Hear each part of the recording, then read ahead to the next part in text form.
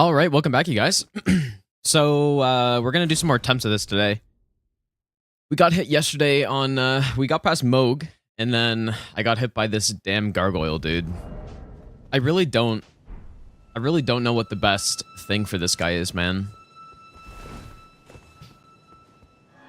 He's pretty tricky. And like it's just because the environment around him is so bad. But what I think is the best is this. Do another R1. Especially that attack right there.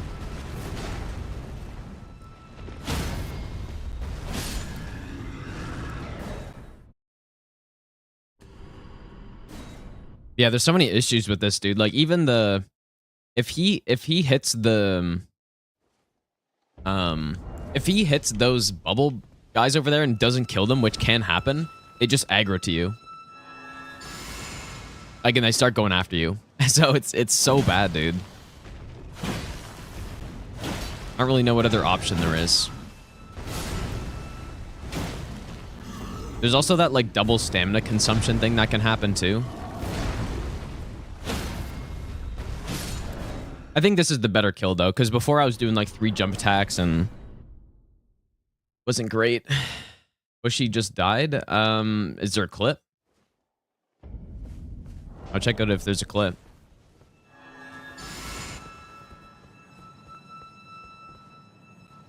Maybe I'll give you the best nut ever. Dino knocking you back at it again. Yeah, sometimes you can just get such good RNG like this, and then... I was considering an Exalted Flesh here as well. Random Lemon Man, thanks for the 3-month Prime sub. Welcome back, dude. I was considering an Exalted Flesh, but I don't really know if it does much here. Vow of the Indomitable work. For the Nihil, it doesn't work now. No, there's no way to avoid it. Dude, why am I logged out all of a sudden? Alright, what is happening? He's on boss 134. 9 hours in, he's fighting Millenia. This is already looking really sketch because he's right against the wall. He's got a really good weapon, though. I'm going to predict what happens. I bet she does waterfowl. He tries to run around, gets blocked by the wall, gets comboed by all of it. That's what I'm guessing. Oh.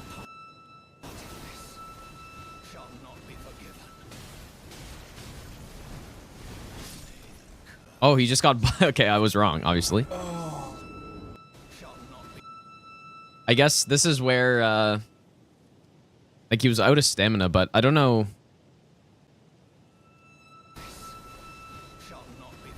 This is where, like... Yeah, this is... I don't know, man, because... This is like me. If this happened to me, like, 3 months ago before I learned this dodge, this is probably what it would have looked like. But then he just, like, he panicked at the end here. He was actually totally fine. But then, yeah, he just started spamming, dude. Like, he got hit. What armor does he have on? He got hit by, like, everything. I can't really tell. Bull goat. I don't know if that's full bull goat, but he was, like, he was tanking that, dude. He's got, like, defensive buff, defensive buff. Damn, man. That's brutal. Yeah, see, like, this attack is avoided, though. If you keep the correct distance, you just never get this attack. But even if you do get it, like, you know, he's being a little greedy. But with this amount of stamina, you know, you start walking backwards, roll twice backwards, and go in. Like, that's enough stamina for that, probably, so. Yeah, that's pretty tough, dude.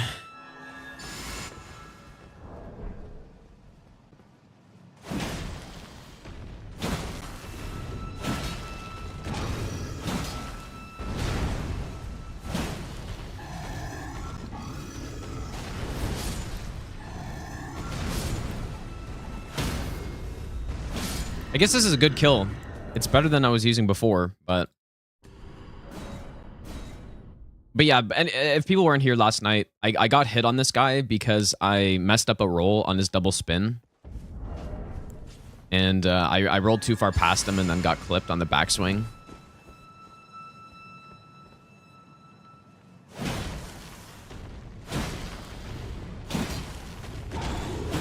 This is actually nice, though. Doing it this way seems to force him to immediately swap, which is actually, like, really good. Okay, I'm going to practice a couple fights before we start again. Yeah, we made it past Moog, though, so it was a decent run, dude. I was pretty happy with it overall. Just getting hit to something that is, you know, specific to this run isn't that bad. You know, it's not like I got hit on Morgott or I got hit on something I do on every single run, right? How's it going, Urbier? Welcome back. This is a fun run, though, man. Like, this run's a lot of fun. I'll give you the best nut ever. Lemon Man, thanks for gifting out a sub as well, dude. Oh, I forgot about the opening. I do. Yeah, very rare Saturday stream today.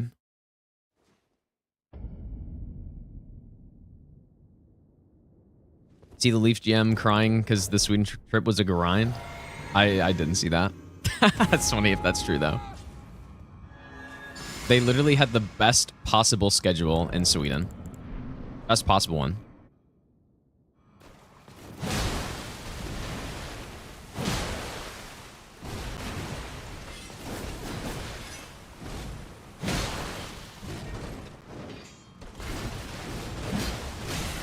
Dude, that's so bullshit, man. Like, it's unbelievable that that's possible. I guess I need to be doing a rolling R1 there. And I think somebody said that you can dead angle and that won't happen, but it's so stupid that that's even possible. Just terrible design right there, honestly. Just terrible.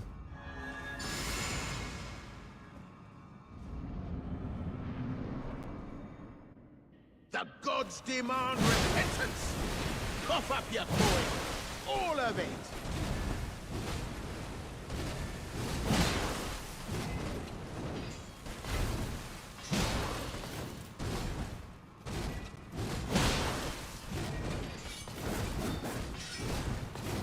Yo, Pelicans, thanks so much for the $10 donation, dude. Oh, I stunned her.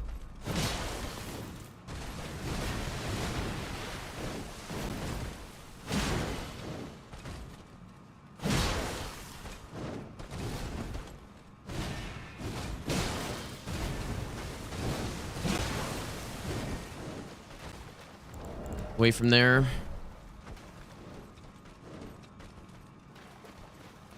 I usually would have throwing knives on this fight, I think. Which I like to use when I'm trying to bait Millenia away from the wall. It's quite nice to have them.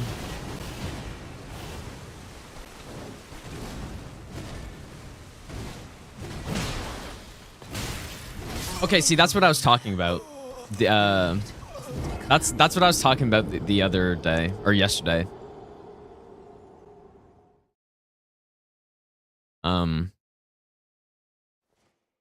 It's good that happened, because I don't know. Like, I thought doing a jump attack was safe there, but she queues up the attack and then just does it instantly.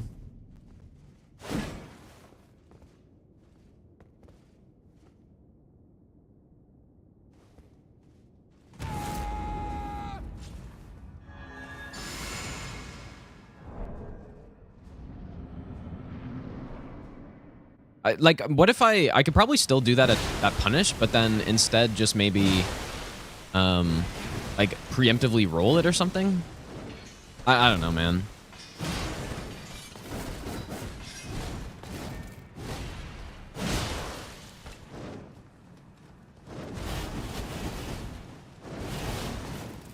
Because that's a new punish for me. Like, that's not this isn't normally how I fight Millenia, but I've learned her a bit better since routing for the master run.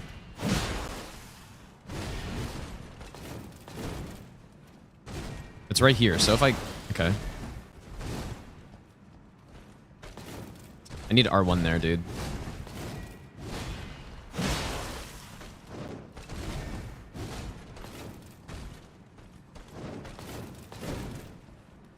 So here...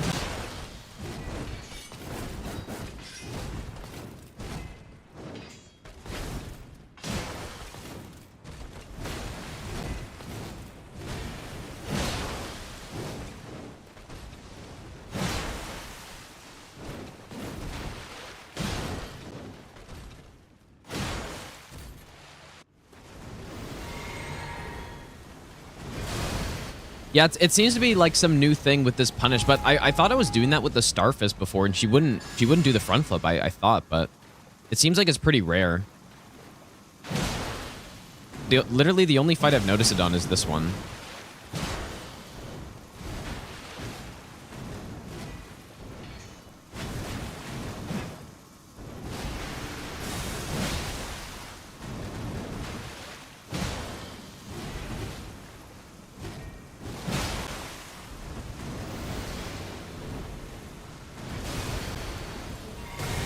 I do wonder if I should just roll preemptively. It's going to be really annoying to test this because it seems to be so rare. I've only seen it twice now.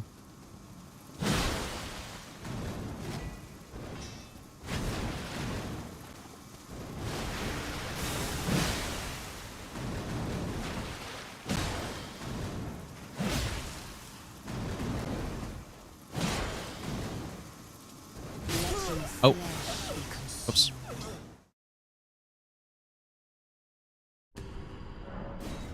Am I gonna test this, dude? Maybe I'll give you the best nut ever. It's stupid that that's even possible. There's a clip of it, right? Shiro, thanks for the 8 months resub. Quite nice to have them. So she does this.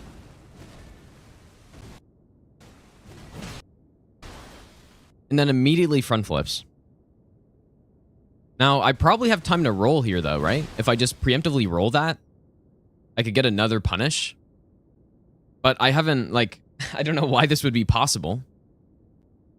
But she's just queuing up the attack, I guess, right? Maybe I'll give you the best nut ever. Lemon Man, thanks for giving the sub to help me. Thanks, dude. How long did it take to learn to watch waterfowl or dodge waterfowl? It took like an hour or so. Okay, see, that's what I was talking about.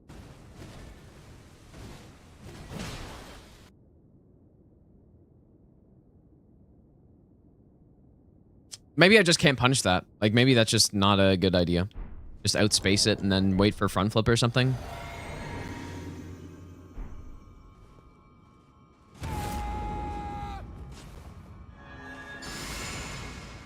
I'm not sure if you can react to it. Probably not.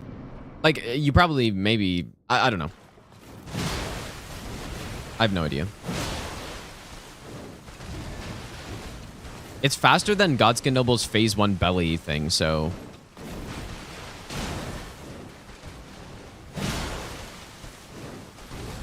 It doesn't do it?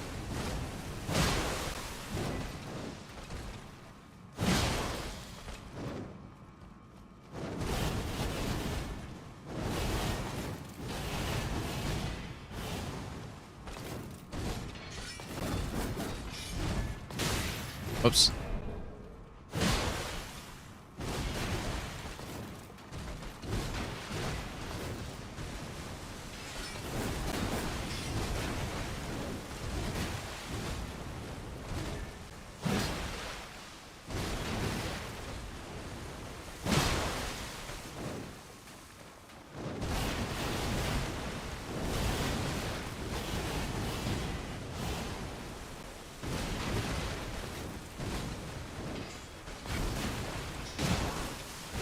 That's probably not even safe, dude. I really don't like preemptively rolling it, though, like that. That's kind of bad.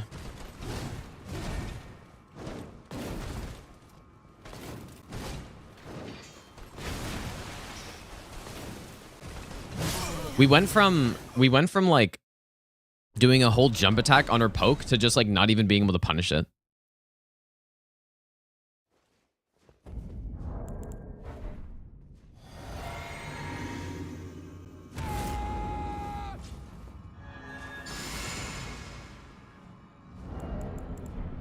Not sure what you mean by wow, Cosmonaut. It's been like 5 days or so. Maybe I'll give you the best nut Not like that's a, you know, that's not a long amount of time for a no-hit run, usually. Especially one of this magnitude.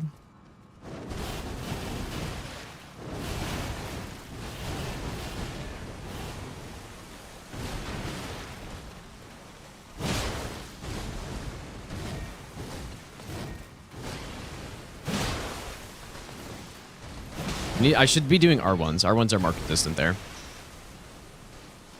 Killer B, thanks for the 7-month reset, dude.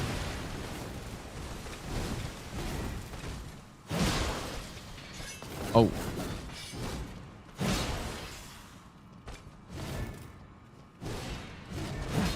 Wait, so is that not even safe right there? Oh my god, man. There's so many things in this horrible fight. Like, that looked not safe right there.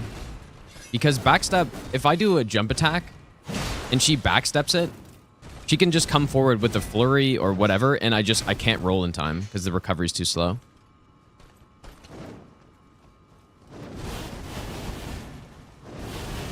Oh, this boss is so annoying, actually. Like, just so annoying. Like, oh yeah, depending on what attacks you're doing to me, I guess I'm just gonna, like, randomly backstep and then take away your punish, but then also make a punish that should be safe, not safe anymore. No, I can't recover fast enough. I've seen it several times where I don't recover quickly enough.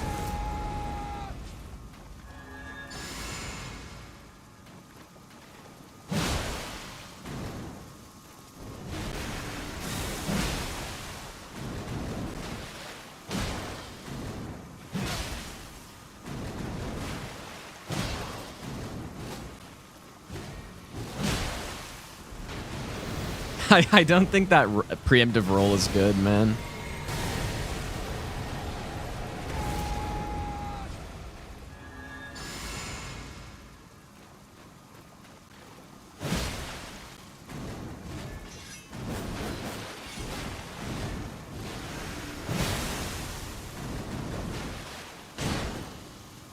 Yeah, I guess this is what I get, though, for not having fought her with, like, a power stance jump attack build before. That's what we're doing right now.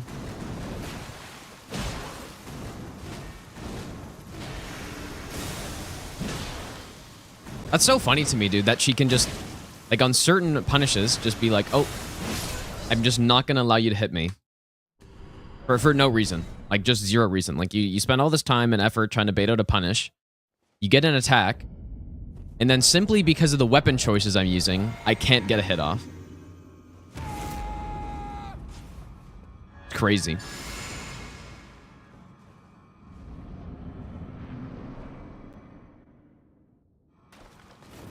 Yeah, you can jump Millenia stab. It's just not a good idea for no hit run.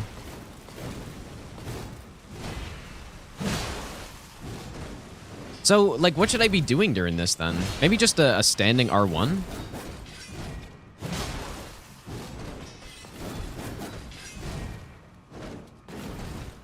Like a neutral R1?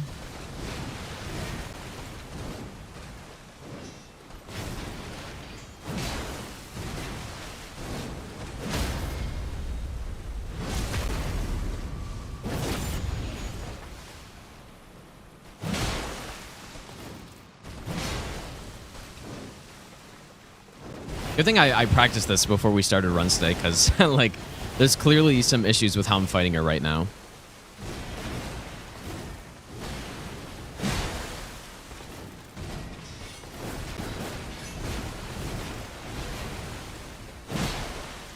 Insane whiff.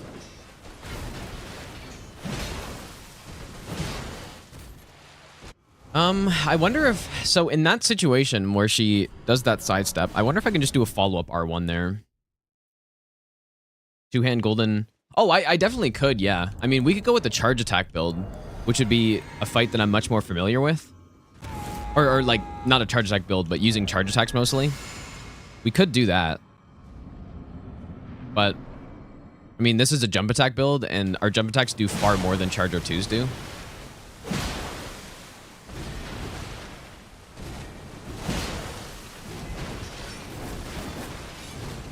That's interesting right there, man. I'm going to keep trying that. I need to keep trying that until it either doesn't work or I see the front flip again. But that does kind of seem to be something specific to this build that I'm using right now, I feel like, because I haven't seen that before. Oh.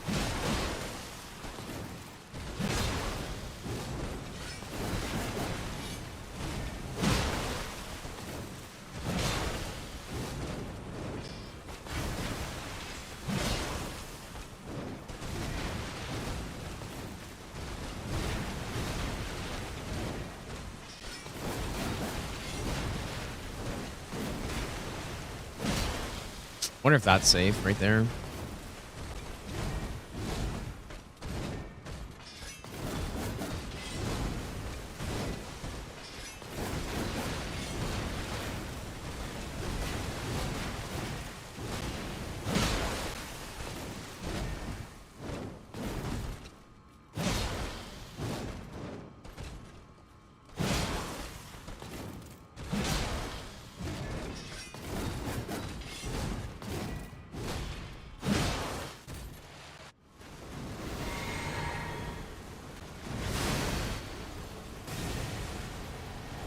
Yeah, I guess for people who like haven't been here or something during the routing and practice of this run, I would say that this run is harder.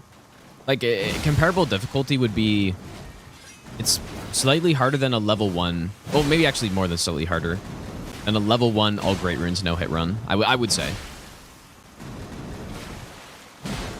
Even though like that might be sound weird because we're leveled and all this stuff, and this is not a bad build, but for no hit, like it's not optimized at all, and like our DPS just isn't that high. So like this is a tough run. It's not just like some meme run that I'm good enough to just first try at this point. It'll take some effort to get.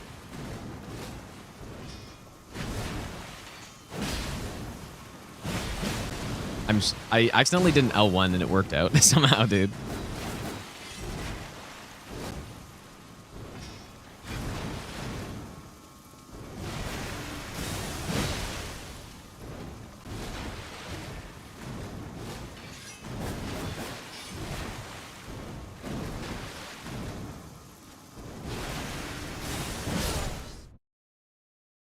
But yeah, it's fun though. It's fun, but yeah, it's not like I've been working on this for, 2 months now or something like that.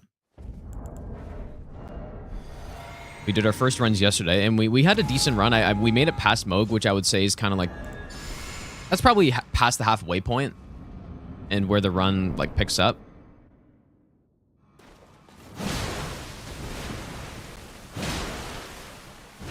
That is our best run so far.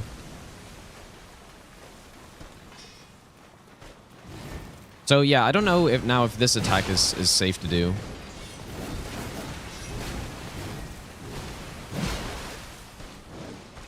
On the random whiffs too are so annoying.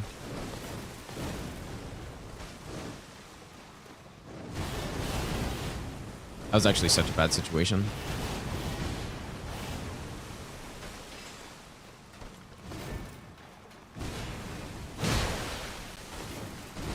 Maybe I was just too slow or something.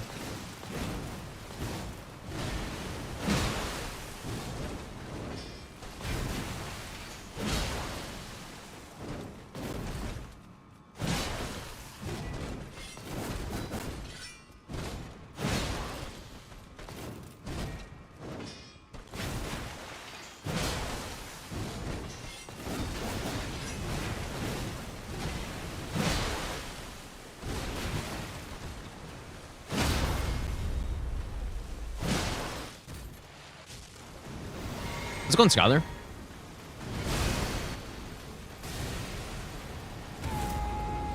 Way harder than All Great Runes level 1. Well, yeah, there's definitely a lot more routing involved.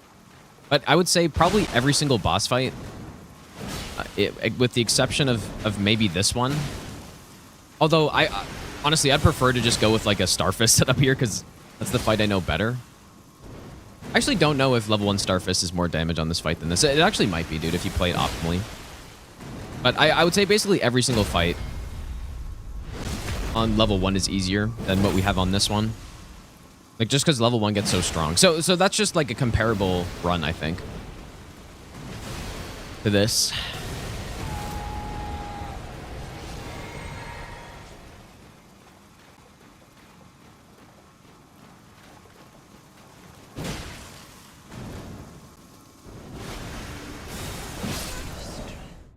I've practiced there a lot with this build, dude, and it's so concerning because some of these things I have never seen yet. And now she's just doing them all of a sudden, so now I'm all concerned. No, usually when people do level 1, they do stat boosting. I only wanted to do it for the master run because I just felt like you could boost yourself way too much in this game. That's what I thought. So I just wanted to avoid it.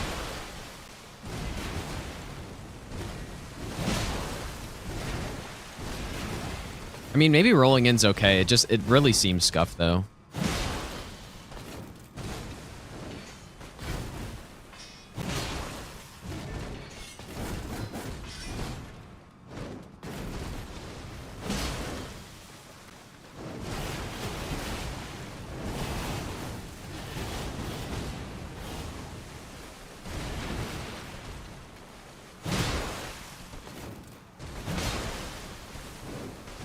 Let's go and full him, by the way.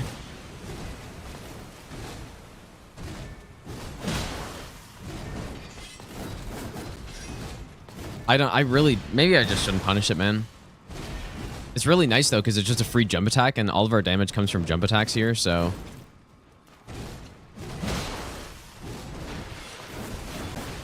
But I don't really understand what makes her able to do an attack immediately out of it. Like, what if I did a jumping R2? Would she be able to do it then? Or... Like, because I don't know, man. I don't understand.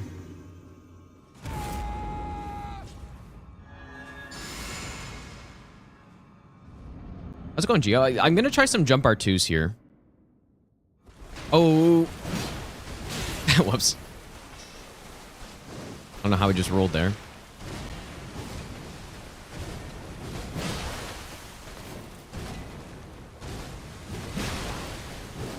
Is that like more of a stun? Maybe? I don't know. I don't know if that even matters, but...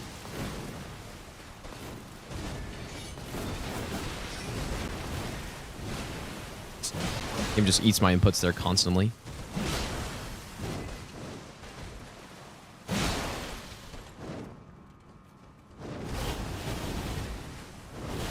But yeah, maybe I just shouldn't do that jump attack, man.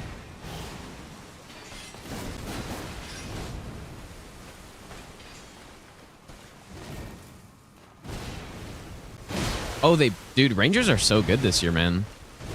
Insane. But I do feel like, I do kind of feel like Boston, I was talking about it yesterday. I feel like Boston's playing better than they should be. Or their record's better than they are, I think. Not that they're bad or something, but...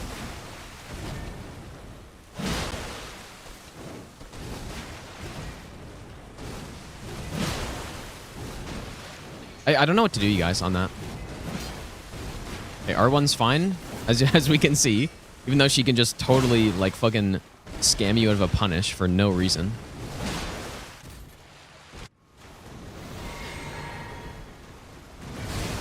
I really hate that she can do this stuff, man. In builds that I've used before on this boss, she couldn't really do those, like, backsteps and stuff. I don't know what enables her to be able to do that.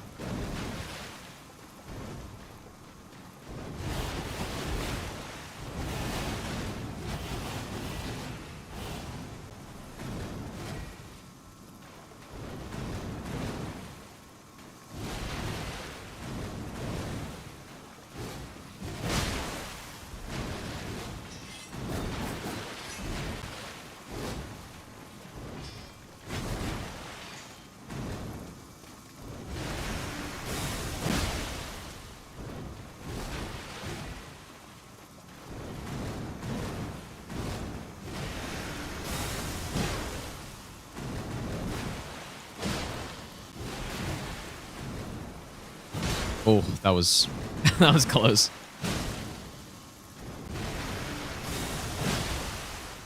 Imagine this boss ever stunning.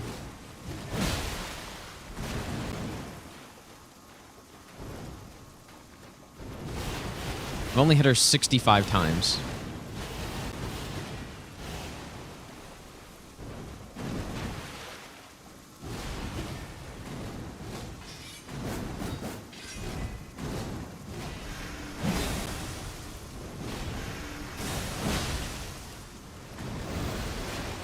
Whoa. What the fuck was that, dude? I'm clearly, like, fumbling my inputs today or something. Or maybe my controller's dying. Okay, nice.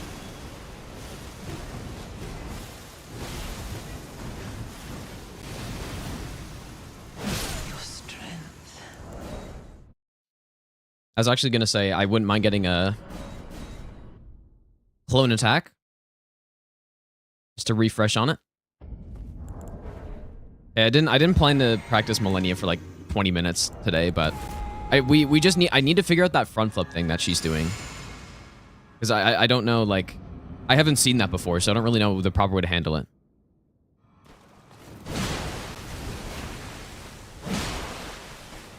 Mainly because that's a new punish for me, I guess. Like, here. The fact that she can just randomly front flip out of that. Rolling back maybe works. Like, just preemptively rolling it. Oh, I don't like this position so much.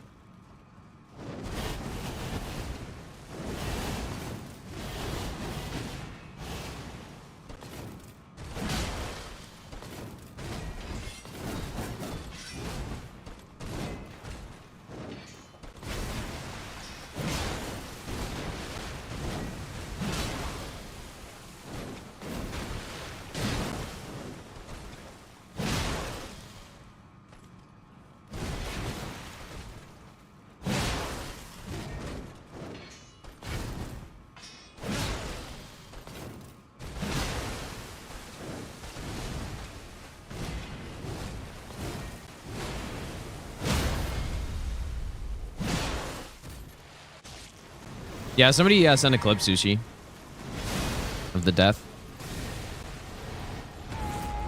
Millenia the only one who does that? What, like, totally scam you out of your punish openings? Yes, probably.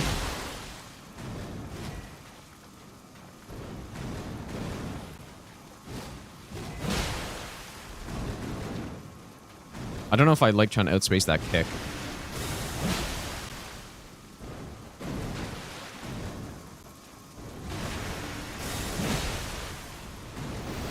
Or if you're talking about, like, eating stuns, then definitely not. She does it the most, though, out of any boss, for sure. Because essentially, just half the fight, she's in her hyper armor, where she can't be stunned. And so what that means is, like, if you're hitting her during those points in the fight, which you almost for sure will be, then your stuns are just being, like, reset constantly.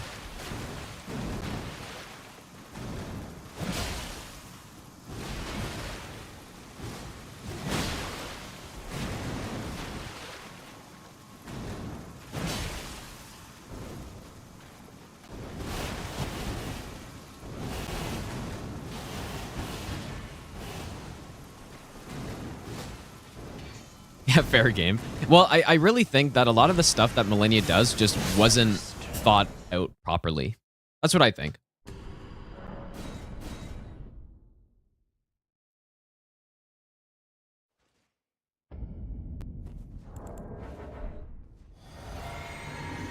Oh, nice mats, dude.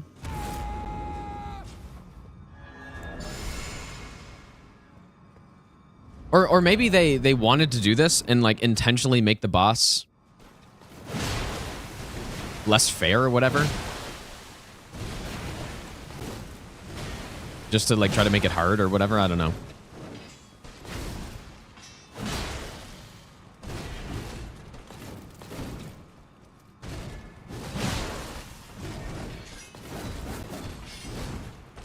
Well, rolling back seems to work, man. It's kind of scuffed, but...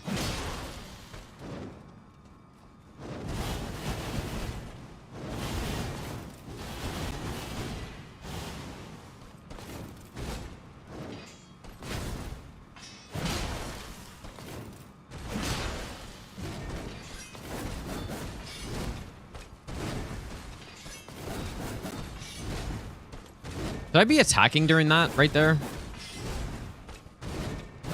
I guess I can. Like, there she just did it 3 times in a row, so. Get back in.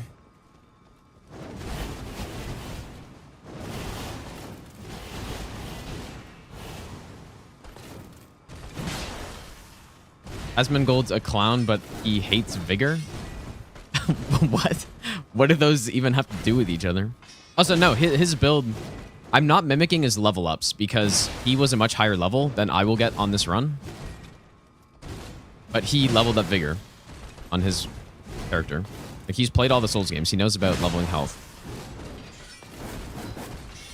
I don't know why so many people hate him though, man. It's kind of weird. Like, because since I've started this, there's so many people who have come in and been like, oh, I fucking hate that Asmon guy. Maybe there's something I don't know, dude. Yeah, I'm just practicing right now, steady.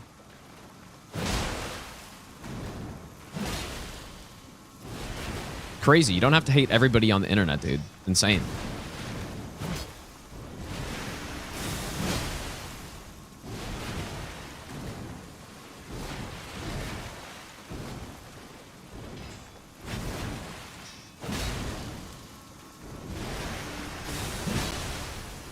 Look at that. See, like one of the blades just missed and don't even get a stun. I only hate him because he thinks DS1's better than DS2. That's fair. That's fair, dude.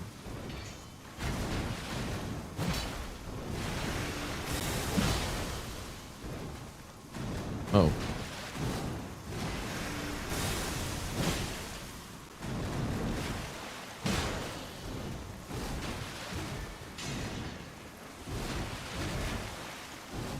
Stop doing that garbage attack, dude.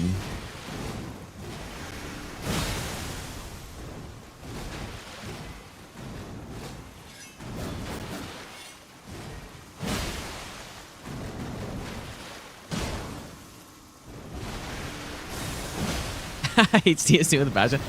He probably does it for the meme, right? Like, he likes to farm people. So, I think he probably doesn't hate it that much, I bet.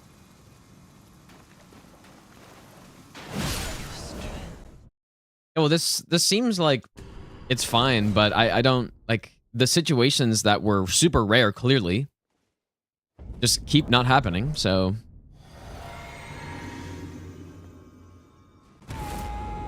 Hate Asmon and probably Baldur's Gate 3 fans? Why? Why would that be the case?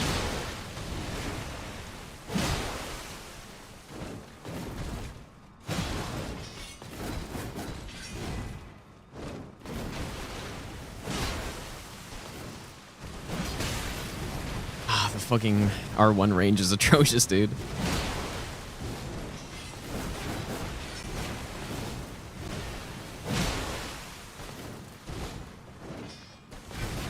No, what I think it is, and like, I understand it, right? But I think there's a lot of times where, you know, people, they go on Twitter or whatever, you know, they go on the internet a lot, and they see like one clip of somebody, of a streamer, and then that forms their entire opinion of them. Like, in some cases, maybe that's fair. Like, if somebody does something like egregiously bad, then maybe that could be fair, like an irredeemable thing. But most of the time, it's not that, right? But they just see like one article about somebody, and it's like, oh, well, I fucking hate them, I guess. I try to not, you know, form an opinion on somebody based on very little information. So, like, basically, everybody, I'm basically neutral on, like, everybody, right? If I don't know about them, then, like, I don't... Even if I see some controversial things about them pop up, like once or, you know, once every so often, it doesn't mean I hate them. I just don't know.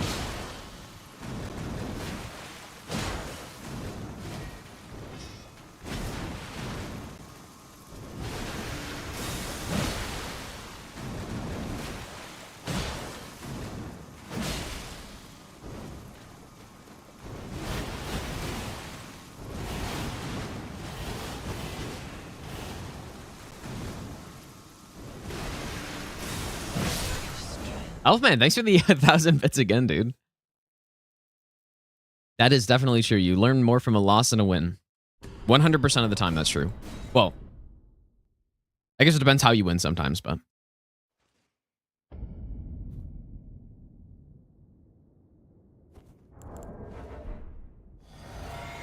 Flip-based opinion is an internet classic. Yeah, it really is, dude. And it just... I think it's... I don't know if it's just, like, where I'm from, or I don't know, man. That's just not how I think about things, you know? I don't just not like people right out of the gate, I guess.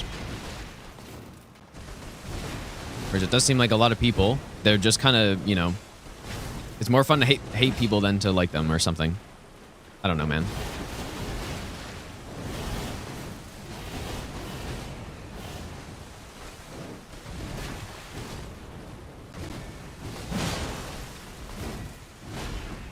Okay, I mean, it worked right there.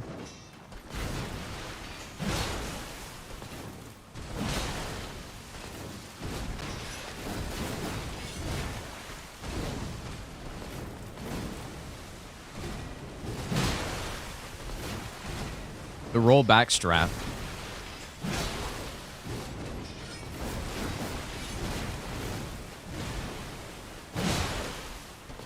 Until they sell cookies for $7. But that's actually a good example, right? I forget. It's Pokimane who did that, right? Like, how many people do you think are out there right now that see that whole situation and then just immediately just hate her, you know? Like, sure, I think... I saw the stuff about her. I don't really know much about her other than that. But, I think she made a mistake. And that's it, right? Like, people make mistakes, dude. They mess up. And then you know what's another thing too, right? When people do mess up, and then, you know, this, I guess this happens for, you know, popular like streamers or YouTubers or whatever. They make a mistake, and then you never really hear anything beyond that. Like, if they make a mistake, such as, you know, saying that their viewers are like poor or something like that, you never see anything beyond that. So, like, if they apologize for it and they're like, yeah, you know, I completely messed up, that's not really the thing you see, right? Oh my god, dude, how does she... Okay, don't punish that, clearly.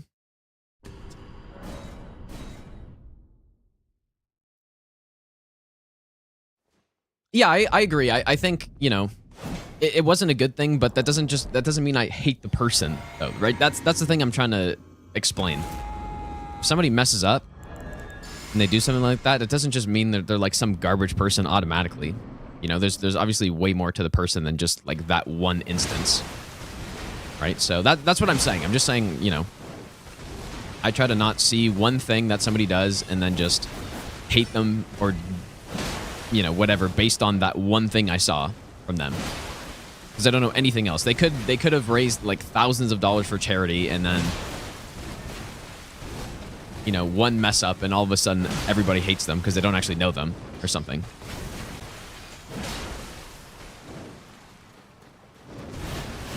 That's my point. I'm not even defending anybody. I'm just saying that that's what I try to do because I think that's the most logical approach to navigate that kind of stuff.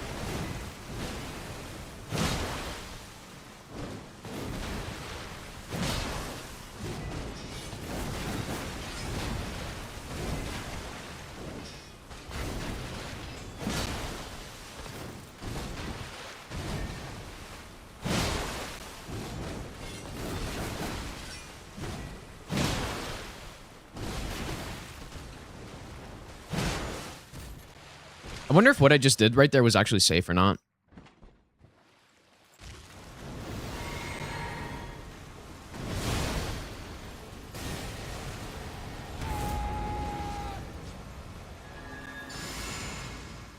When you stream, instantly ban any chatter. 5-head move, dude.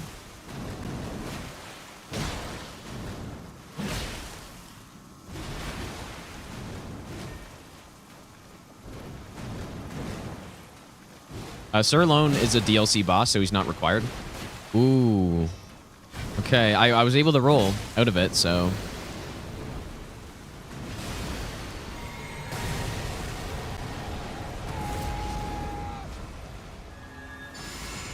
But yeah, I guess that's kind of my theory as to why there's been a good number of people who have come in here to say, Like, oh, why would you do a build for Asmongold? He's garbage, man. Or he's like a garbage person. I don't know where it comes from, dude. Or that's probably where it comes from. They see like one bad thing about him or whatever. And then instantly it's like, well, even though I've watched him quite a bit. Like he's kind of funny, dude. I like him. I'm sure he's, you know, maybe he's made some mistakes or whatever. He's said the wrong thing sometimes, but for Elon. Yeah, maybe, I guess, dude. I don't know. I don't understand it, man. I think people just like to hate stuff a lot of time.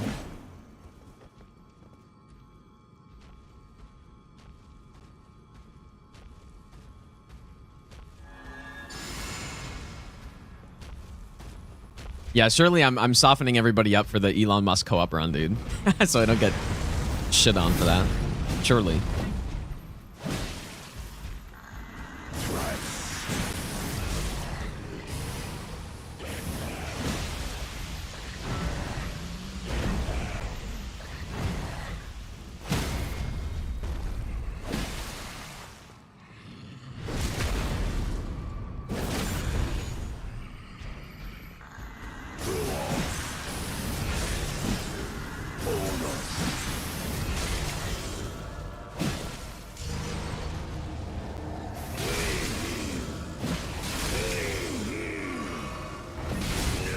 Oh, okay, this should be fine. Just my R2 kind of got delayed there.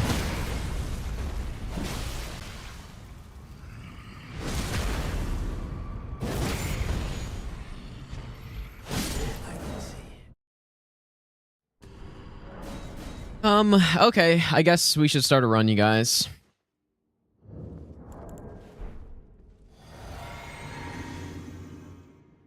Yeah, that's fair. Like, not liking his content, because he does react to a lot of stuff. Like, that's totally fair. That's different than actually, like, disliking the person, right? That's totally different. Because I would actually agree with that.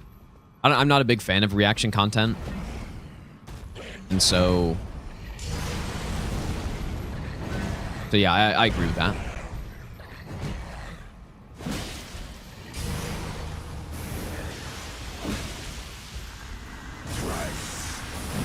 Oh, I should have framed that. Clearly, Poise not resetting here.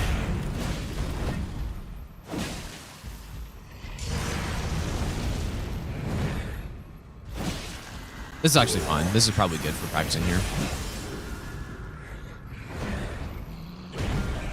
As I always say, reaction content is like the that's like the end game for every YouTuber apparently and streamer. Is you get popular, you start out by doing some, you know, actual good content, you know, whether it's gaming or whatever it is. I'm gonna go with Vow again. Oh, surely not stuck on this. You know, you start out and you get popular doing your thing, and then next thing you know, you're watching TikToks and reacting to it, and that's all you do. God forbid I ever get to that position, dude. I do think, though, there is some, like, really good reaction content out there where people, you know, they watch... like, I like watching when there's an expert on some topic and they react to something and explain it and all this stuff. Or if somebody reacts to it and makes it better in some way. But there's a lot of it that just not that is the problem.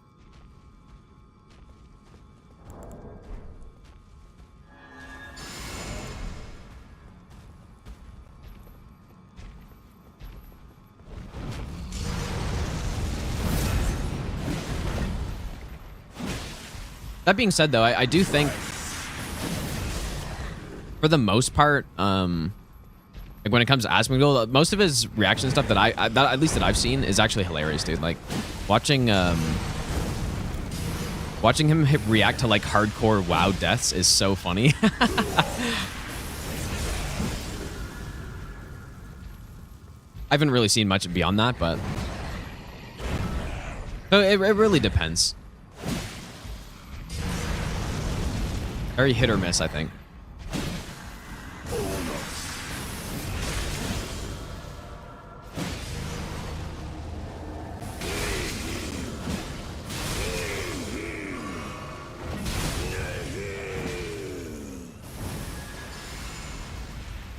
All right, this is a lot of HP. We didn't even get a single stun there.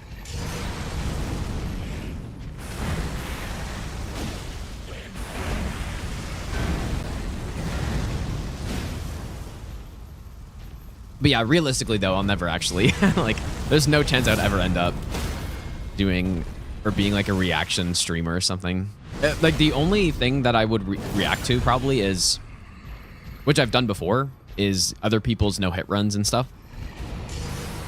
Because I think that could be fun and I could actually provide insight into it, but...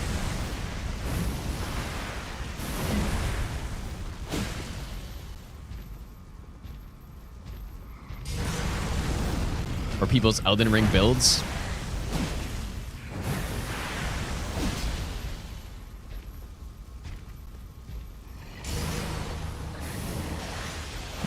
I can see it. As clear as day.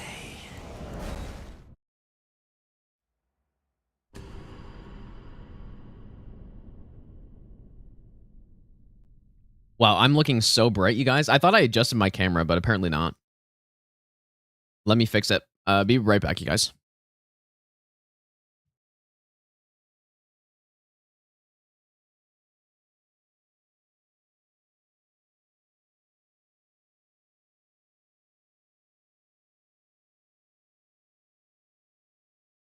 Hunter lied to me, dude. He told me the settings to change and I did it, but it clearly was not good. Dream looking up give more range. I think on the jumping L1s it does. All right, you guys, here we go. Hopefully we're good. You know what? Let's do a Radabeast before we start, really quick. That would be somewhere around here, maybe.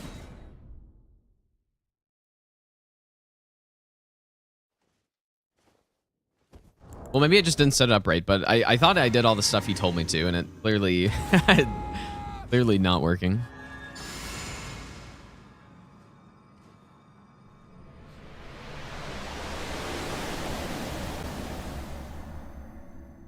I'm gonna watch the Game Awards. I've decided I will watch it. So many people have asked me about it. And I know for a fact when it actually happens, people are gonna be asking me about it, so I'm just gonna do it. Maybe I'll give you the best nut ever. Gentlemen, GLGL.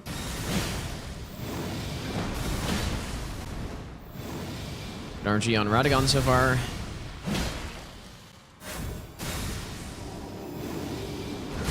Prime Time, thanks for the 10-month Prime sub, dude. Welcome back. Maybe I'll give you the No, best I guess I nut should riposte ever. with the other halberd here, right? Probably better, because it's pure physical. Man, look at that AR, though. And I was two-handing that.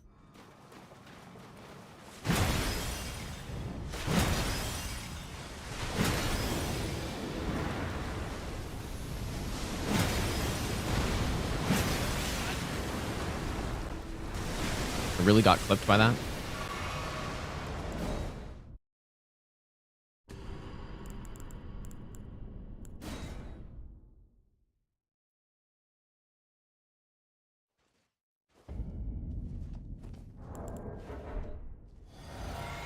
Get totally spoiled on the DLC.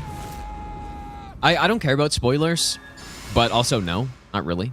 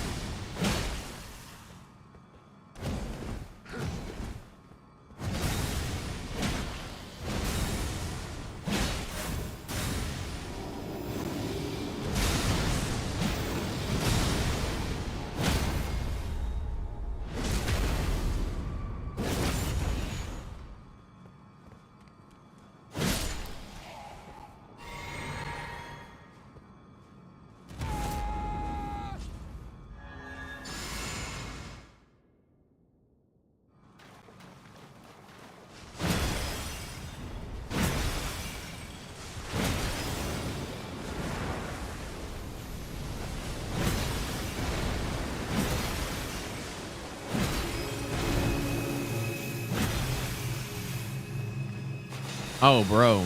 That was... maybe I shouldn't have done that extra attack there.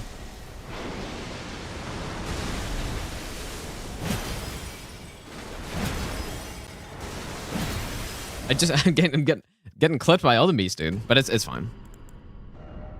All right.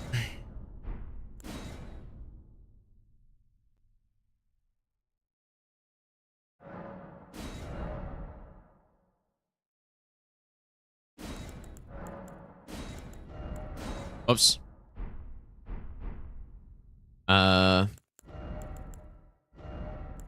Surely we won't have to reset a million times on the jar invaders.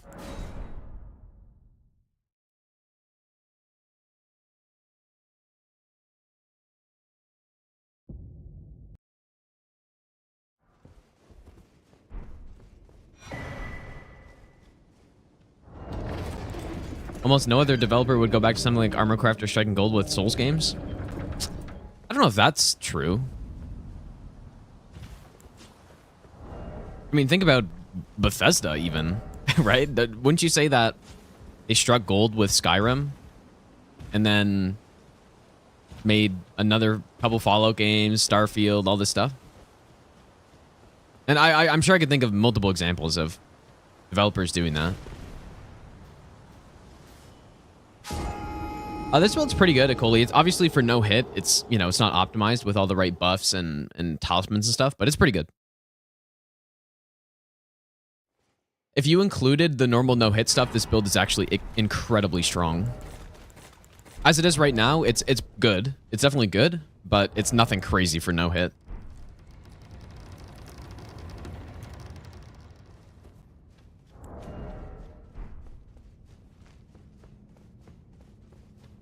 Oh, nice archer, dude. Hit on Elden Beast. Yeah, that's tough, man. Elden Beast is a bastard. So unfortunate that he's the final boss. It wouldn't be so bad if he wasn't the final boss, I think. For example, if you replaced Fire Giant with Elden Beast and then, like, had some other final boss, I would be so okay with that. Maybe Malekith final boss or something.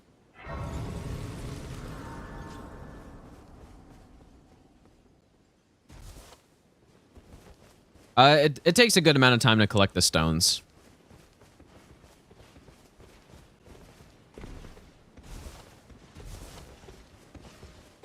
It takes a good amount of time.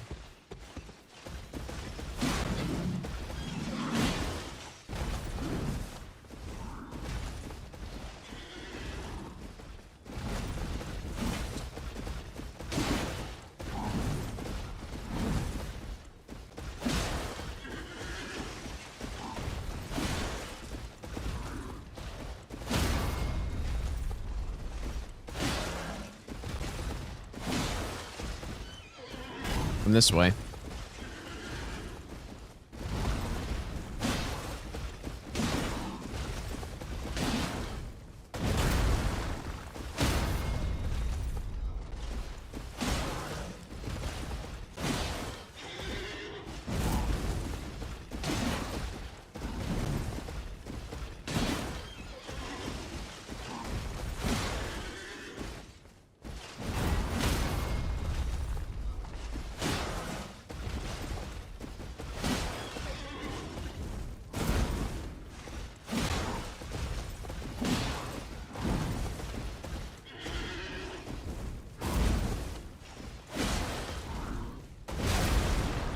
Slammed. I couldn't see because of the stupid wall. Oh, and I just loaded a save file by accident. Whoops.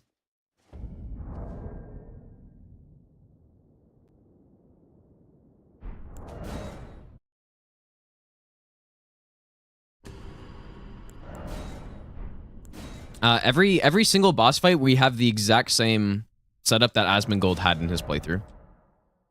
Every single boss fight.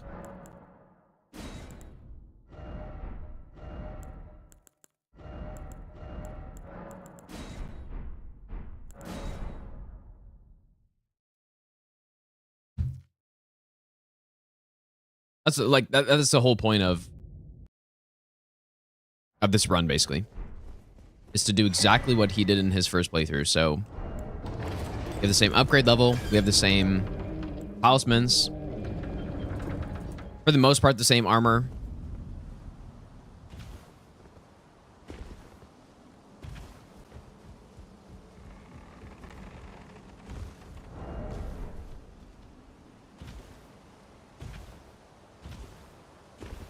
And that's why this run's hard, actually, because if we were just, you know, if we were just going for a setup using the power stance halberds and we did whatever boss order we wanted, it would make this run significantly easier, because then we could, yeah, we could come back to Margit and Godric with a +9, right?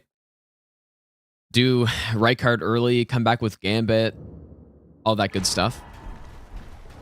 Fight these early bosses, or, well, I guess we'd fight Tree Sentinel anyways, but it'd definitely make it a lot easier.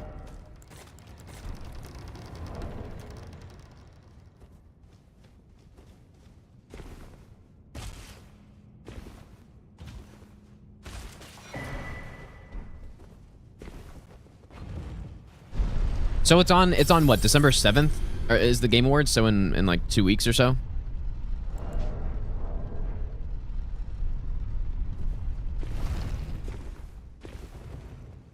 Surely Elden Ring DLC announcement. I'm curious what the game, like the peak online will be when the game announces or releases the DLC. I assume there's going to be an uptick. Like, as soon as they announce it, there's going to be an uptick, probably, because people are going to want to, like, come back and play through the game again. Get a character set up or something. Is this safe here? It was, but I whiffed.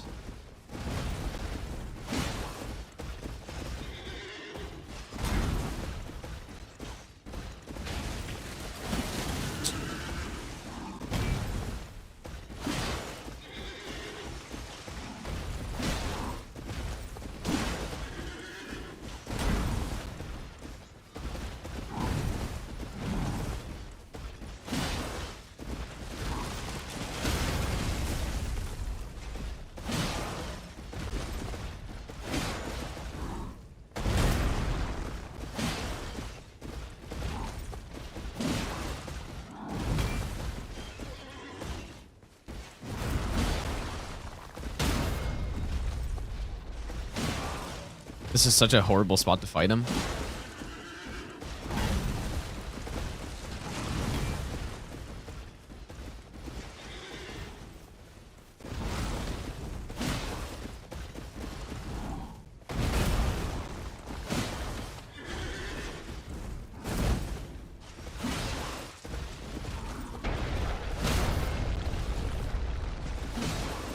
Whoa. That was interesting. I hit him when he was stunned, but he just didn't even flinch at all.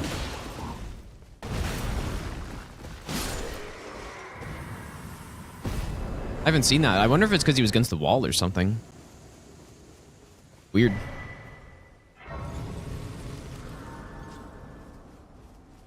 Armor making my attacks slower. That's not how that works.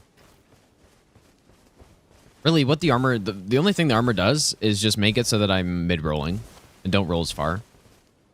The stamina regen, I believe, is the exact same as fast rolling. You also make more sound, I guess.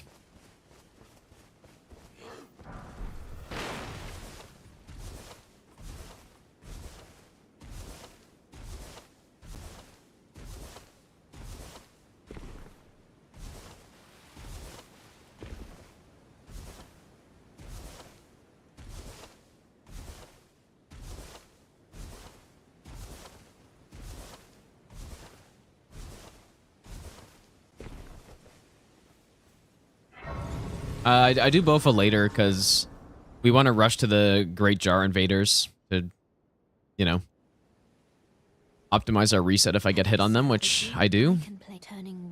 No, you don't run slower either. No. Only difference is sound and mid-rolling. That's it.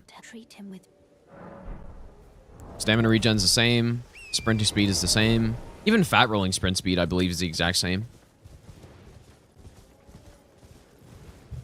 But that is true, though. Yeah, like the slower dodging has caused me to get hit multiple times now. or like the less distance on the dodge.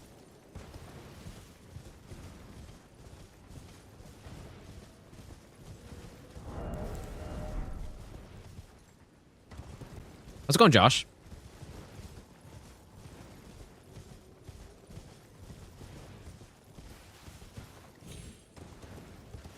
Never imagine having the temperament or patience for a no-hit run. Well, I think... I guess I don't know. I'm not like a psychologist or something, but I really think, first of all, I know for a fact that anybody could do a no-hit run. That's true. Basically, anybody could do a no-hit run, but when it comes to patience, I think a lot of it just has to do with your mindset, right? Which you can affect. Like, you can control it. So, I don't know. I think if you can just get into the right headspace for doing no-hit, then it's really not a big deal. Probably. I'm sure there's other factors as well that are maybe outside of your control, but I think most of it is probably within your control.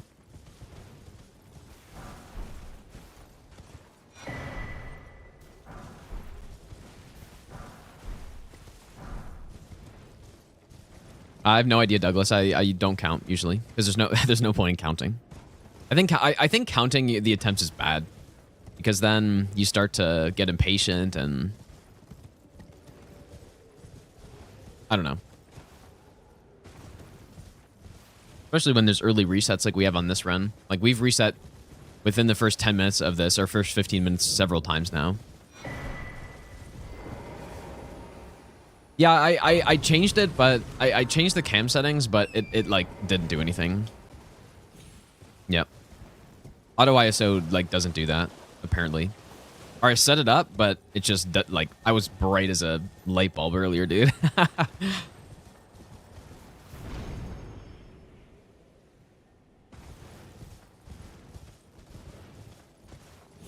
Like I don't know if it's there might be some other settings that I have to change as well. I need to look more into it because I looked into it before and I couldn't really figure it out.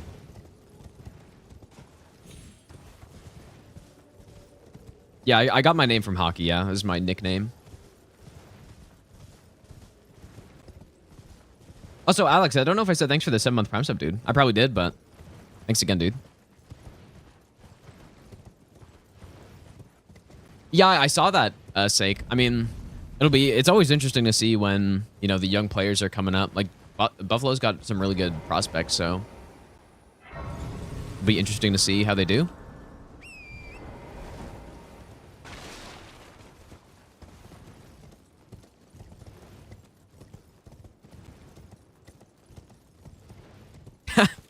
My name is not Giancarlo.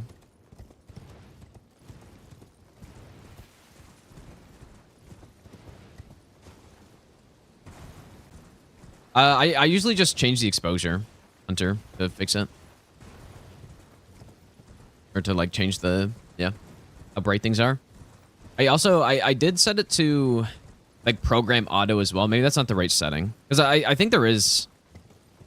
Like, it's kind of confusing, right? Because I'm not recording. I'm in that, like, movie mode or whatever, but I don't know if some of those settings only apply when you're actively recording stuff or not. I have no clue. It's probably not. I'm not a camera guy, but...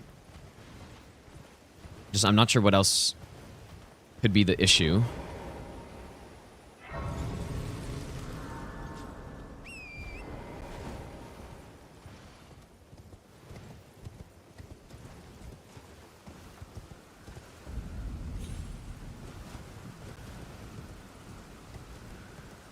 Almost did no hit, but Redan would always get a hit on you, so you stop trying.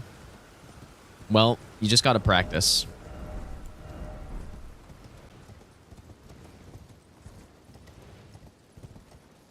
Just gotta put the time in, and then you can do it.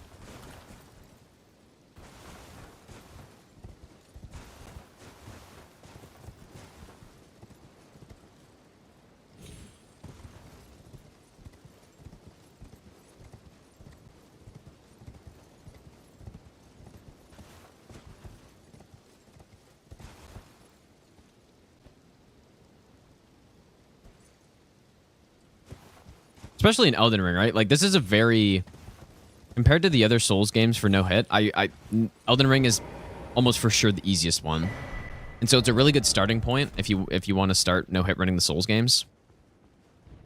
Mainly because you can get used to the routing and the practice process of doing it. Hello? It's too far from him, I guess. Oh, no, he just doesn't care. Or maybe he was going after that. Yeah, so you can start getting used to all the stuff. And one of the main things with no-hit runs that you have to be good at, and this goes across any no-hit run you'll ever do, is handling the pressure associated with it, which you do get better at. Like, a lot of people will still feel like super nervous when they're on a final boss, even after their 100th no-hit run, but being able to like play properly while you're like that is a skill. And being able to keep your composure after getting hit is also something that you will get better at too, so... Or maybe not. But something you can work on, so... So yeah, Elden Ring's a good starting point, basically. I think.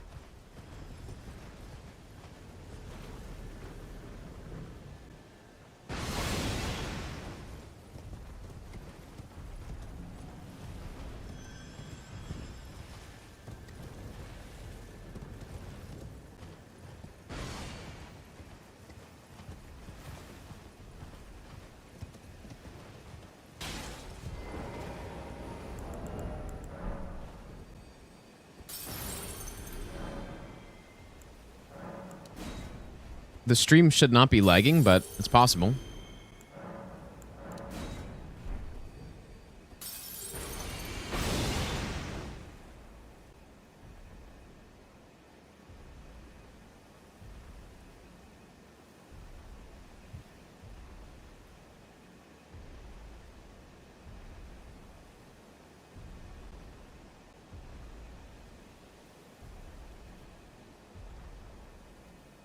I use a speaker, Dimtree. I hate headphones. I hate not hearing the surrounding sound around me.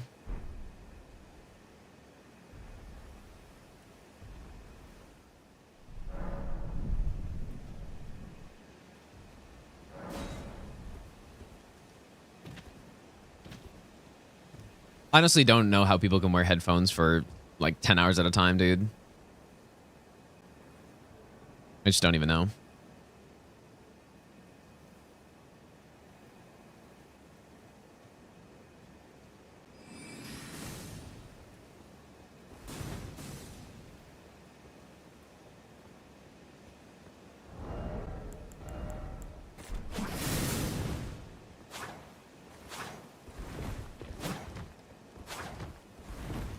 Yeah, surely this spot is consistent, you guys. Surely. Surely that was good. Unreal, man.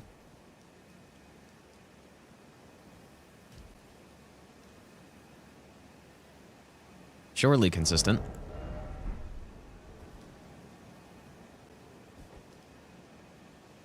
I'm just gonna stick to this spot, I think now. I don't like that other spot at all. You're really gonna do this? I could send him home, but I'm just gonna circle around again. The bottom line is that these cheeses are just not good. You know, they're good for normal playthroughs, but for no hit, they're just not good enough, no matter what cheese you do. That's why I spend so much time trying to figure it out. Oh, why are you doing this? I spent so much time trying to figure it out so that I wouldn't have to reset 15 minutes into half of the runs we do, but I don't know, man.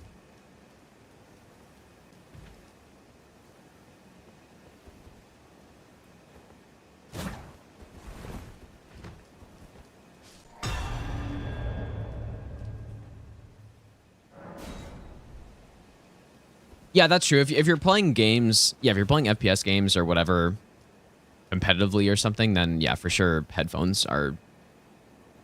You need to hear stuff, or you have to hear stuff more clearly, so... Whereas for doing runs like this, you don't... it's kind of fine.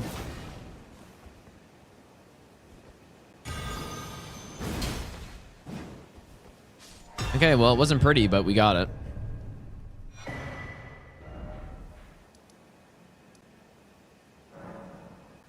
Such a pain, man. It's such a pain that we gotta do that. And again, for normal playthroughs, there's zero issues getting those because yeah, you get landed on or something. It's no big deal. You just... He probably falls off anyways, and then you don't even care, but... So many things that can go wrong there, man.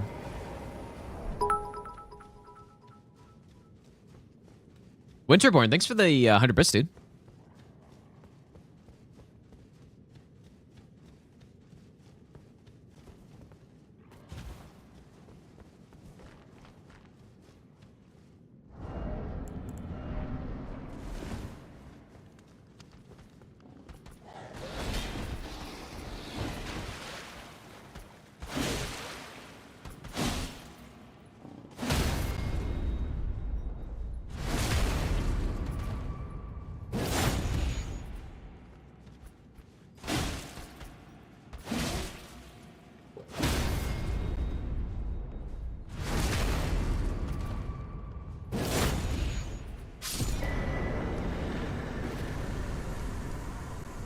I really should be going from here so that I can get the upgrade as we're running to that boss.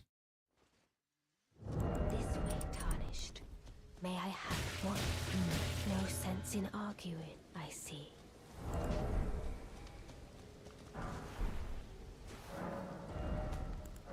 Plus one.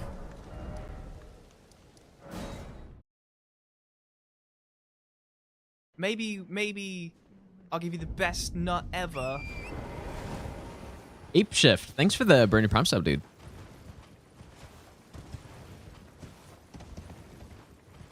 I think our percentage on the Great Jar Invaders is now...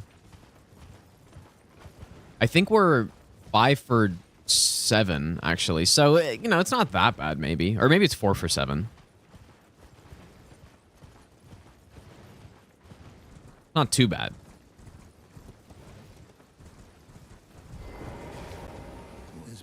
How can I? Better than I thought it would be.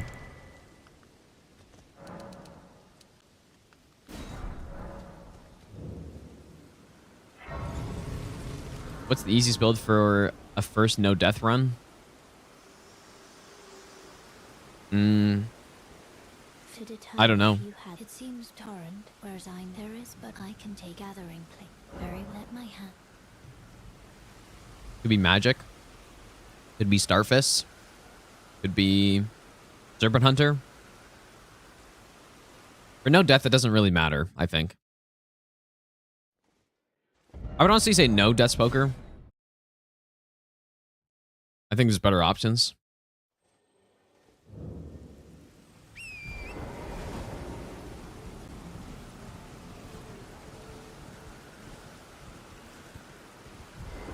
I just think that Death Poker would end up getting you hit quite a bit, probably.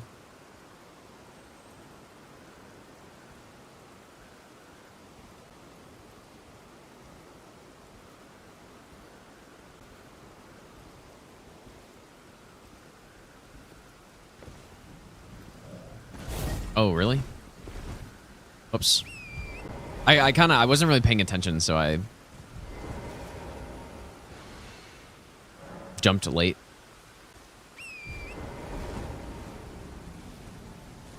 Well, I think if you can get the Death's Poker Ash of War off, then it's insanely strong, right? But it's kind of slow.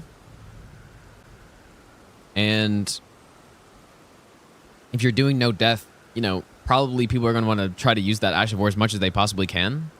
It's insanely good when you can use it, but it's slow and it'll probably get you hit. So...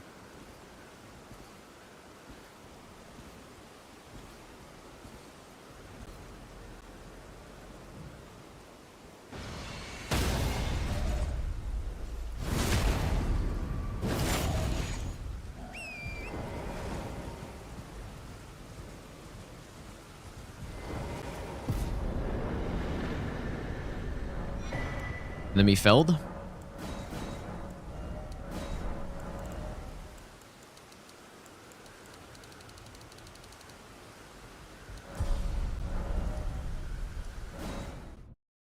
right, we're ready to go.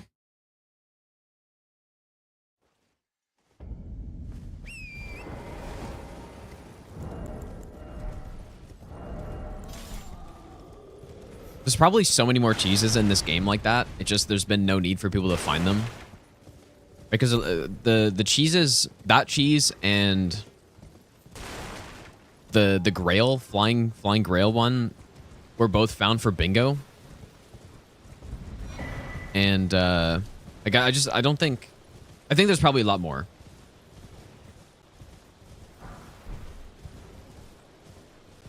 Never stuns the hunter. Are you on the base NG cycle, or are you on NG plus or something? Because that would do it.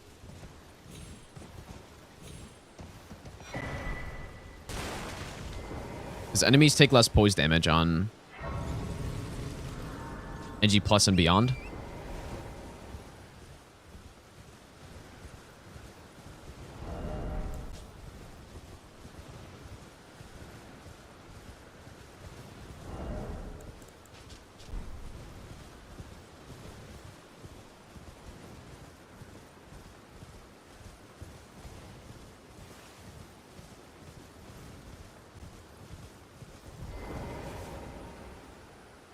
Yeah, the Esger strat is actually so good. Such a shit boss too. That's what's so good about it, right? That Bell-bearing Hunter cheese is nice for early game kills and all that stuff, but he's a fun boss to fight normally, so, and he's not a problem on any runs. It's just really a speed thing. Whereas a boss like Esger, oh, dude, just such an absolute idiot boss, man. So being able to cheese a boss like that 100% causes issues on no-hit runs is very good.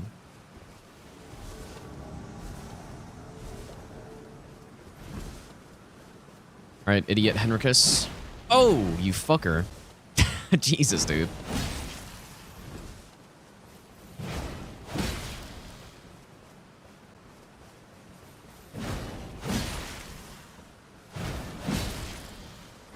Why are you trying to... Why is he trying to punch, dude? You got a hammer right in your hand, dude.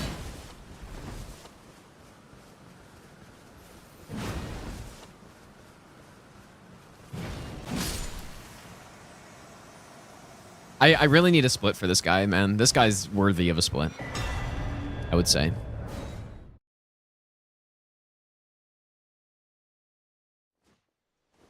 Just start punching. Imagine you got a big hammer and then... I mean, it could be a good play, actually. In real life, you got a big hammer. They're not expecting the one-handed jabs. And then after you shock them, then you bash them. 5-head Henricus, dude. It almost worked.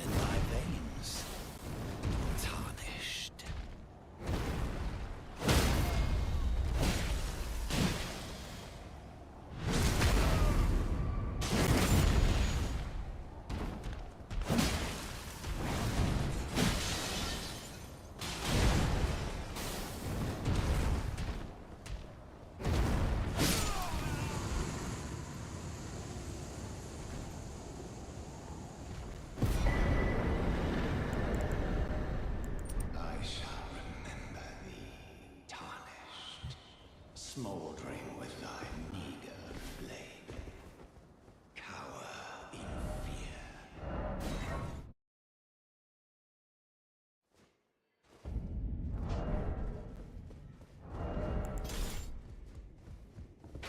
I really like this route. This is a fun route to do, man. It's too bad that the early game is so much RNG. You know? If you just removed the Great Jar, Maybe this would be a maybe sick early game. I'll give you the best nut ever. You know, +1 golden halberd for Margit is pretty respectable amount of damage for that fight, where it's still an actual boss. You know, and then you go straight into Godric, and then, you know, we go into Weeping, go fight Red Wolf early, all that good stuff. JD, thanks for the brand new sub, dude. Appreciate that. I'm gonna level up a tiny bit here, I think.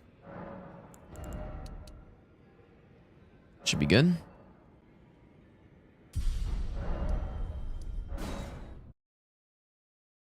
I think this is actually something similar to what I used to do on my first no-hit run of the game, where I would, You there? Come over here.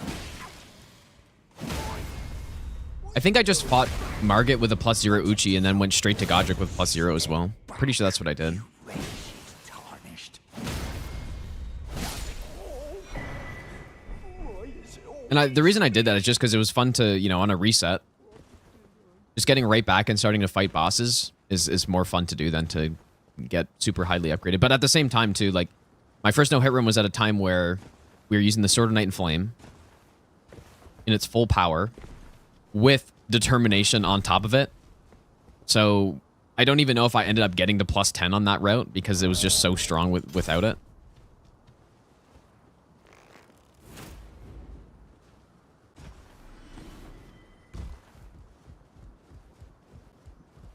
So it was a bit different.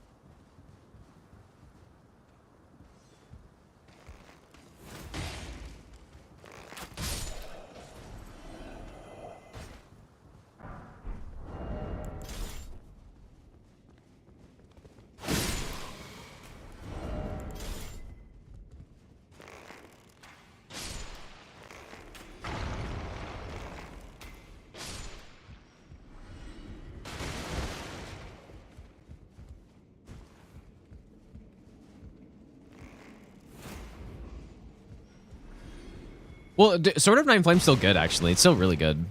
Ice Rind was never that good. I'm not gonna lie, dude. It wasn't actually that great. What it was useful for was just dealing damage from range on enemies, but it never, even with determination offhand, it still wasn't that good, right? The nerf was completely unnecessary of Ice Rind, I think. Sword of Night and Flame probably deserved it because it was insane, and even after the nerf, it still was really good. But, well, no, it wasn't broken. What was broken was the interaction with Knight's Resolve or Determination with Ice Rind, which was broken on literally every single weapon. Could you imagine using the pre-nerf Beast Jaw with Knight's Resolve on top of it? It was already... The Beast Jaw was already the most broken weapon in the game at dealing poise damage from ranged with respectable damage, and then imagine just adding 80% more on it. Ice Rind couldn't do anything close to what that would have been able to do. So what made it look so good was just the bug with Determination, Knight's Resolve. So...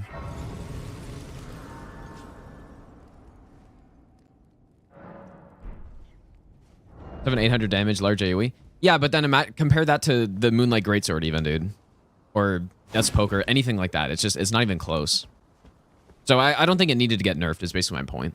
And even if it was doing the exact same right now, like let's say, yeah, 700-800 damage, good AoE, that makes it a really good Ash of War, but it's not broken as hell, right? I think.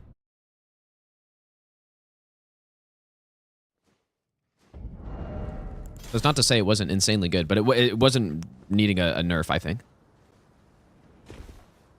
I think it's just the people who, you know, the people at Bandai most likely who were kind of scouting out the streamers and watching the speedruns to figure out what people were gravitating towards to find out what to nerf. They just saw the speedrunners using Ice Rind because, you know, there's more than just the fact that it's good for a speedrun, right? It was just so convenient to pick up. Right on your path through Liurnia and all that good stuff. That's part of the reason why people used it, and not the Sword of Night and Flame, which was clearly better. At some things. So I think that's what they saw, and they were like, "Oh, this is broken. And then they nerfed the weapon. Same with Sword of Night and Flame, because people were using that as well. And yeah, so I think they just messed up. Let's go get a +2. Oh, we're just talking about like pre-nerf Ice Rind Hatchet. And so yeah, again, it was insanely good. It was good, but when you compare it to other Ash of Wars that even still exist in the game, it's still not even close, I think. Even before it was nerfed.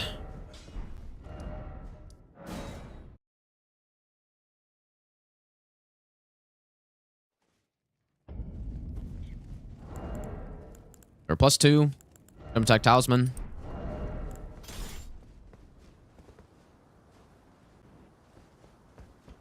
But yeah, I'm sure nobody really uses Ice Rind Hatchet anymore.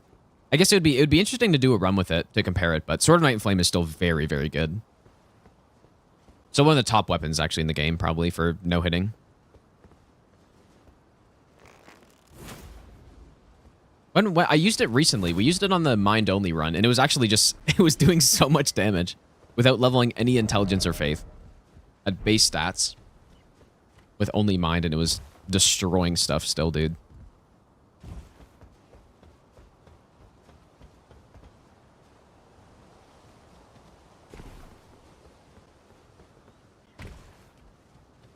So I think they did a good nerf to the Sword of Night and Flame, but over nerf to Ice Rind. The nerf that they made to the Beast Jaw, I think was, I think that was also a fair nerf, to be honest. It's still decent,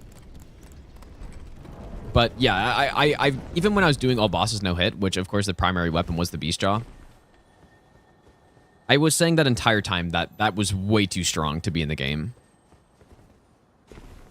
Because it was dealing, I believe it was 33 poise damage per Ash of War or something like that. And so that's a ranged Ash of War. Takes barely any stamina, barely any FP. Why is my game lagging? Surely that'll stop.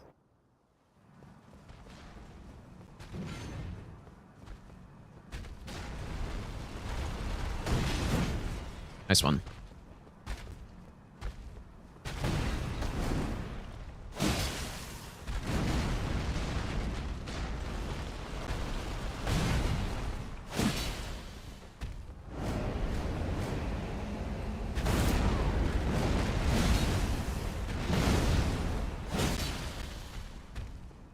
So yeah, all this crazy stuff. And it definitely needed to be nerfed.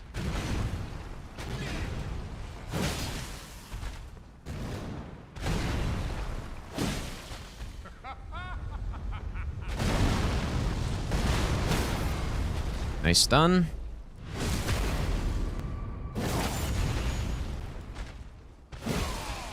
Oh, wow, that was a headshot right there.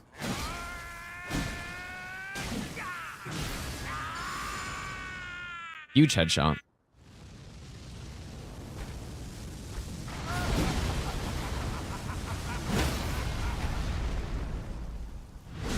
Nice fight. I am the Lord of all that My is favorite drink? golden. Um, Day we'll return together to our probably like Zevia, I guess. place of gold. I don't drink alcohol, so there's no, I don't know. Obviously, there's no alcoholic drink that I like. I like Zevia, though. I like pop and stuff, but I just don't drink it because it's not good for you. And, Zevia is, like, actually easily a good replacement for it.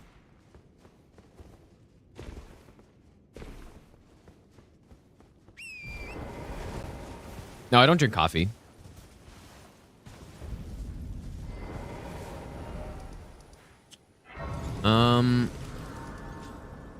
All right, let's go here.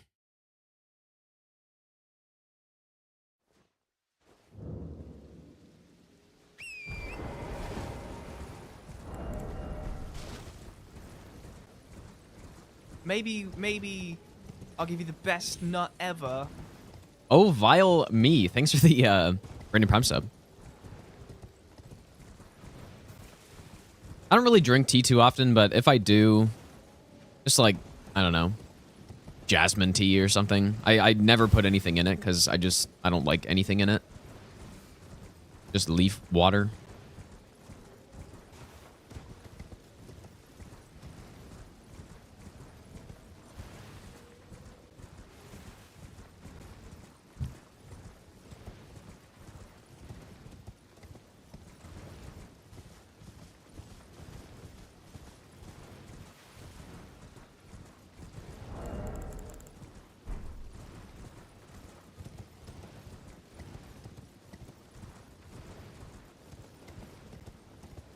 Yeah, iced tea is decent. Yeah. But yeah, for sure, if I'm drinking iced tea, then there's got to be some sugar in there. And some lemon. Lemon iced tea.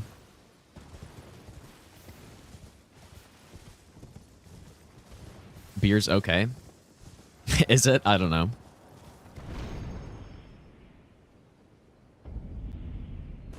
The only time I've ever tried a beer was absolutely putrid, dude. It was so gross. Here's the thing. I think people say, you know, that all this alcoholic stuff it's an acquired taste. Why would you want to acquire that taste, dude? Why would you want that? It makes no sense at all. Like, yeah, I'm going to drink this thing that's purposely gross enough so that I start to like it when it's legitimately poison. That totally makes a lot of sense, dude. That's great. Instead of just drinking something that tastes good, that is also good for you. Nope, I'm gonna fuck myself up, dude.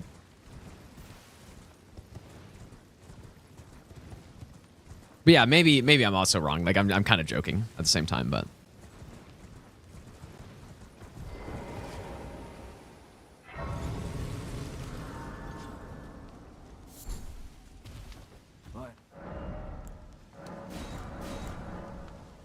we'll get the pot here, I guess. Oh, and the cuckeries.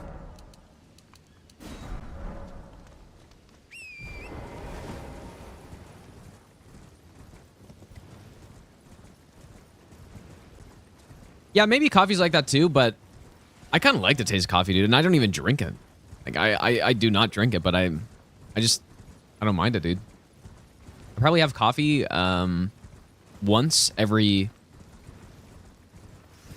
Usually decaf. Once every... I would say on average once every 4 months. Like, sometimes I'm just like, oh, I guess I'm just going to drink a coffee today. Or somebody, like, offers me one or whatever. And I kind of do like the taste of it, dude. But I don't know if I feel like I haven't...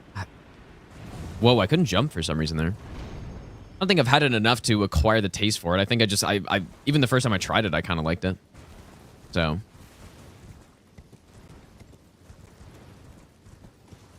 I'm not sure how that works, but... Not a flavor expert.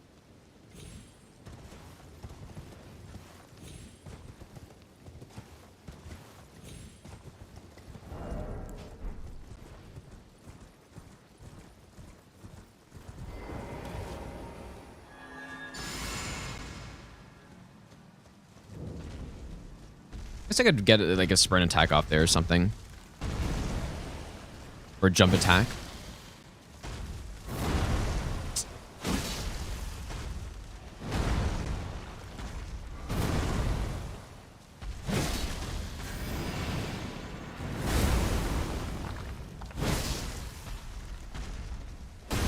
Bastard.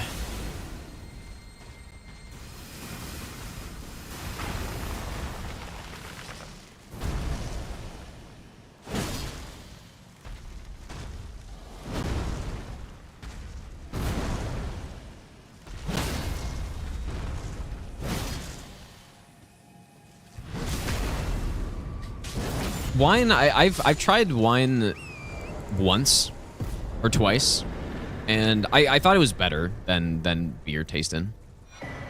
But keep in mind, this is also when I was much younger, so I can't even really remember. I just I don't know. I remember being more interested in wine, like more about the creation of it and stuff. Like I thought it was just really interesting. Same with other alcohols too, even though I don't drink them, but I think it's just interesting, like how it's made and all this stuff.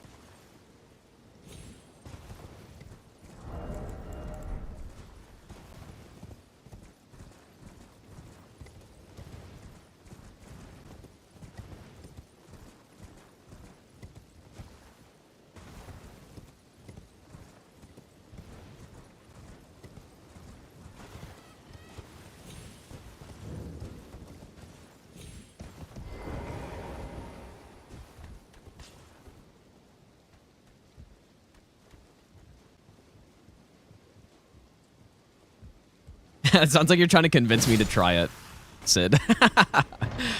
No, but I think one thing I have talked about before is just what I don't understand, and what I don't understand is the culture around consuming alcohol. That's what I don't understand, dude. Because it's such a normalized thing at this point in time, and it's bad for you. Like, there's no way around it. It is, like, alcohol is literally poison to your body. And consumption of it consistently over a long period of time will have negative health effects. Like, 100% that is true. And that is a fact. And I don't understand why. Like, I understand the history of it, I guess. I know what happened, and people have been drinking alcohol for thousands and thousands of years and all this stuff, but it's weird to me how normalized it is, I think. That's what's confusing to me. Especially, like, maybe that's just... I do pay attention to what I eat, and I like to be healthy and all this stuff, so maybe that's part of the reason why. Like, some people might not care as much as I do, which is fine. But that's the whole thing, though. Like, whether it tastes bad or not, or, like, all that stuff doesn't matter. I don't understand the whole culture around it, dude. And I don't understand... So many of my friends, when I was in high school, they would... You know, they would just do anything they could to get their hands on it. And I remember, so I live in Ottawa, right? So across the bridge is Quebec, where the legal drinking age is 18. Or, I think it's 18 and not 19. It's 19 in Ontario, I think, but I have no idea. But I remember people they would wait for their 18th birthday so excitedly. And then immediately, they would drive across the bridge to Quebec and just buy as much alcohol as they could bring back. And that's what they would do. And I just could never understand it, man. Like, these are kids who are poor. They have some job, you know, they're working at the grocery store, moving shopping carts or something. And they work a couple hours a week. They have no money. Yet they're so excited to go spend it on something that is just not good for you. Like, that's the thing I don't understand, dude. Just from a logical perspective, I don't understand it. Like, I guess it's, I don't know.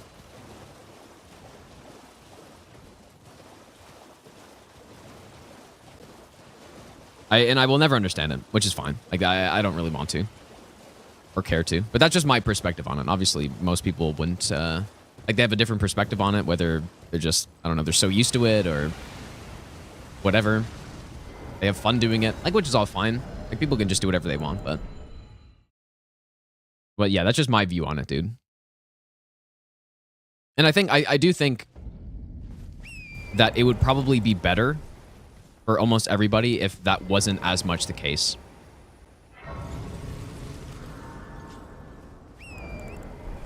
Probably. Like, if less people consumed alcohol, I think that probably would be a good thing overall.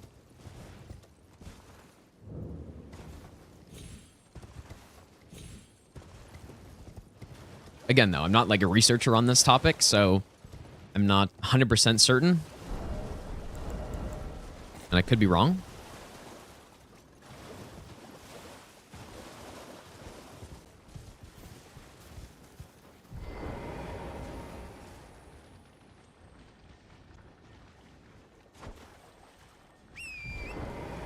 And I also say this as somebody who, like, my entire family, except for my little brother, because I think he listens to me and he follows after me, I guess, a little bit. But everybody else in my family, like, drinks alcohol, not like crazy, just normal amounts where it's, you know, probably on the weekend, you just whatever. which obviously won't have as many health effects as if you're drinking it every day, like multiple beers a day or something. But yeah, the bottom line is I just don't really understand it, man. I just don't.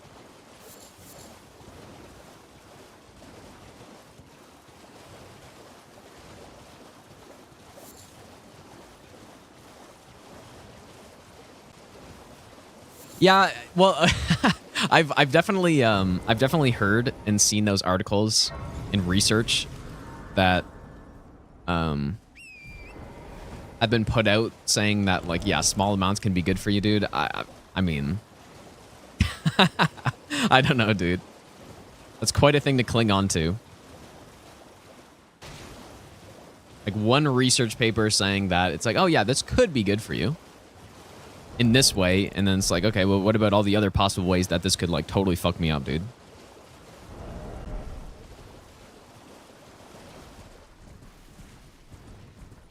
Again, I'm not, like, an expert or anything. That's just my opinion on it, as somebody who just, you know,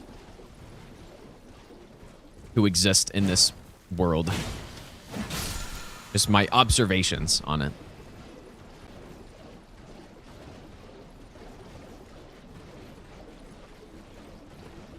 But I think that's the reason why I never, like, started drinking in the first place. It's just because I just didn't understand it, dude. Like, I always knew it was not good for me. And even though all my friends were doing it, when I got to university, I got hounded by questions. And it's crazy, right? I thought it was crazy that, you know, I'd be, like, hanging out with my friends or something, and the question that would be the main topic would be like, oh, why don't you drink? Like, did something happen in your family that, you know, you have some trauma about drinking that you don't want to drink or something? That's genuinely what they would ask me about it, which I think is interesting, right? I think the topic should be almost the opposite. It's like, okay, why do you drink in the first place? Because that's more of a bigger decision rather than, like, why do you not drink, right? That's just how it is right now, dude. And I feel like that's probably how it's always been for a long time. So it's interesting to talk about, interesting to think about.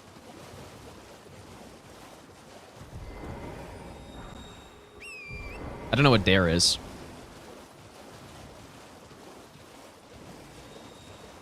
But it was interesting. It was an interesting experience, though, I think. I've also read a lot of research about how, like, if you're somebody who works out and are trying to, like, make gains or whatever, how bad it is for that as well. And how much it can slow down your progress. So, like, that's another big thing for me, too. It's not the main reason, but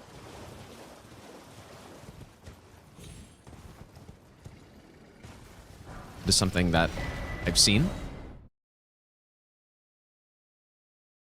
Oh, Dare's, like, mad? I see, okay. Gotcha. We need to go to EG. Anyways, I know this is kind of a dark topic, I guess, and it's very controversial, right? There's a lot of people who, you know, they do drink or whatever. I think if you do and you enjoy it, like, there's obviously nothing wrong with that. As long as you're being smart about it, right? And making the right decisions and all that stuff. Like, then, you know, you just do whatever you want. It's totally fine.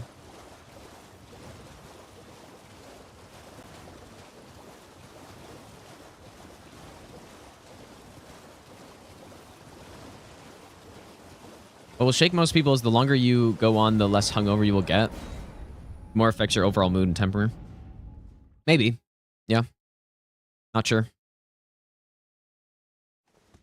No, it's a good topic. Like, I kind of I don't really mind talking about topics like that, because it's interesting to talk about, and most people are here at least are mature enough to actually talk about it. It's not like there's a bunch of 12-year-old kids watching who are like, I don't know, trying to play Roblox or some shit. So people can talk about it, and that's all good. I am an old crow here, perhaps. That's why I'm happy I'm a YouTuber or streamer for Souls games rather than, like, Minecraft or something like that. Where there's no chance you could have a discussion like that, because most people who are watching you have no idea, like, what's even going on.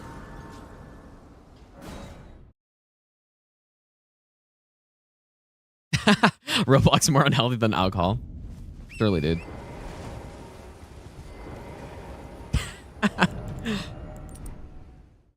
I got Vow the Indomitable, right? I think I didn't get the flail yet.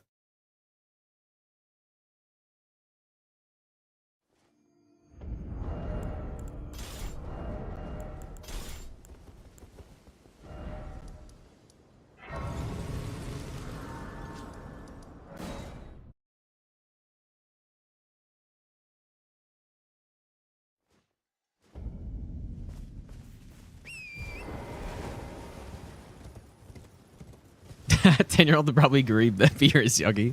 I guess so. Certainly is possible.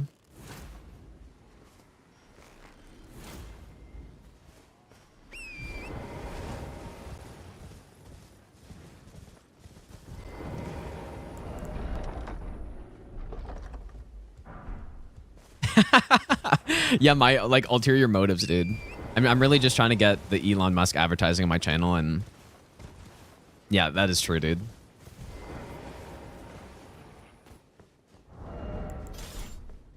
Maybe it's kind of risky coming here in daytime, because everybody seems to aggro, but they've never followed me down here, so.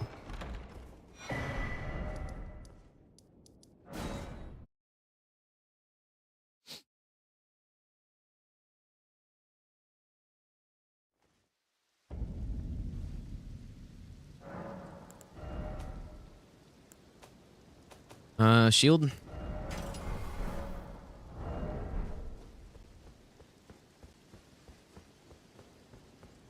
Yeah, we've already had a big discussion on sugar. It's very complicated, and I don't really fully understand it, and I'm not about to get into it again because it was people were annoyed about it, so.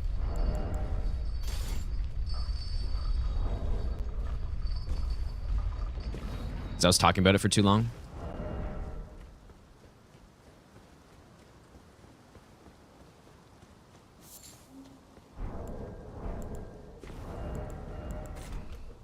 But it's a very complicated. I would say like sugar conversation is more complicated than alcohol by a mile. No, I don't avoid sugar at all. No way, dude. Now I avoid copious amounts of it, of course. But I mean, you can't avoid sugar, dude. You just can't.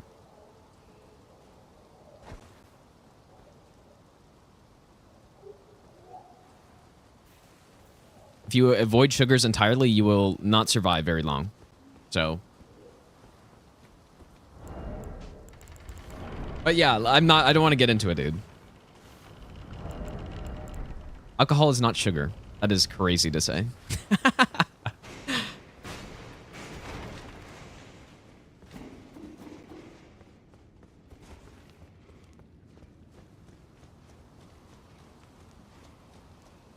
But yes, if the fermentation process does, like, sugar is the food of the fermentation process. That is true. But alcohol is not sugar, dude. But I see what you're saying, I guess. What about mayonnaise? I don't know. Mayonnaise is probably fine. I like mayonnaise, dude. I forget, was it on my stream recently where I was saying I eat mayo with fries? Oh, it was with Genie. We were talking about fries and ketchup and stuff. I'm not a big ketchup guy. But man, like I was getting roasted for saying that mayo with fries is better than ketchup and fries. Which, like, I can understand liking ketchup and fries, but for me, mayo and fries way better, dude. Just way, way better.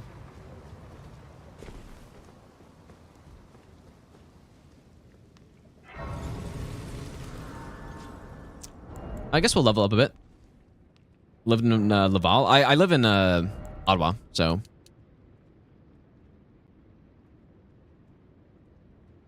All right, this is a tough fight, dude. No sauce at all better? It depends on the fry, I think. Totally depends on the fry, I would say.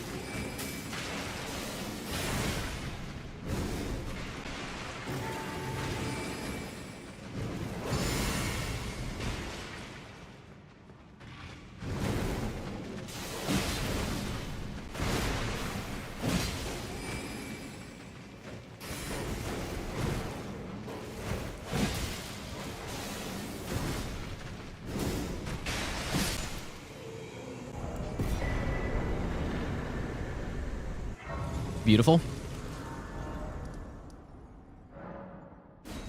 But yeah, that being said, though, it's not like I dislike ketchup on fries. It's just not my go-to. I don't mind it. When I presume. Not a big ketchup guy, I guess.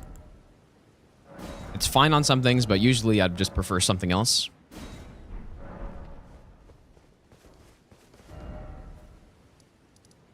All right, so let's start by getting the exalted flesh over here. Oh, I'm a big mustard enjoyer, dude. I'm such a huge fan of mustard. Love making homemade mustard too, man. That's the best. Especially, I don't know what you call it, but that spice or the. I don't know if there's like a correct word for it, but you guys know what I'm talking about. I like mustard spices. I'm such a fan of that, dude. Huge fan. I will go free Alexander, I guess. Hello? Like just normal yellow mustard, I like it, but it's not Hello? my absolute favorite. I please. Just give me a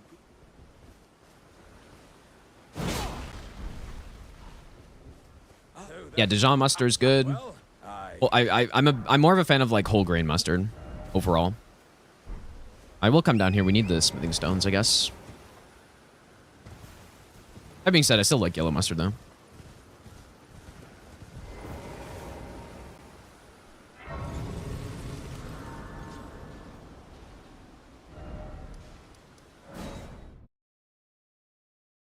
Heinz ketchup in the US has 50 more ingredients than Heinz in Canada? Really?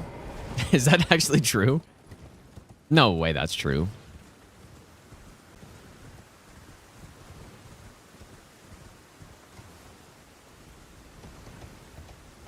No way, dude. I guess maybe, though. I've heard other stuff like that before, where the American versions, like, just has got way more stuff in it for some reason for, like, fast food restaurants and stuff.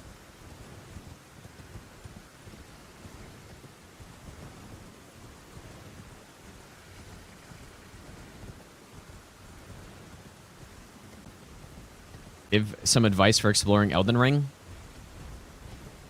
Just simply explore as much as you possibly can. I guess. I don't know.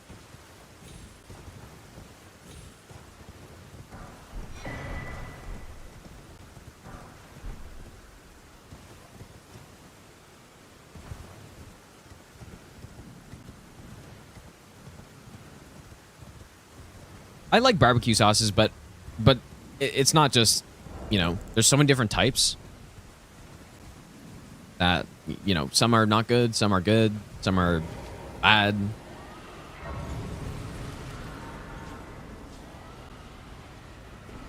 Really just depends. I don't really think I have some, like, favorite brand, honestly.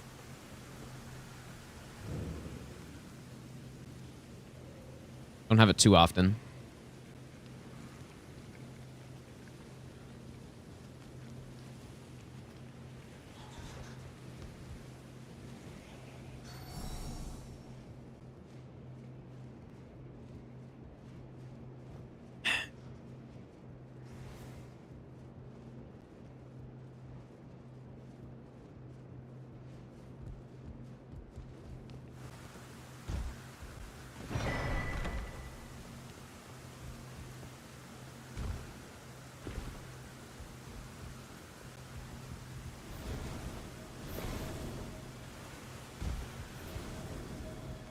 Yeah, I like hot sauce. Like, that might be my favorite thing to put on food overall. Like, different types of hot sauces. I like making my own.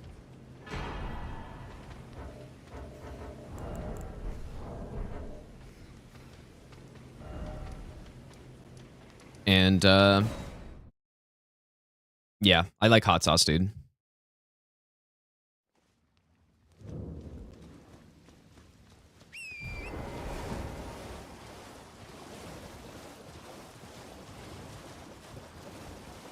Gino hot sauce.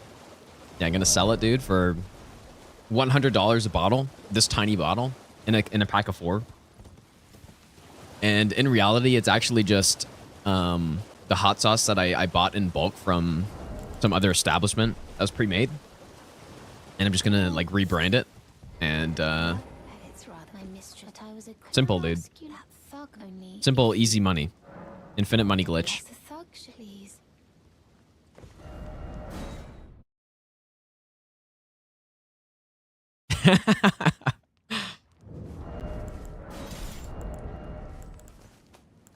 What are you trying to stop?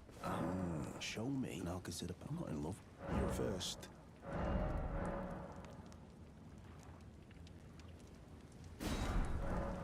All right, things know your bloody eye. Oh. All right then. I could be.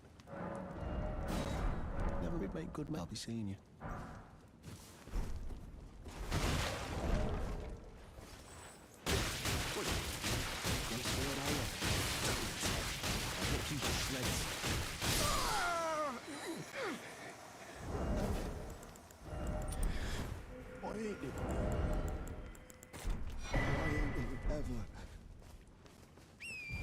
I was just thinking, I guess I don't actually have to buy the ring from him, but I guess I do actually, because I need the prawn or whatever it's called.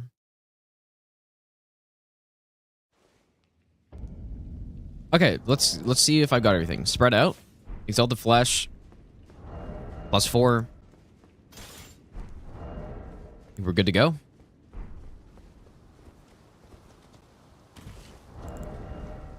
Oh, I could probably level up.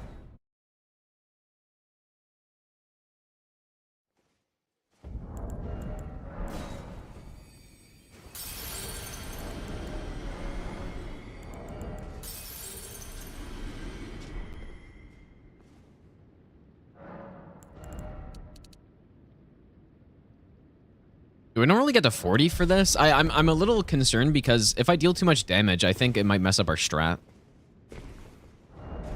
It's not like we have crazy scaling at this point, so. I think my playlist isn't shuffling. Hasn't it only been Coldplay today?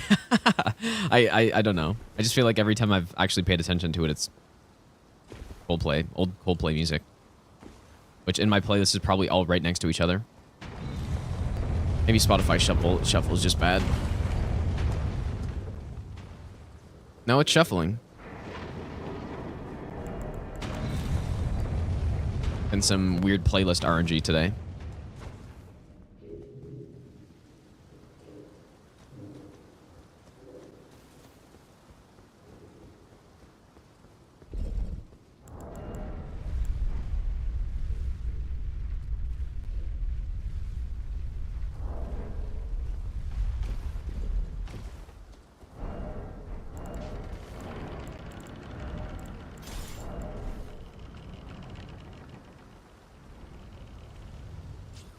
Okay, here we go. Time for this boss.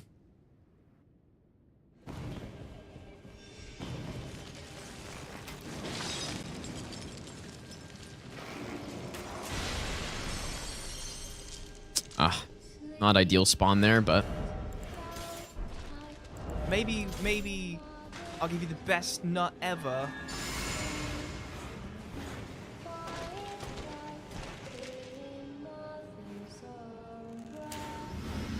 also kind of waited too long.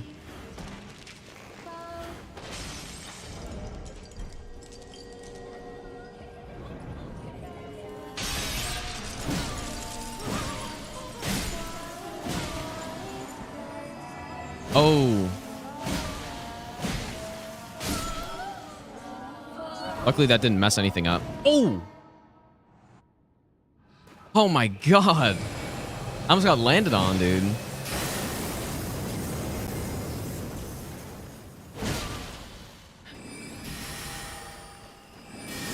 No, don't give me the moon.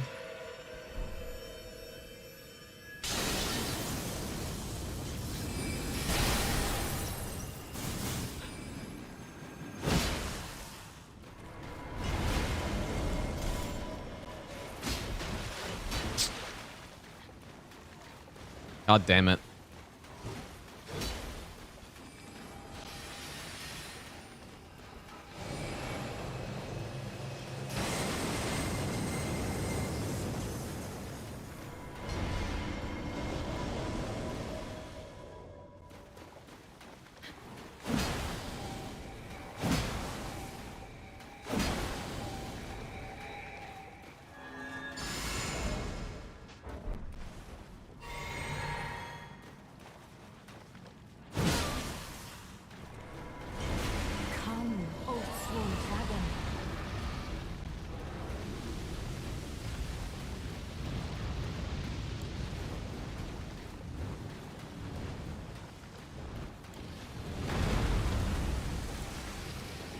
Come on, dog.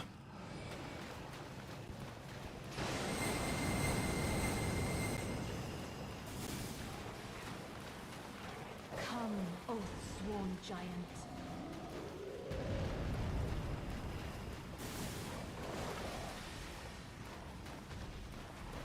It's not doing the attack. This fight is such a disaster if we don't get the right RNG.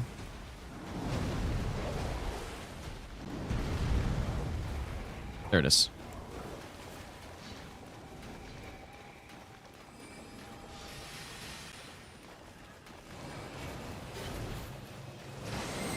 Does Ronaldo normally attack during this guy's spawn?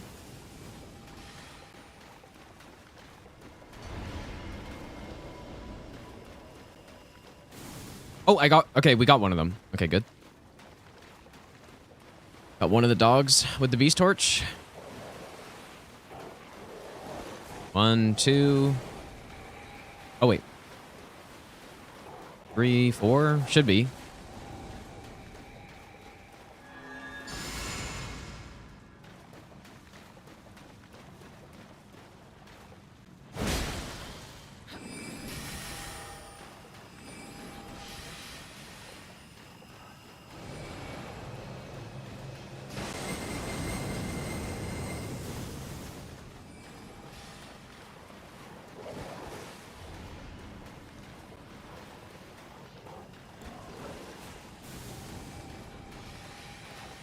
Okay, hopefully one more is good, because...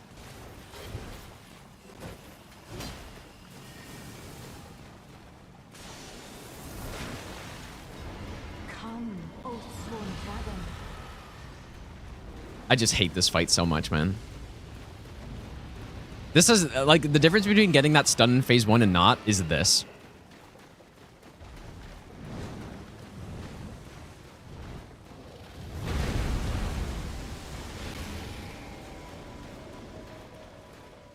Nice, dude. We got one again.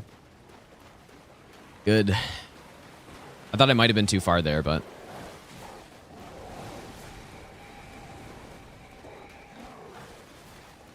Okay, this should be the kill, hopefully. Might have to fit an extra R1 here. Nice. Yeah, that was well played. Considering how this fight has to go.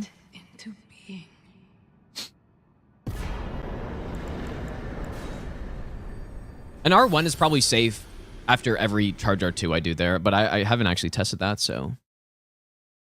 Grappling, thanks for the brand new prompt sub, dude.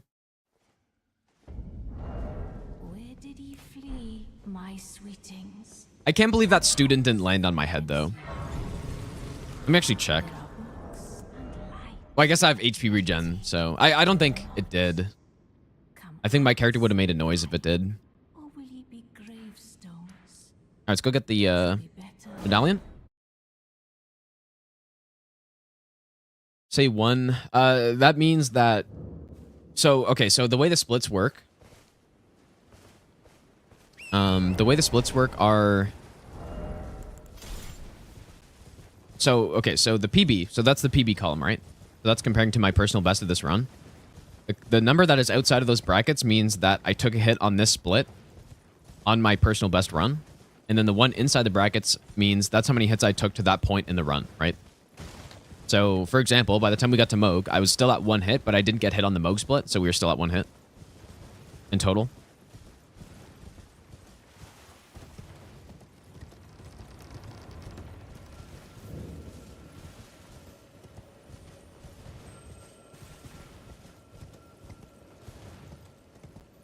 Is this the right? No, this isn't right.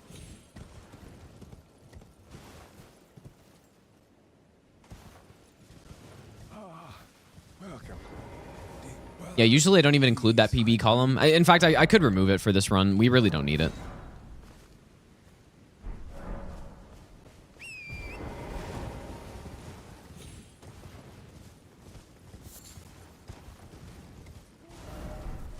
Gotta wait for nighttime here.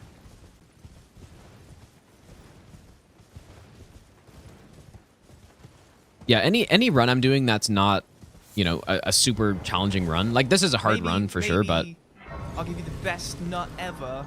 any run where we're just going for it, I usually don't include that PB column, so I might remove it, actually.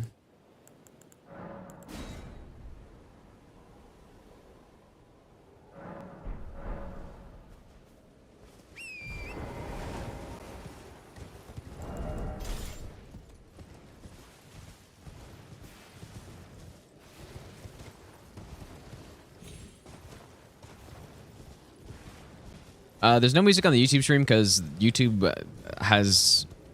doesn't have like the setup where I can stream with music and then not include it in some VOD. So,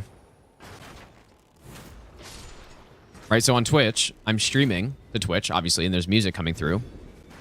But if you go and check the past broadcast, like the VOD or whatever, there won't be any music on it, because Twitch allows you to do that, whereas YouTube doesn't, just so you can avoid all the copyright stuff. So that's why. It's either you listen to copyright-free music or you have to just not include it.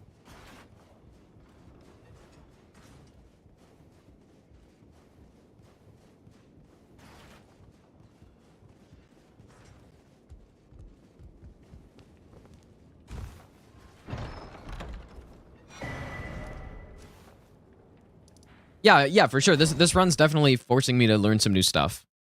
Definitely. It's not just, you know, it's not like those weapon request no hit runs where a lot of them I've kind of already done all the work for it. It's just about doing it. And I know how to fight the bosses with the weapons and all that stuff. But for this run, yeah, definitely a lot of stuff had to be figured out with the routing and fighting bosses with this kind of build. And mid-rolling, of course.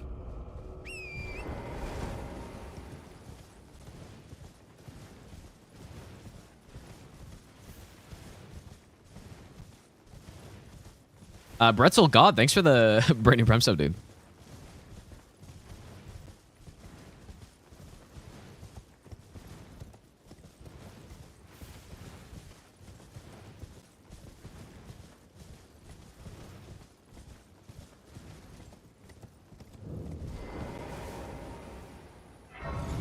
Maybe I'll give you the best nut ever.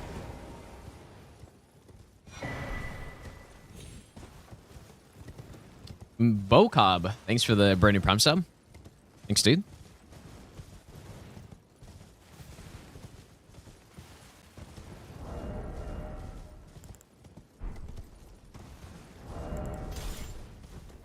The right card stun lock, it works once you once he starts up his big projectile attack is when you can stun lock him. That's basically it. You can just do repeated L2s or Ashes of War. I don't know what the best ending is. I think Frenzy Flame is the coolest one, but it's also disappointing because you come, you know, once you finish the ending and then you continue playing the game, the world isn't, there's no effect that's been taken on the world. It's still the same. I was kind of disappointed by that.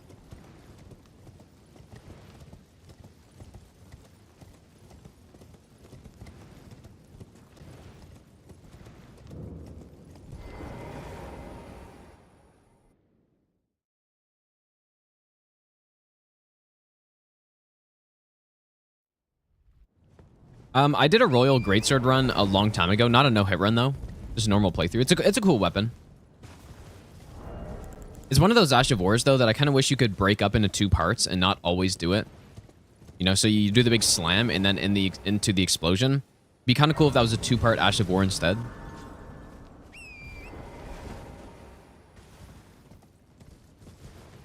No, the only mid-roll is worse because you just don't get as much distance on it. That's the only reason. Oops. So the startup's the exact same. Iframe's the exact same. Everything's the same, basically. It's just the distance is the only difference.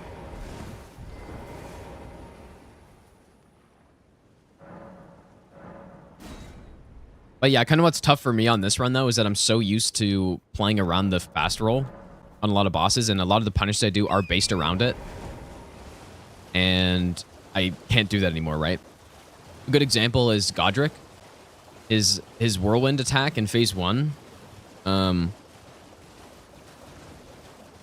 with a fast roll, you can basically be point blank and then roll away, and you will be able to get out of the hitbox of the tornado.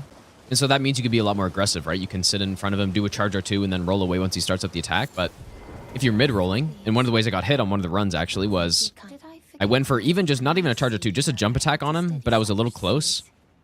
He starts up the attack, I roll it, but I get caught because I don't roll far enough, right? So that's just one example. Iframes are not the same as heavy roll if it's the same as Dark Souls 3. In Dark Souls 3, a fat roll was one less iframe, or it was either one or two less iframes. Maybe it was just two. And I would assume it's the same in this game. I knew you. I hereby take my hand. Give I will.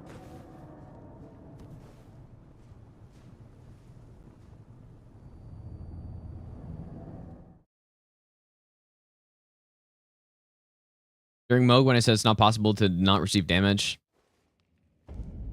the flask does not remove all damage. You can go try it yourself.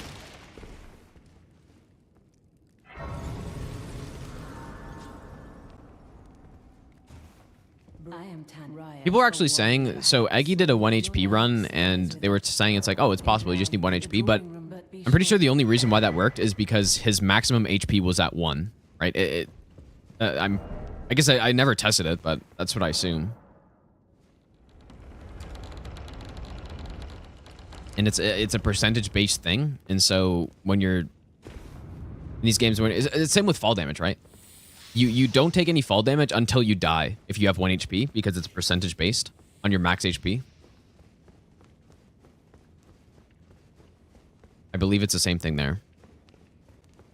In the game, so essentially, if they get, let's say it's like 20% of your HP or something, right? Let's say 20%. Then if the game looks at 1 HP and goes, okay, 20% of that, it rounds just up to 1. So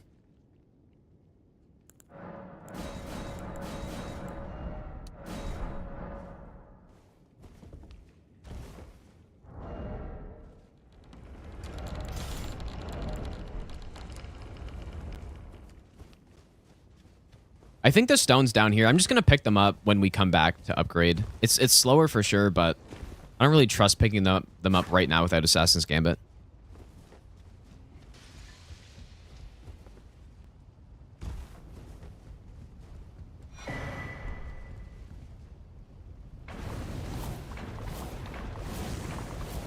Internet Man, thanks for the good luck, dude. I appreciate that.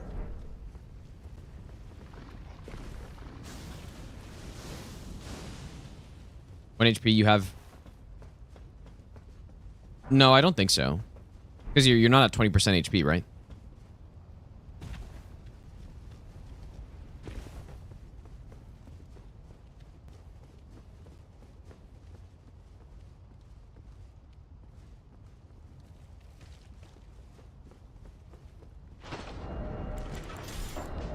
Because I don't think so.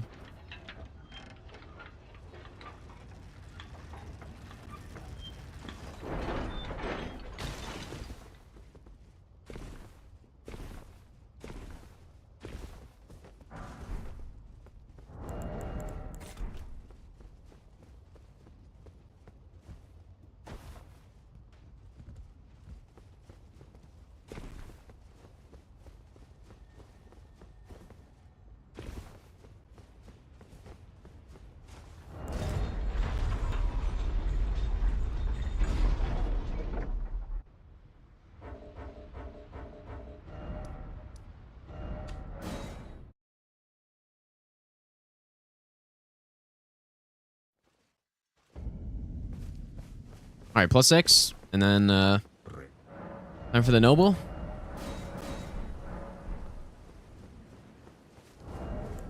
Maybe. I don't think we need anything else.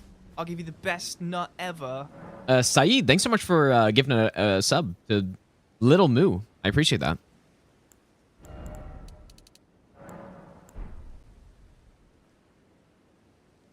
+45 strength. 6.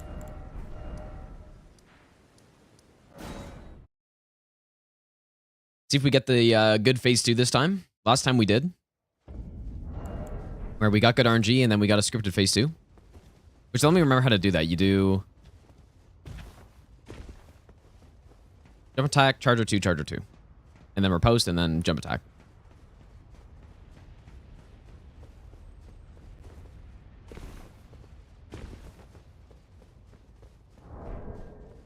This arena makes this fight way worse. At least it's flat, though, for the most part. All these pillars, though, in the roll. Noble just likes to slip past the pillars. All this stuff.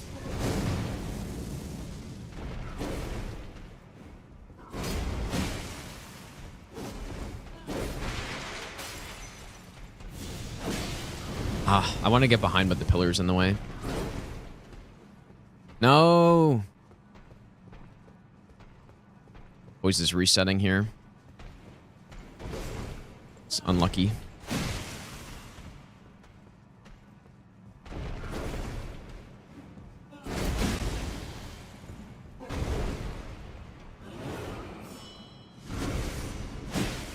Gonna go for this. Nice call.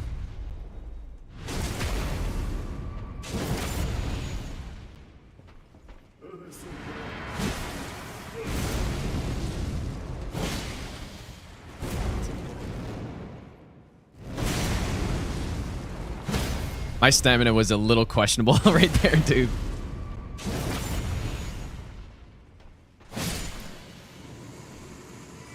It was a little questionable.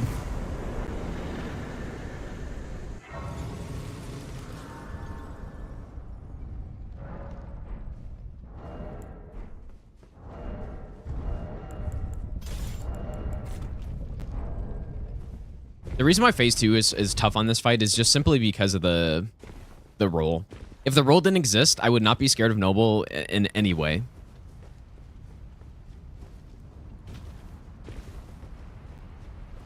The roll is just such a such a garbage attack, though. Especially in that arena.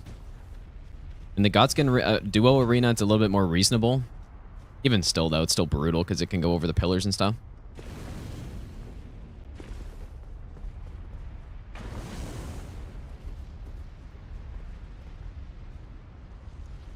Bait out an attack there by hitting the pillar. Which pillar do you mean? I think all they had to do to make the roll a reasonable attack, and it would have gotten the job done. Because what I think it's there is meant to be is just some funny attack, right? Like, oh man, the boss inflates and then starts rolling. That's hilarious, dude. All they had to do, I think, is just make it not track as well. Or basically just do what they did in Convergence mod. Which I believe they just removed the tracking. They made it go in a straight line, and then they also made it just not last for nearly as long. I think it lasts for maybe... Or should last for maybe 3 seconds or 4 seconds tops. And then that's just it. And so really all you have to do to dodge is just get out of the way. I think that would have been much better than god tier tracking, insane duration, and turn on a dime when it runs into a pillar or something. So we'll just go get the Somber 7 now.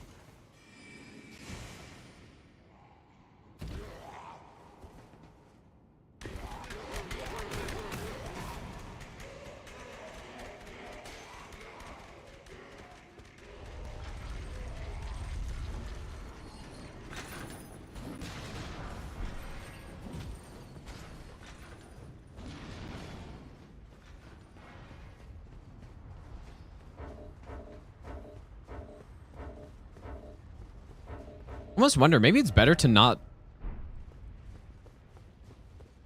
No. Yeah, we definitely want to rest here.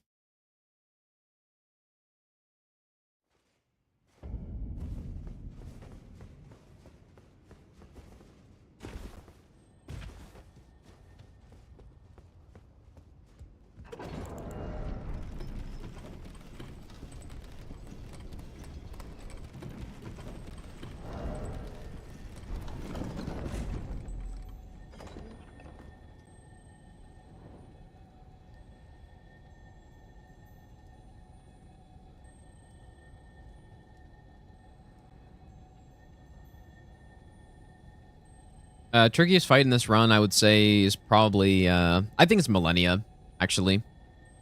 Normally it's not, but she can do some really weird stuff. And I don't like it. Like, things that I'm not used to. Just based on the weapon choices I've usually fought her with, but...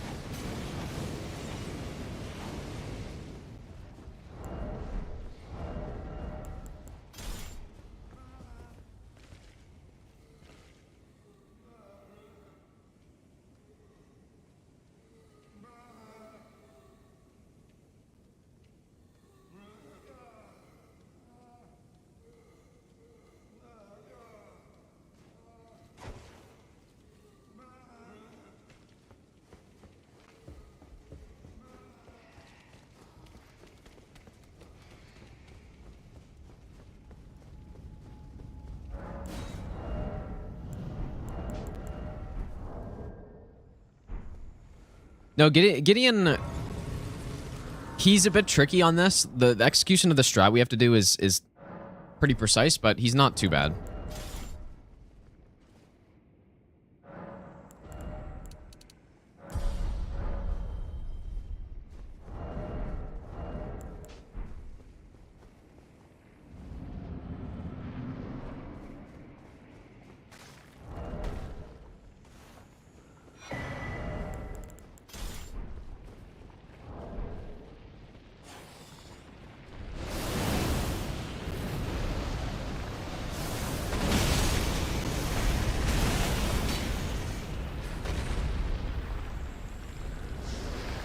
Course.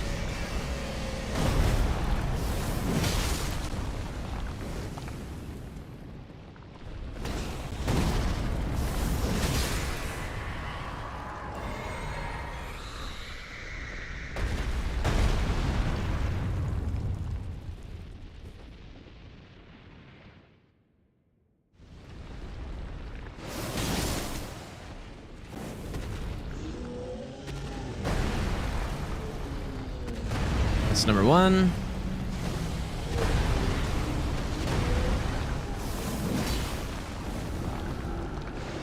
Surely I'm fast enough, you're right.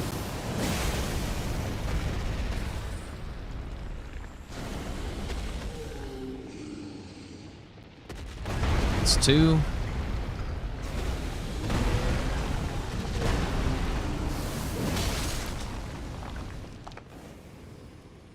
I'm gonna watch the wall here, actually.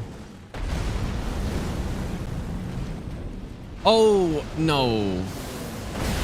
What was I... Oh, dude, I did not mean to... I did not mean to fucking do that. Oh, dude, that's so shitty. Whoops. Whoopsie. I did not mean to do that, dude. And it's unfortunate he did that attack, too, because if he did, like, almost any other attack, I actually would have gotten away with that, but... Oops.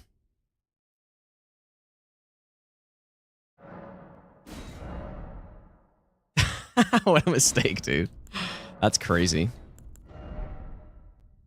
That is crazy, dude. I just, like, did not mean to do that at all. And I get locked into this, like, 10-hour animation.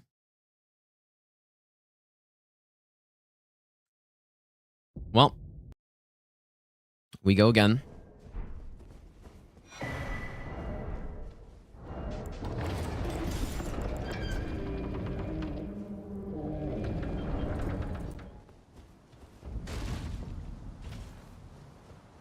That's pretty rough, dude. That's pretty rough reset right there.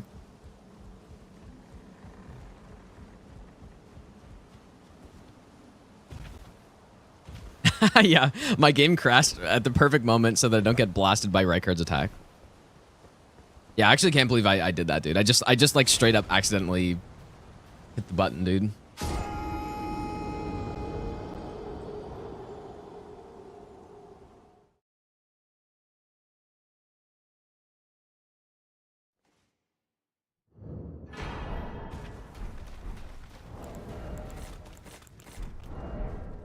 Oh, back to the great jars. Resetting wouldn't be so bad if we didn't have to go through them. It'd be like, oh yeah, we'll just get back there, no problem. What a mistake.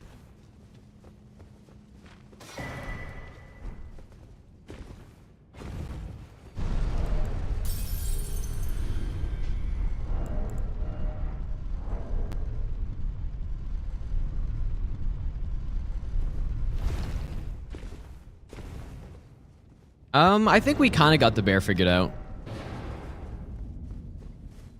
The bigger issue's the NPCs, but it is what it is, dude.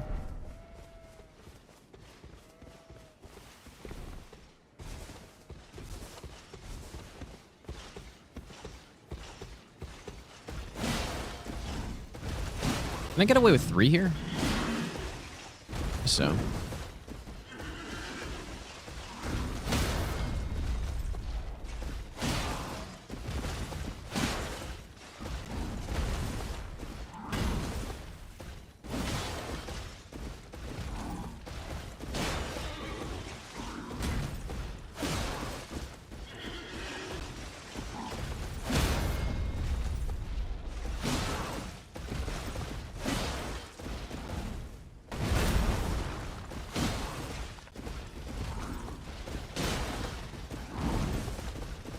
Over here, buddy.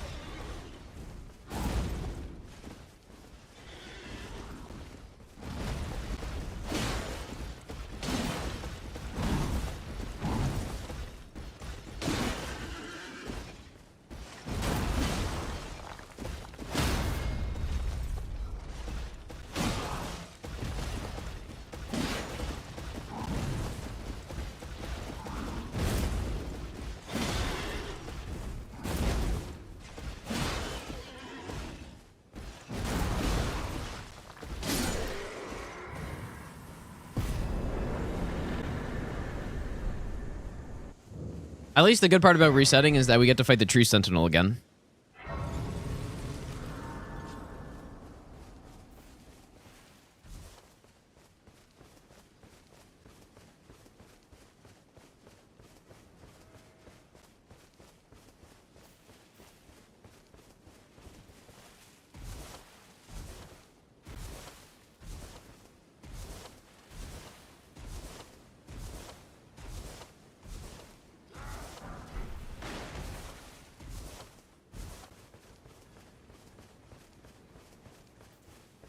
Yeah, you can just, yeah, the ground AoEs you can just jump over. I feel like the other one where he goes way up into the air and slams is a bit harder to jump over because he moves forward a lot.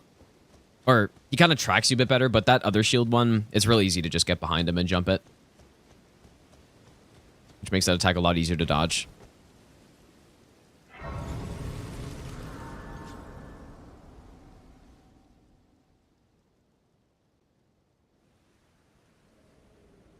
They sir, but you, I can play turning root to aid you. You need to the foot. Then summon me. Ah, I bequeath. It will sound torrent. Treat him with. This is a tricky run, dude.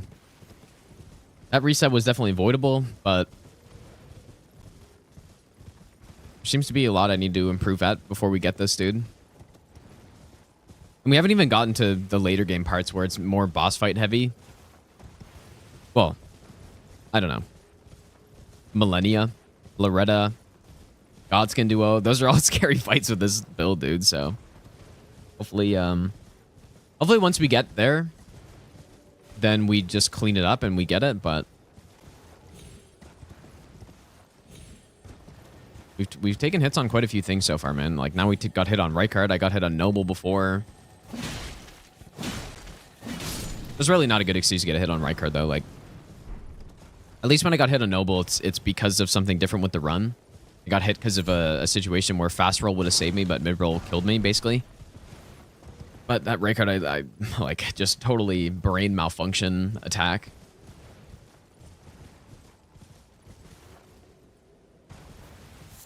It's so simple too, because on right card in phase 2, you're just I usually just wait for the loop to start, and that's it. Like that's the whole fight.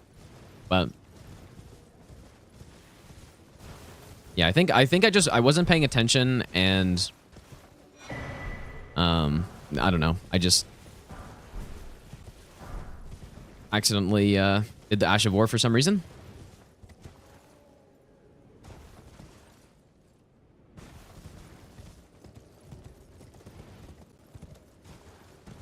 Millenia is a scary fight with this build because she does a lot of weird stuff with her cancels that I usually don't see.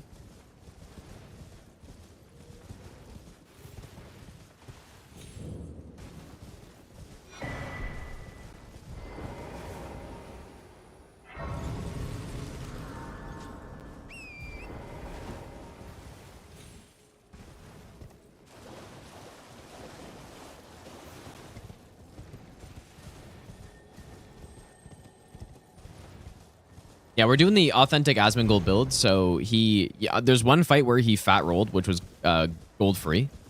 So we're fat rolling on that fight. The rest of the fight's mid roll.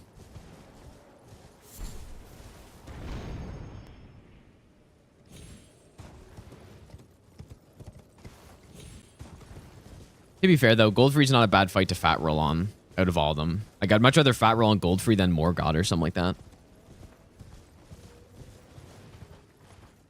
No, Asmongold definitely did not do a no-hit run. This is his first playthrough build. It's not like he did a no-hit run and I'm just copying his route or something like that.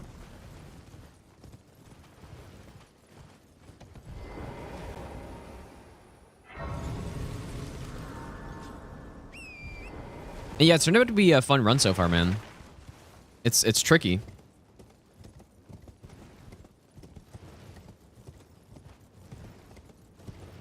yeah, always comment other people's routes, dude. True.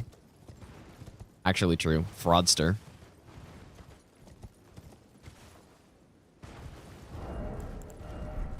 Yeah, it's just because I hate routing so much that I'd rather just let somebody else do the work for me, and then so I can just get to the fun part of mindlessly grinding the run and getting it. That's way more fun, dude, surely.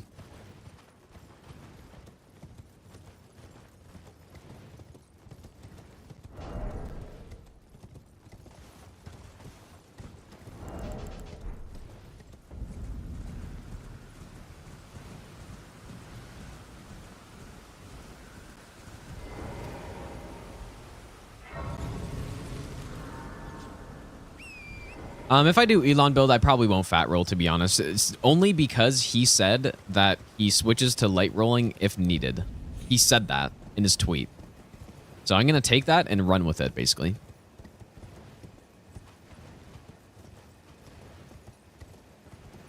But yeah, honestly, fat roll no hit doesn't really interest me at all, so I'd much rather just not do a fat roll build.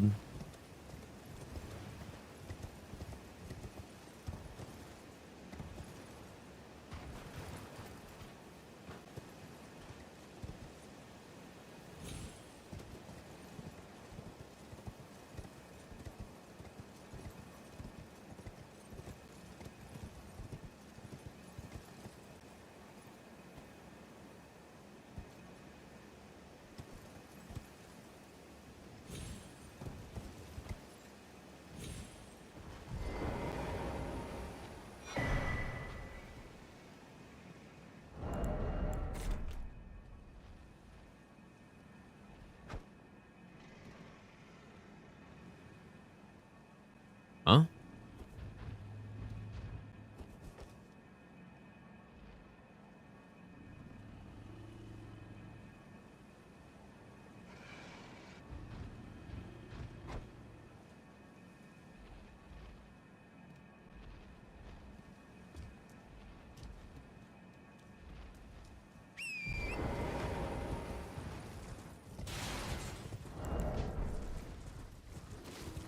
That guy's so scary, dude.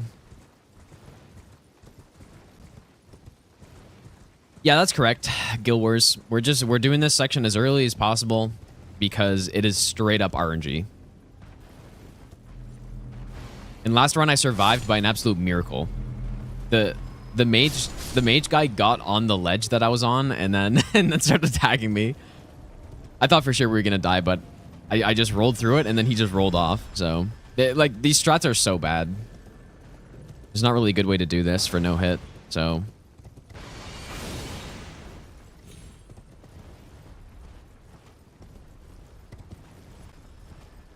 I've tested just fighting them straight up, but there's not really a good way to do that either because of the mage. And honestly, I don't know.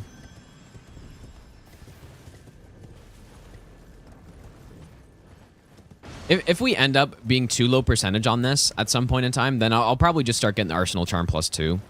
I think that's fair, dude, because it's no fun having to reset 15 minutes in half the time, you know? I think right now we're probably, I think we're 5 for 7 right now, so it's actually not too bad. Meaning, I've been hit by these invaders twice now, I think. Maybe somebody could correct that if that's wrong, but I think it's been twice now.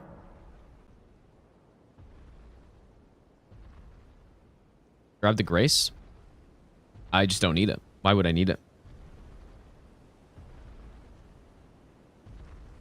So yeah, I might just get the Arsenal Charm +2 instead. Which is actually in an area that we have to go anyways. So, but the thing is, it's not authentic to the build, right? Not the same talisman he used. I'd rather not, but if this gets to a point where we end up wasting way too much time, then I probably will just start with that.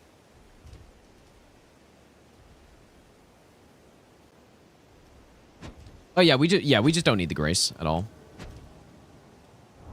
Not like we're gonna come back here.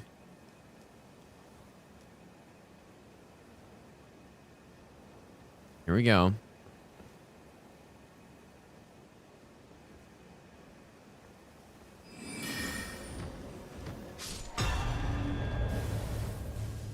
Oh boy. See, when he casts a spell like that, he can very easily land on your head. So I actually did roll it, and he didn't land on my head. I don't believe. But that's what's scary about that guy. He can just cast a spell, walk off, and just land on you. This guy can do the same, but with Moth Flight.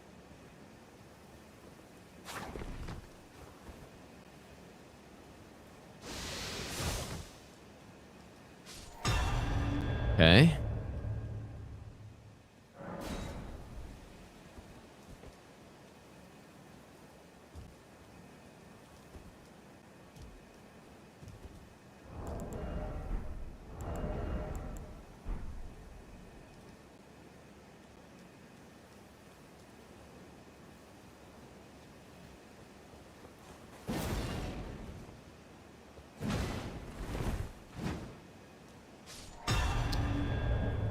Okay, works again.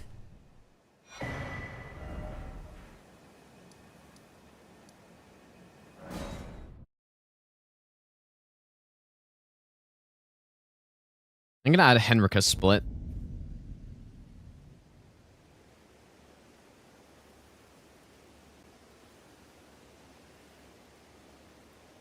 Feel like he deserves one.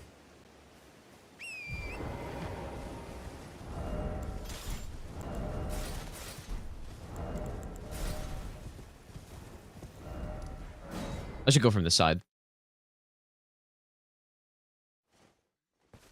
This way, tarnished. What?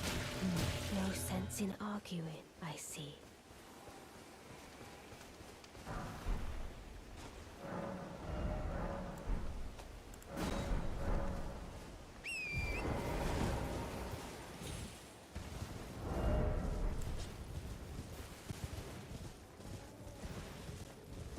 Am I drinking Dr. Pepper? Yeah, dude, maybe that's the issue, man. That's the problem. I haven't gotten it because I'm not drinking Dr. Pepper, dude.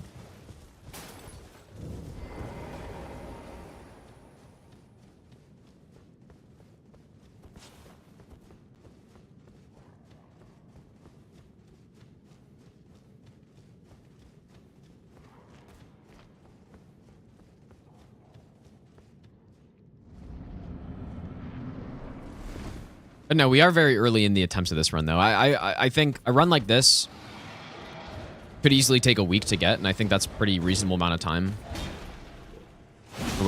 Oh, see, look at that, the double stamina regen, or double stamina consumption there. It's just, it seems to be just a bug when you're doing jump attacks with halberds, I guess. I'm not sure if any other weapons have the same, but sometimes you just get double the stamina consumption. And it could easily kill me too, right?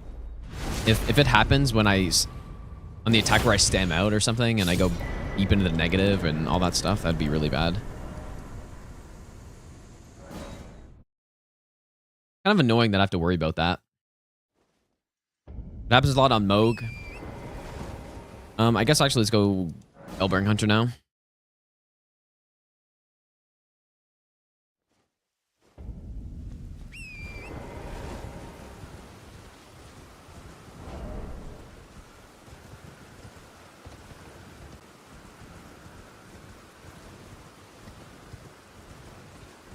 Diet Dr. Pepper is objectively better. No, it's not, dude. No way. Dr. Pepper's good. I haven't had it in a long time, though. Haven't had it in a few years, I think. Well, it's been how can I? I killed that boss because Asmongold used the fire talisman. That flame resistance talisman. He used it for only Margit, and that's it. And we're mimicking his build exactly, so. Although I do think it would be reasonable to just, you know, anything that's completely useless on no hit, just not get it.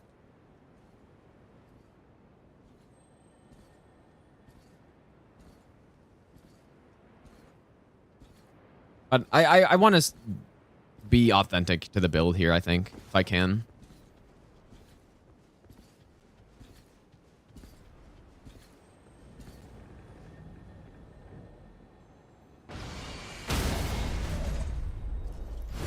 No, that's not going to work, probably.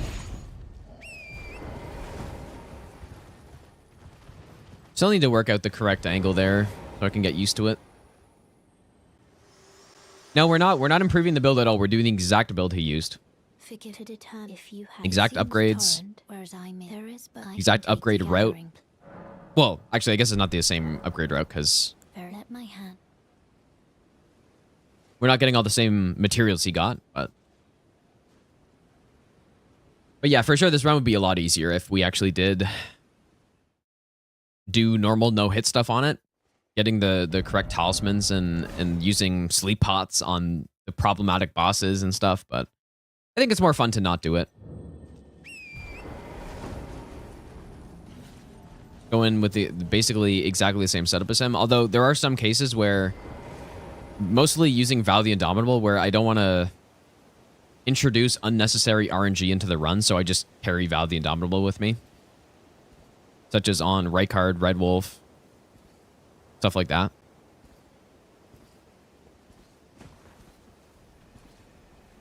Oh, we have the, I think that's the rune up icon, right? Where you just get more runes. I'm not actually sure what even triggers that, but insane RNG.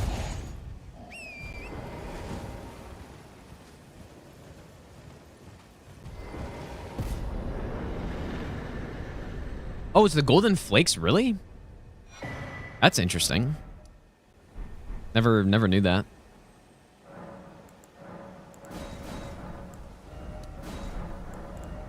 Well, good RNG to get it right as we're killing a boss.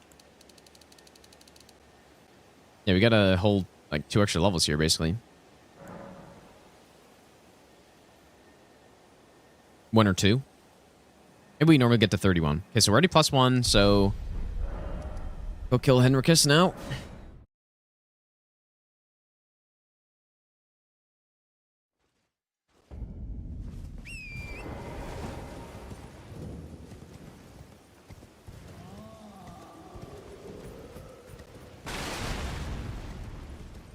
No, you can't iframe Moog's thing. You can I get asked that so often. There is no way to avoid it that I'm aware of. that is actually possible in the game other than just killing him before it happens, right? I don't believe there's any other way.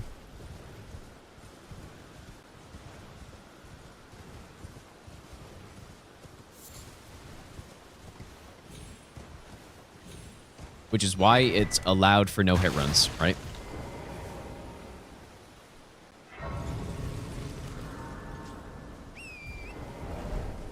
Just like Seath in DS1.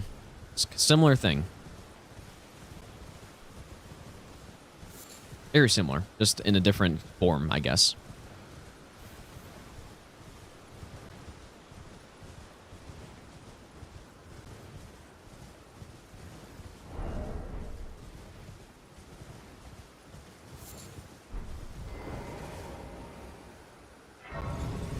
But yeah, the flask actually is good to get. It is very good when you can't, like, first of all, it doesn't negate all the damage. You still get hit if you use the flask. But it is really useful to use when you can't script him in phase 1 or get a kill before he goes into phase 2, because you get so much, so you can get so much punish off during the transition.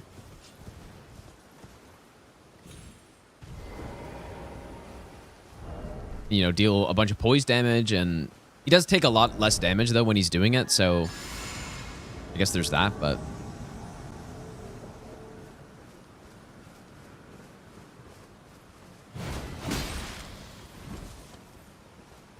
wonder if it'd be safe on this guy to just do staggered R1s.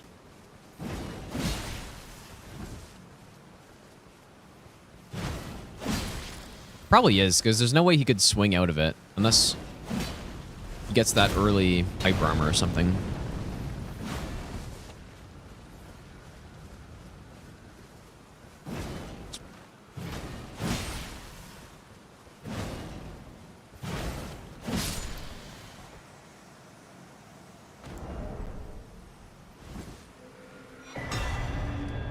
Yeah, so the reason we get the hammer talisman, similar to all the other talismans that don't do anything for no hit, is just because that's what he used, right?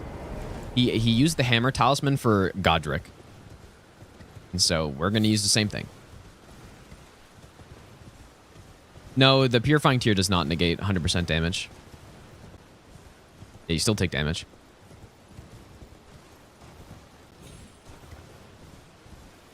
And I really just have no idea why they did it that way. It doesn't make any sense to me. In my mind, if you put a special item in the game to negate a boss attack, it should negate entirely the boss attack. It just seems like a super unnecessary thing to make you take a little bit of damage on it. It's almost like they're just trying to troll no-hit runners, dude. That's almost what it seems like. I really don't think they care about no-hit runners enough to do something like that, but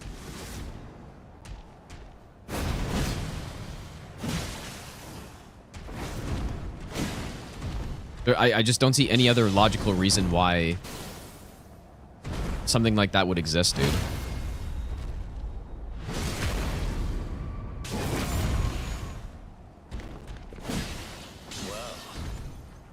Thou art of passing skill. Warrior blood must truly run in thy veins. Tarnished.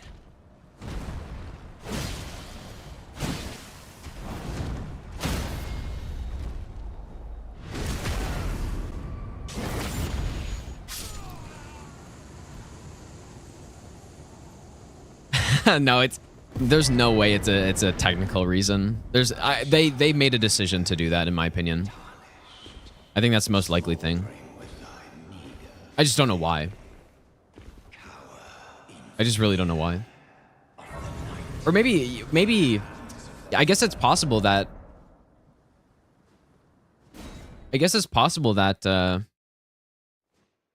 the way they designed the attack, right? Let's say somebody made the attack, right? Somebody implemented it into the game. And then there was somebody else who came along who was tasked with creating a physic tier that would negate that effect. But maybe just the way that person made the effect work just kind of did it in a weird way where the person who came in after was like, oh, I'm negating the main effect, but then there's some like other like little damage that comes in after that they overlooked. Right? I guess that's possible. Right? But you would think they would test it and go, oh, that's not supposed to deal damage to you. Right? You would think, but who knows, man.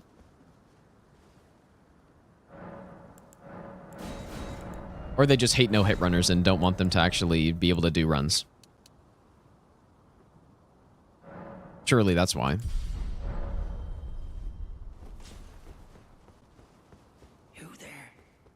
Wouldn't pass QA? I don't know about that, dude.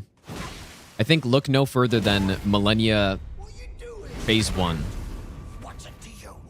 Look no further than that for something getting past QA, because think about how completely broken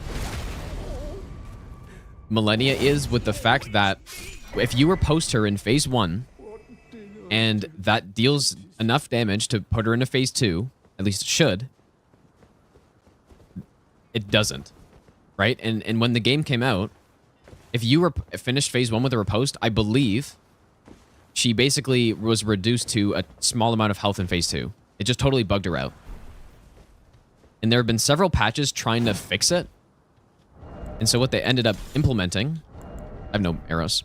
What they implemented was some horrible fix where... like some band-aid fix where it's kind of like something where you put it out and then you just go like, okay, I'm going to fix this later, but I'm just doing this for now so it's not totally broken. Which I think is not a good idea, but...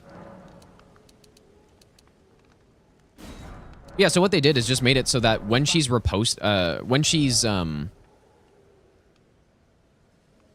sorry, it's not on the riposte, it's on the... no, it is on the riposte, right? Or is it on the... I'm trying to actually remember. I think it's on riposte or on wake up. She cannot be put into Phase 2, no matter how much damage you deal. Right? So it seems like it's just a glitch, even though that's apparently intentional at this point, because they didn't really know how to fix the other issue they were having. Or it's too much effort to fix it, or whatever it is, right? Either way, I think that's pretty bad, right? I think it's pretty bad.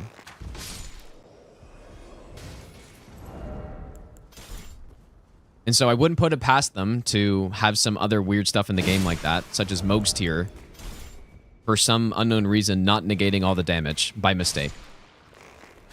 Right? That's basically what I'm saying. I would not put it past them. And I can understand why, you know, stuff like that. Maybe I'll give you the best. They're probably too busy working on ever. other stuff, Much and they love just to the goat. didn't Can't have it wait as a for high the priority to fix that all-bosses Millenia master thing, but I right really now. think that's pretty bad. That, first of all, that even made it in the game as a bug.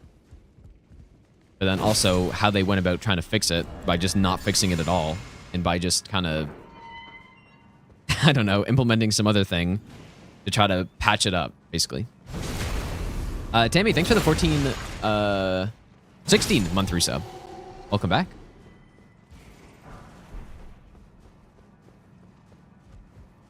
Surely when they release DLC patch, Millenia will be fixed. You can put her in a Phase 2 with her riposte, and you can put her in a Phase 2 on the wake up from a riposte and actually deal damage. Surely.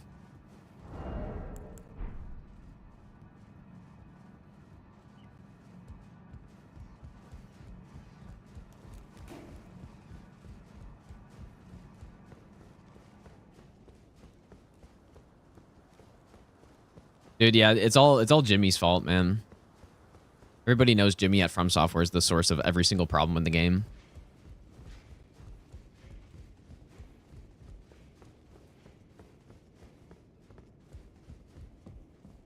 Also, Jan Gooby, thanks for the bits, dude.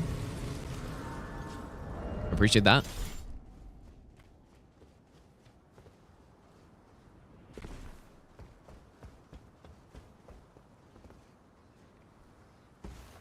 You know what's really funny? On my first playthrough of this game, I thought the intended way to get to that lower section was through landing on the branch and then getting through the back way and climbing down the ladder. I was like, man, this is some like 5-head level design that you require a skip like this to actually get into this into this area.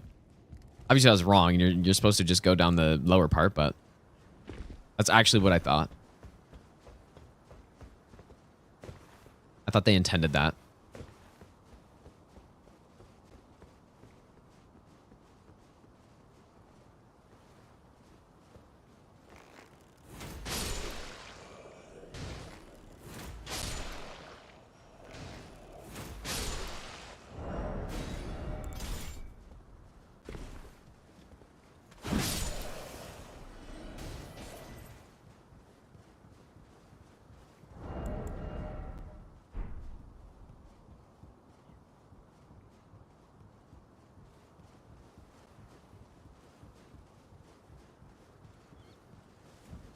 if the flask negates all damage, it'd make a no-hit too easy.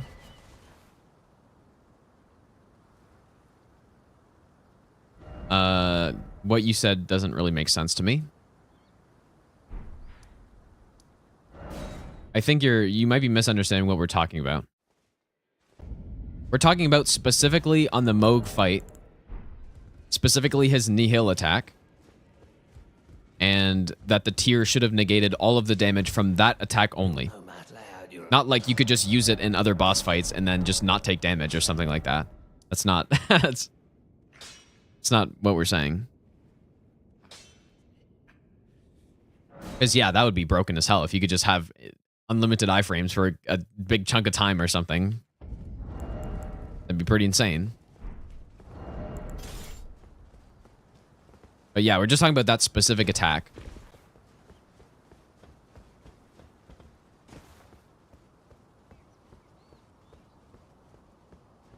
Which yeah, the Purifying Crystal tier is only, as far as I'm aware, it's only used, the only use case for it is on the Moog fight. I don't know if it does anything else. Even in PvP, like if somebody tried to use that Ash of War on you, I would assume, I don't know this for sure, but I would assume that the tier doesn't do anything. But I'm not sure.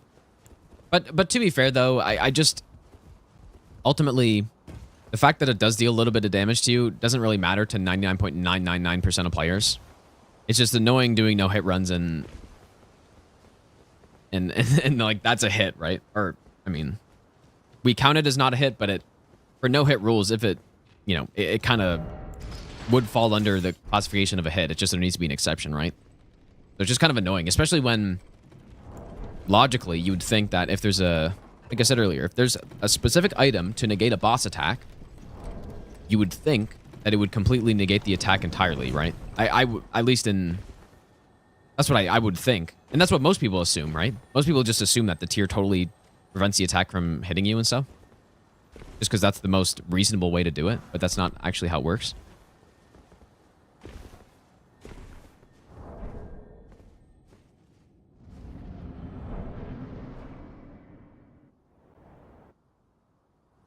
Well, yeah, the one that gives you a shield,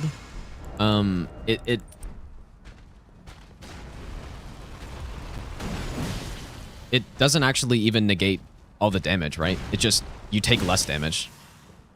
It's a really good tier. Oh my god, I'm fat rolling? Jesus, dude, that's jump scare fat roll right there.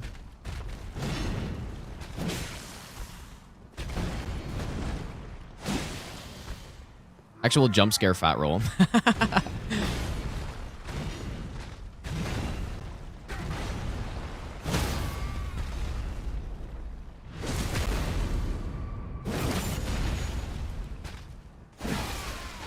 Beautiful headshot.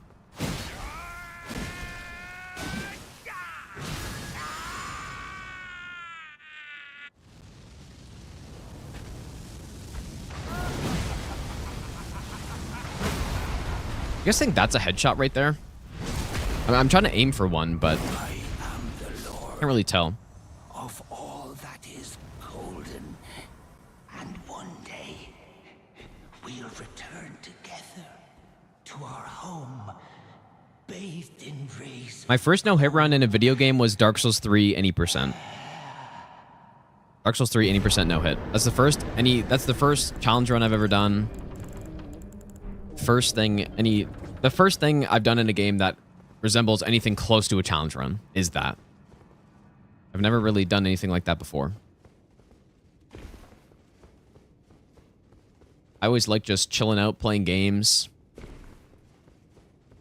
You know, easy difficulty setting and never playing on the hard settings or anything like that.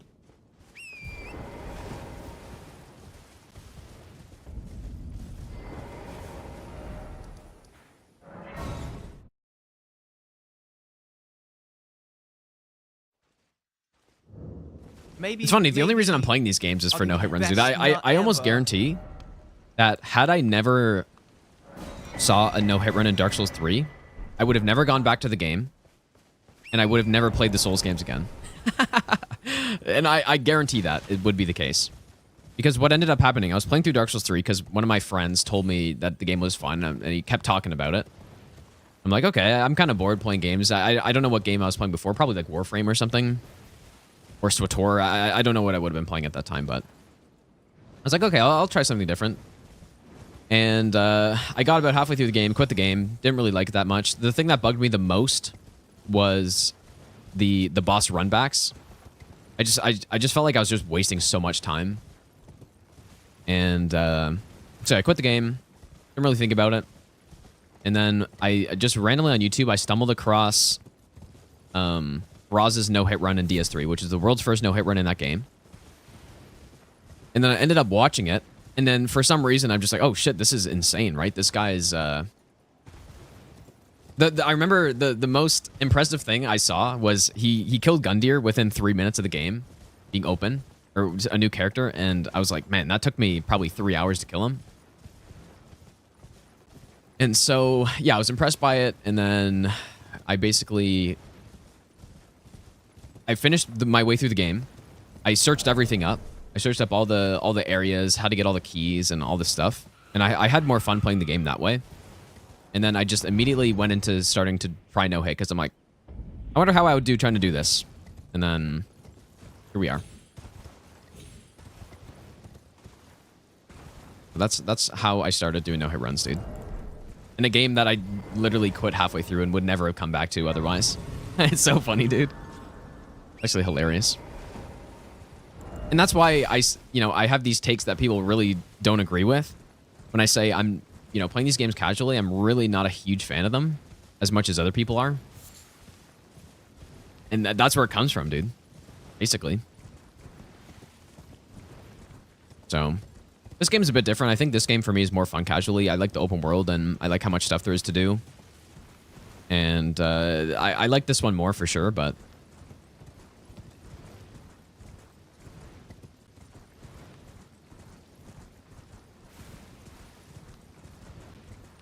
This is pretty interesting to think about, though.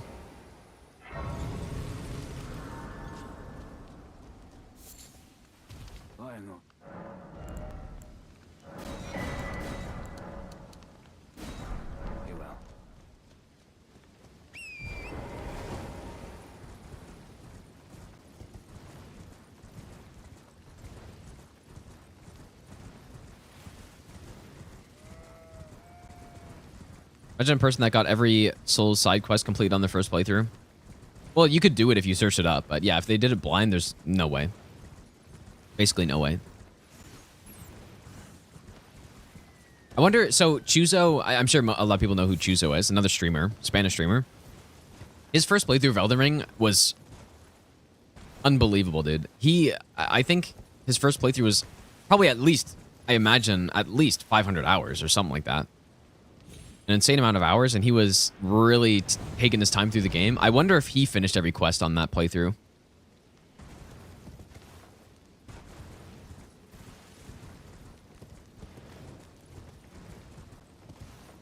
Yeah, almost 600 hours. Well, there you go, dude. Wonder if he finished every quest. Because if he didn't do it on that playthrough, and I was watching that playthrough, he inspected every wall, every design on the wall. Like, he did everything you can imagine. So if he didn't complete every quest on that playthrough, then it's not possible. No way.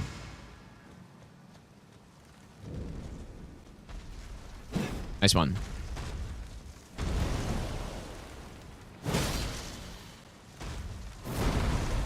I don't know if a Charger 2 is safe on that one, actually. Probably is.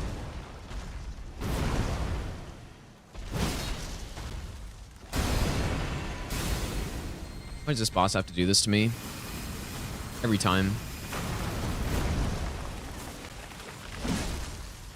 Oh, baby.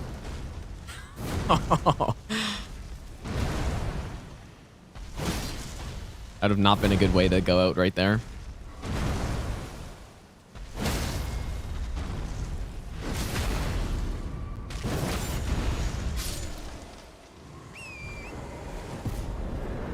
I think most of you guys did not see my stamina right there. I probably had like 1 stamina by the time I was able to roll there. You go back and look at that, I probably had 1 stamina.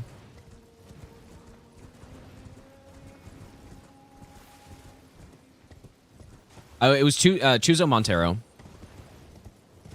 Was the one who had the insane first playthrough.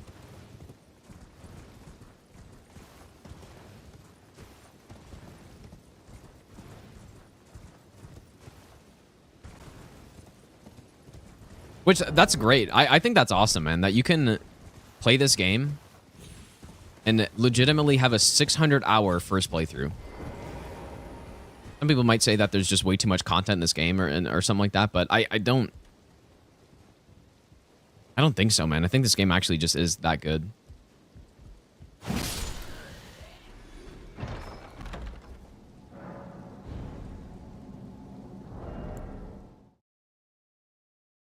I think my first playthrough was well over 100 hours for sure. I think one of my save files has about 110 hours on it, but I played beyond that. So I think it was closer to like 130, maybe 150-ish. I'm not sure. But the thing is, I missed so much stuff on my first playthrough. So I easily missed half the boss in the game. Or maybe not half of them, but I missed a lot of them. I missed some main bosses as well. Or remembrance bosses. I don't think I ever ended up fighting the actual Remembrance Moose boss. Regal Ancestor Spirit. Yeah, I missed a lot of stuff.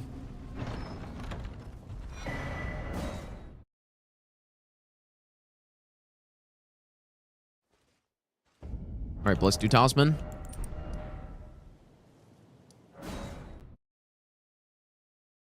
But see, you know what? With this run right here, if we were to remove the stuff that's irrelevant to no-hit runs, that whole segment would be removed.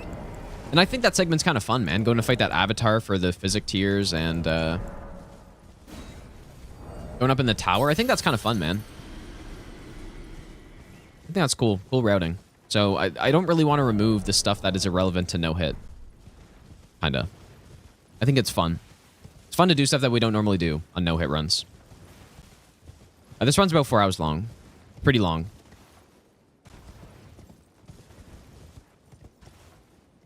That's why this run's gonna be tough to get, dude. Actually. Actually a tough run to get.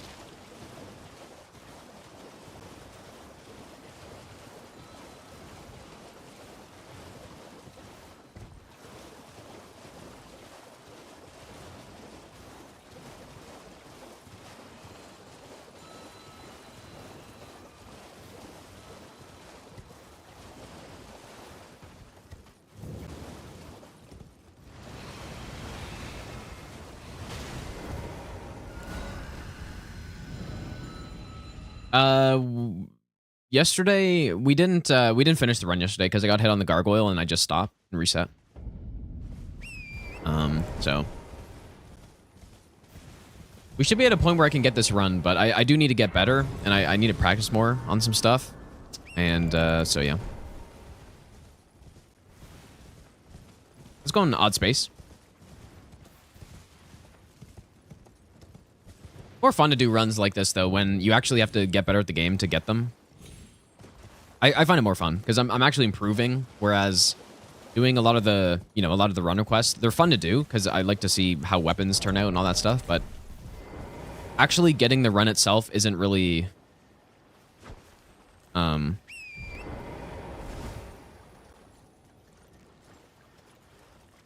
whoa.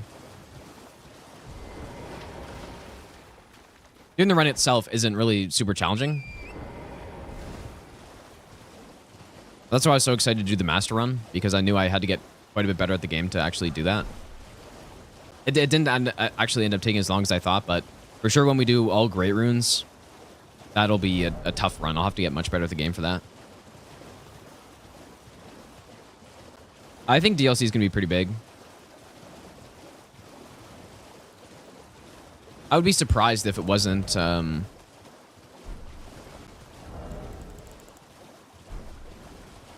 be surprised if it wasn't basically two decent-sized open-world areas with 2 Great Rune bosses, probably 4 to 5 Remembrance bosses. Like, I think it's going to be quite big, probably. Just it's been 2 years, dude. So, it's been 2 years.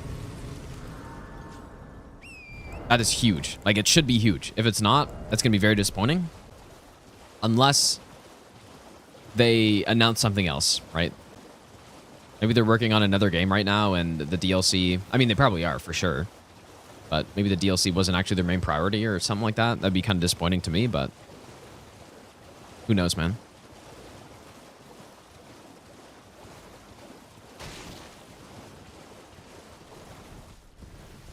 But I would love... if it was 30 to 50% the size of the base game, that's awesome, man.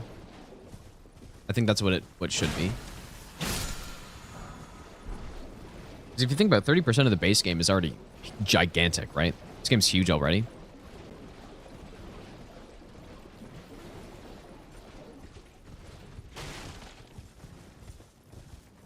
Imagine how long the all bots and no hits gonna take, man.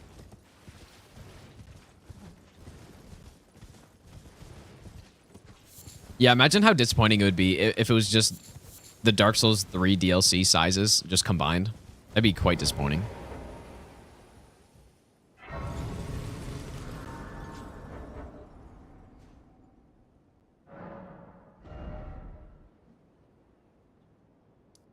%0 chance their next big game isn't Elden Ring 2? I think that'd be awesome, but I don't agree. I think that it would easily be feasible that their next game wouldn't be Elden Ring 2.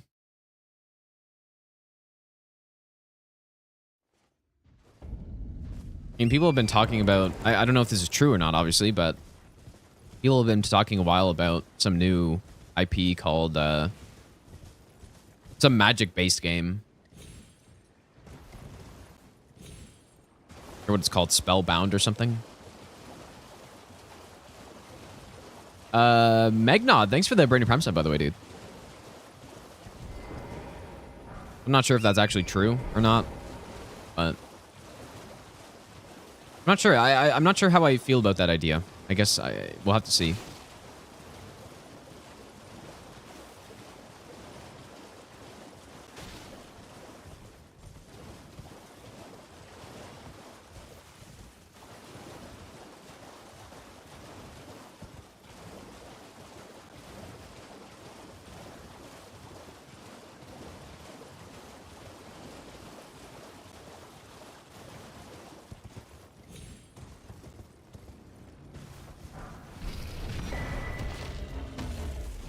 Can't I fast travel?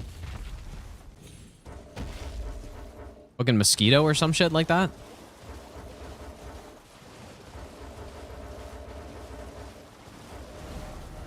What's going on, dude?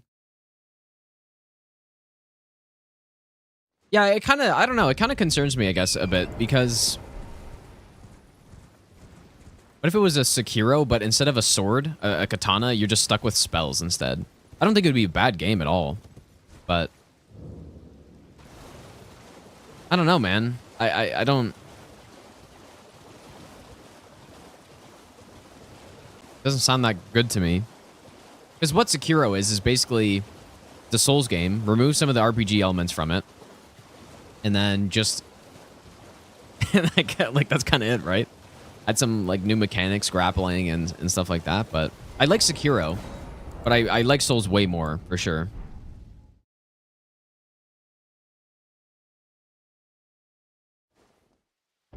I'm not sure if they're going to aim for something like that.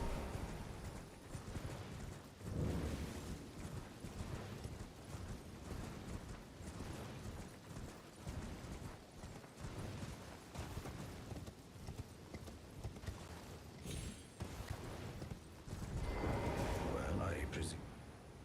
Oh, I am an old, so perhaps you like.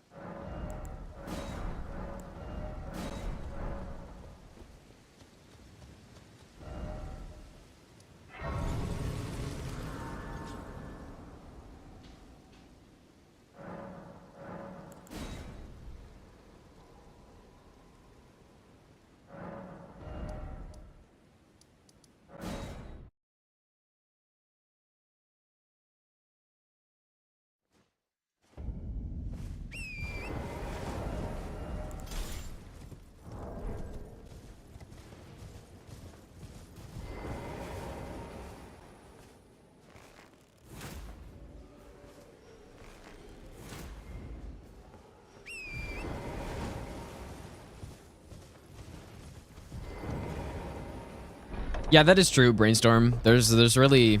Whatever game they end up releasing, there would be no reason to think it'd be bad. Because they basically have a flawless track record. So...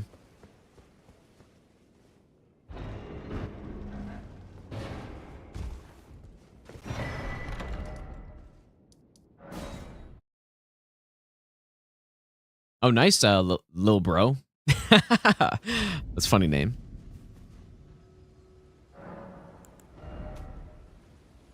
Zweihander was one of my first playthrough weapons. I'm a big fan.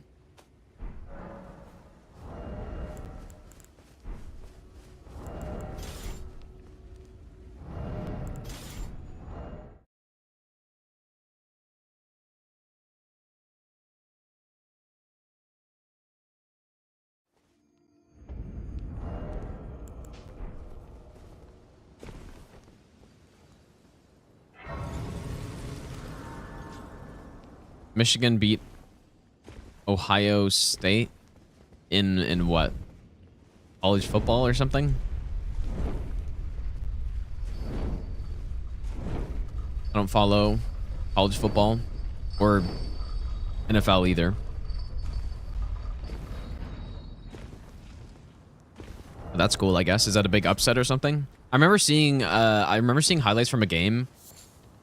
I think it was from this season where some team came back like 27 points or something like that. 28 points maybe. And then ended up winning in overtime. Pretty insane.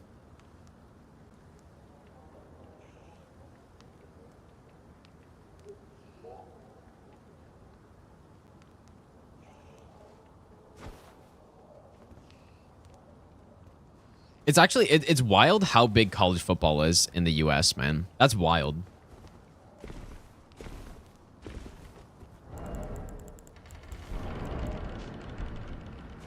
And do the players even get paid? Do they get paid a dime even? They don't, right?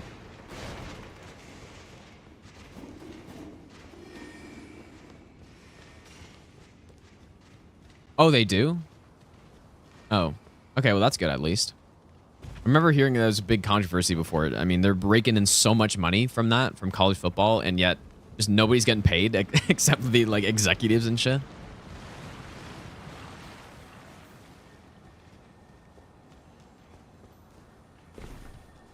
No, college or university football in Canada is not big at all. Maybe because just hockey's so big, but even then, like, I don't know.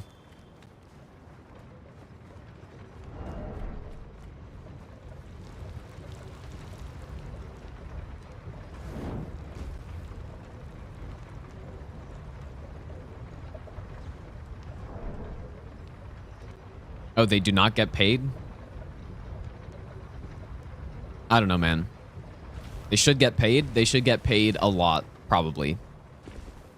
Right, I think it's very simple. You should just get, you know, if you're a professional athlete, you should just simply get paid kind of proportional to, or there should be contracts available that are kind of proportional to just the overall income of the sport, right? That's probably how it should be. But yeah, like for years, I guess college football players just getting totally scammed out of money, right? Whereas, you know, the people broadcasting and all the, you know, people running the show just get paid so much money. Just, it's a crime that they wouldn't get a piece of that.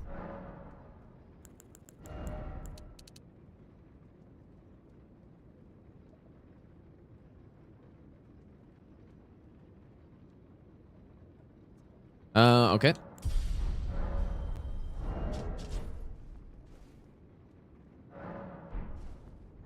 Isn't Twitch the same? Not really. I mean, Twitch, first of all, you do make money, but I'm not a big defender of Twitch or anything, but no, I mean, you make an amount that is usually proportional to how much viewership you draw in, so it, you know, like that's just how it works, right?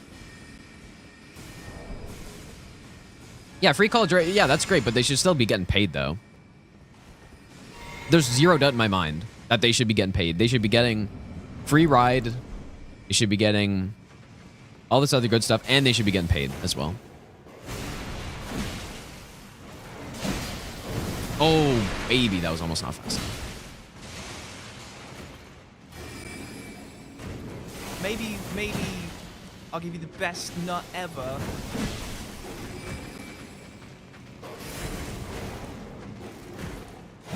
Oh, that was almost not fast enough, dude. Jesus. Good fight, though. Marble Sack, thanks for the 2-month Prime sub, dude.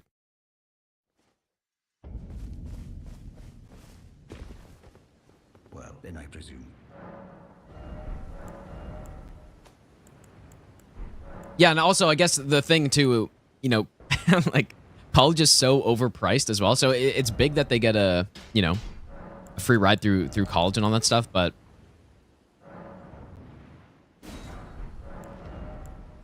you know, college shouldn't even cost that much to begin with, as much as it does in the US. It's just absurd. Even here, it costs way too much, I think, as well, but for what you're, you know, actually getting out of it. But man, I don't know. But it's good. Like, I don't know for sure. Some people are saying they're getting paid. They should be getting paid 100%. I think. But maybe I'm just stupid and I don't know all the details of it, which is obvious. Like, I don't know the details, right? So maybe there's some other stuff why they wouldn't get paid that I don't know about. But just, I think they should.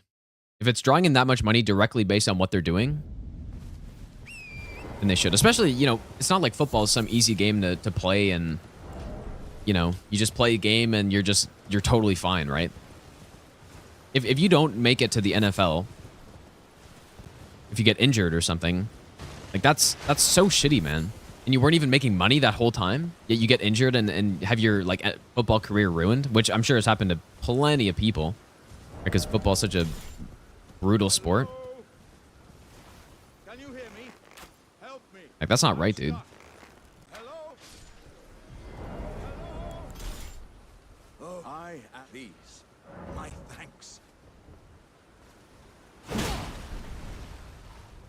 Ah, oh, that's well,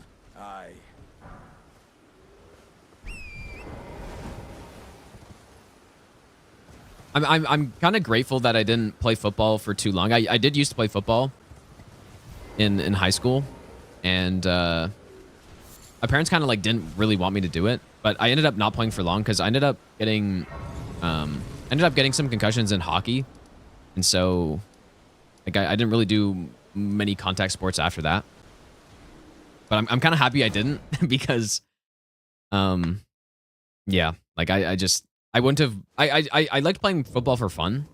You know, we'd play it all the time during like lunchtime and all that stuff, and it was really fun to play. But getting hurt, like I never had any plans to try to be good at it or anything, right? So.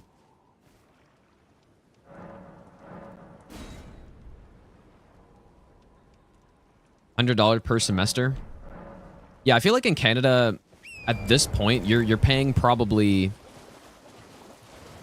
Obviously, it depends on where you go, but if you don't have any sort of scholarship, I don't know. So I'm sure there's some people that are in Canadian university right now that could tell me how much it costs, but I want to say it's probably what, like $1,500 a class at least. At least.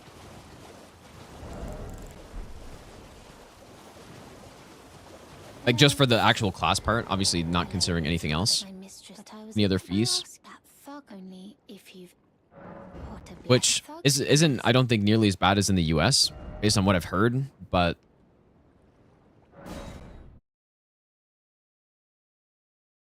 I mean, that's still a significant amount, dude, especially for a student who it's not so easy to make money at this point, so.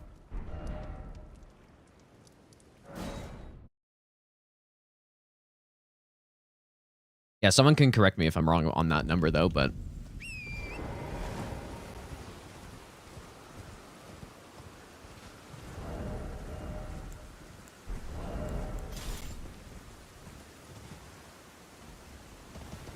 But yeah, the US just sounds like it's even worse, you know. Paying, yeah, I don't know, like $30K US. I don't know for sure the numbers, but I just know it's outrageous. That's all I know. In the US, paying 17K per year. Yeah, like that's that's what I mean. That's insane, dude. It's just ridiculous. And so yeah, no wonder why so many people go into debt, because they're trying to go to university, because that's, you know, that's what people seem to do. They want to have a career in, you know, whatever. And then they take on a bunch of debt, and then not a good system, man. It's really not. If you're paying 17K USD, presumably, like 1,500, I'm talking in Canadian dollars, which would be like 1,000 US, basically. But yeah, you're paying 17K USD for classes, only for a couple classes, and you're not even, that's not even counting any like living expenses for living away, because you don't, and all this other stuff. It's just, that's insane.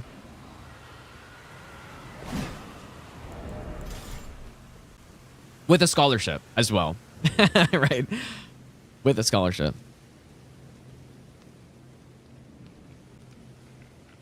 Holy dude. 600 euro per year. Yeah, that's what it should be.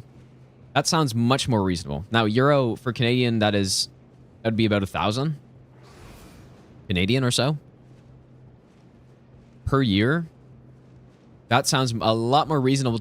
A lot more reasonable to me, dude.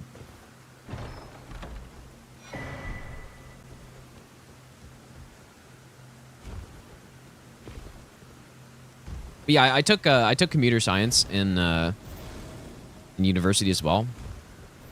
But yeah, in Canada, like it's not nearly as expensive as the US, it seems.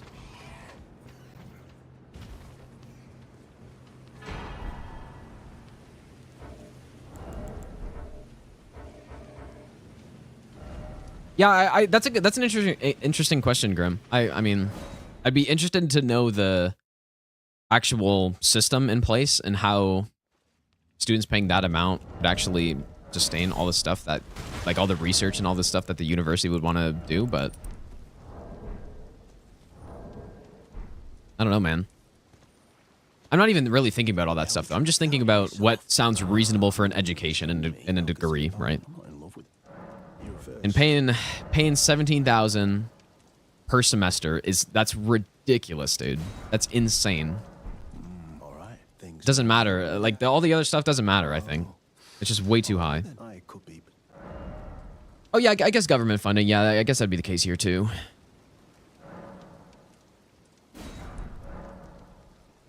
It's kind of a whole other subject, I guess, too, right? Even though it's completely connected. Doesn't make sense.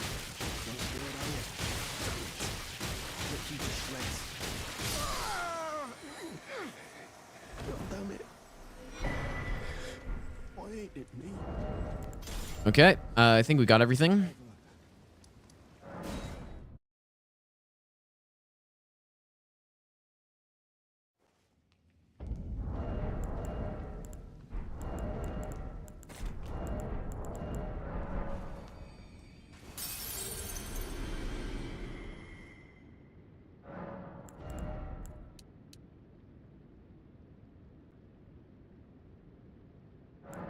I guess 40 is what we got to last time.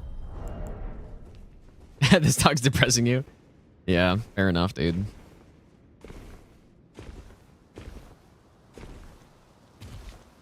But yeah, I guess that does make sense, right? Like, obviously it makes sense. Just how other places work in the US, you know, you're probably overall paying less taxes, but then, yeah, just paying more for education. But I don't know, I think around here, you know, it's still pretty expensive, even though the taxes are obviously higher than most places in the US. But, you know, one thing that was interesting to me was how most people, you know, they kind of just, I don't know if it's just how it is nowadays, or maybe it's just where I'm from and all this stuff, but most people just, they didn't really see any other path forward other than going to a university, right? They wouldn't consider any sort of like trade skill, which like all the people I know that you know, maybe went to college for a year to learn a trade and, you know, carpentry or something like that, they're so much better off, like in the, you know, at least for the shorter term, where they don't go into crazy debt, they learn a skill, and then they make good money right away, dude. And I strongly considered that. But the reason I didn't, like, I love woodworking, and I took every year, basically, I took woodworking classes. And that was, I strongly considered going into some related field, but the reason I didn't is because I knew programming. I liked programming as well. And I was like, oh, programming is a really, like, it's a high demand market. So, you know, even if I do, like, I also had a pretty good, like, I did get, like, scholarship going through university as well, which helped out as well. So that also did influence my decision. But yeah, I strongly considered it, but I'm just, it's surprising that it seems like, at least around here, that it's not really even a consideration for a lot of people, dude. Like, you have to go to, you know, high school. You gotta get your, whatever you get from high school, your diploma or something. And then you have to go to university after. That's what it seemed like around here. But I kind of just tried to ignore that and just try to make a decision that made sense to me.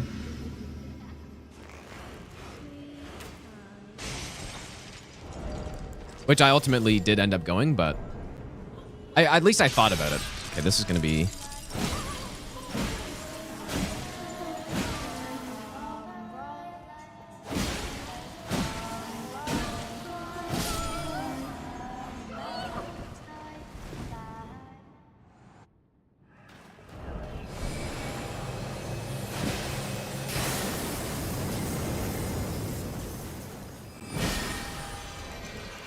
Oh.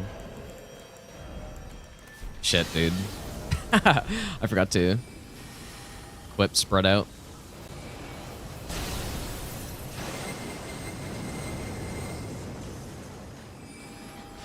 We got to get back in range somehow.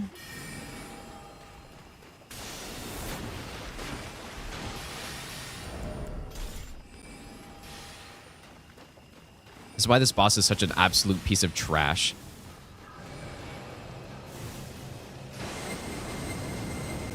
It's hard to get back in range.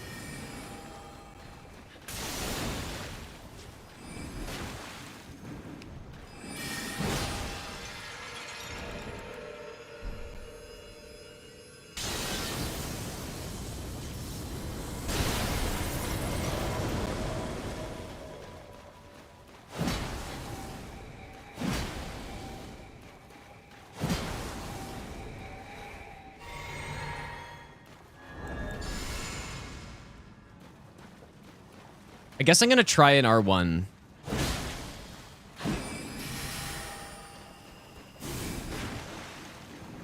Come, O sworn giant. I don't know if it's safe, dude. I should probably have tested that. If an R1 is safe following that charge R2. I really don't know.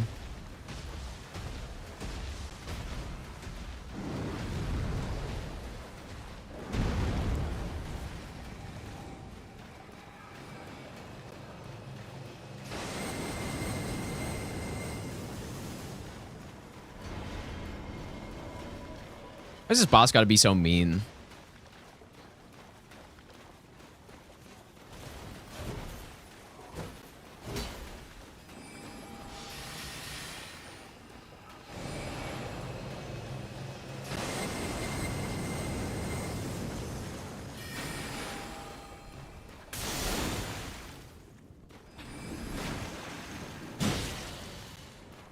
Okay, good RNG here.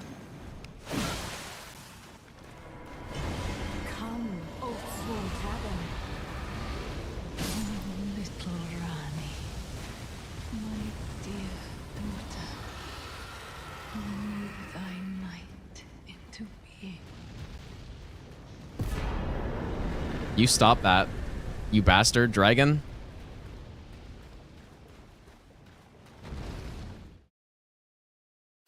Okay, well, basically, that's how Renala goes. When you don't have enough damage to script her. My sweetings, come out from whence ye We actually got some good, that's actually good RNG there in phase 2. She actually didn't do a bunch of summoning so I could get some hits in. Usually she's just constantly summoning, so I gotta just wait for the wolves.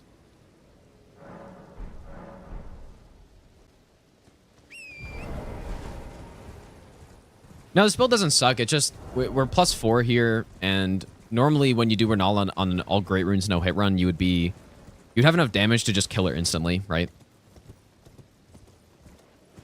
And you also want enough damage to kill Red Wolf instantly because he's such a scary boss, but that's not what Asmongold did. So that's not what we do. But no, this is definitely more in line with a normal playthrough, right? Most people don't go to Renala with a +10 maxed out weapon.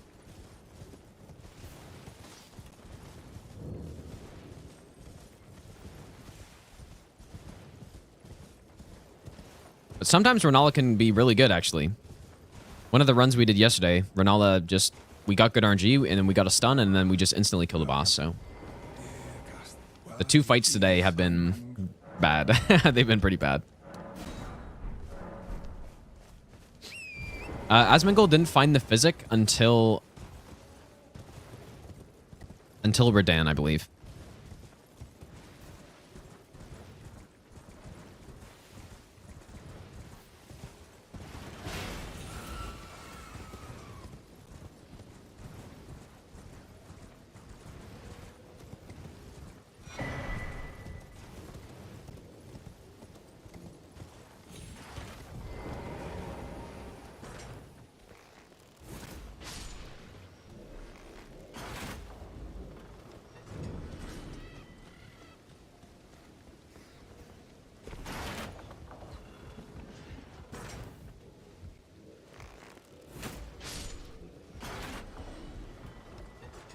Yeah, Renala's arena is pretty cool.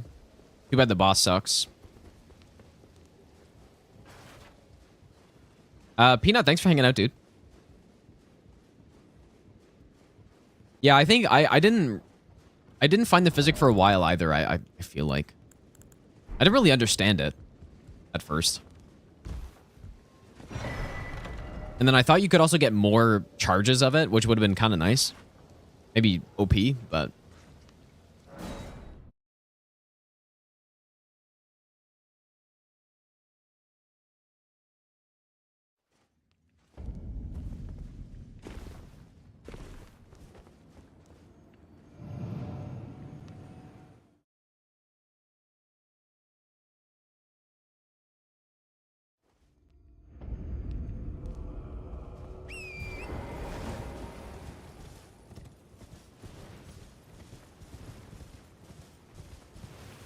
the torch is, this is the beast torch, so it makes all the creatures not aggro to you.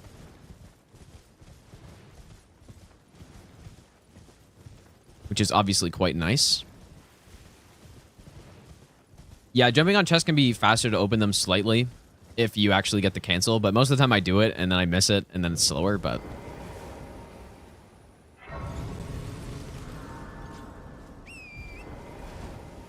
I think yeah, that would have been cool, Willem. I think if you upgraded your physic flask and got more slots, I think that'd be sweet.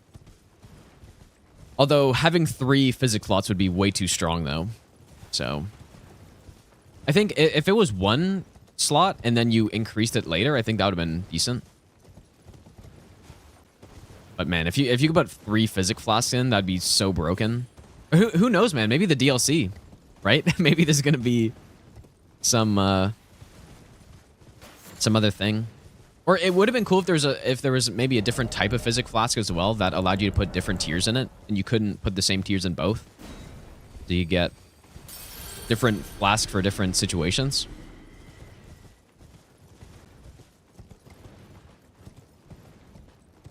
I think that would work out. I think that'd be more balanced than, well, maybe not. I don't know.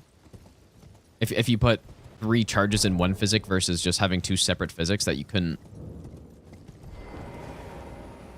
I'm not sure.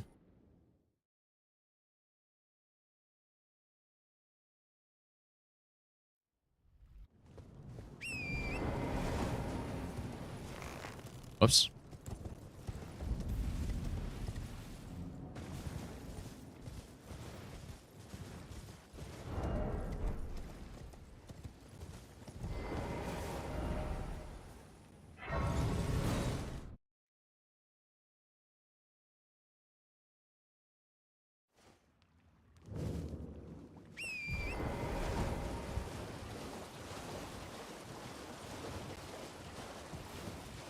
A long buff and a short buff flask. That could have worked. Sort of like the resins, right? You have the drawstring resins versus the normal ones.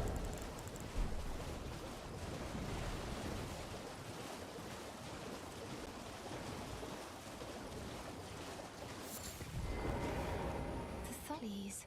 Thank you. Did I Yeah, forget arcane I tier. see you are very distant. True, dude. Please. Surely DLC. Great.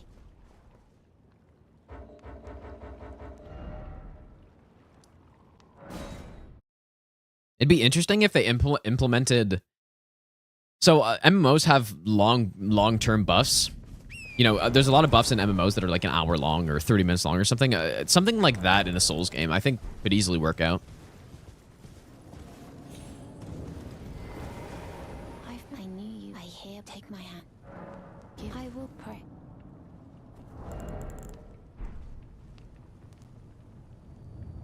I think you could have those in these games. I guess the problem is, though, usually your character buffs are reset every load screen. So they would have to change that.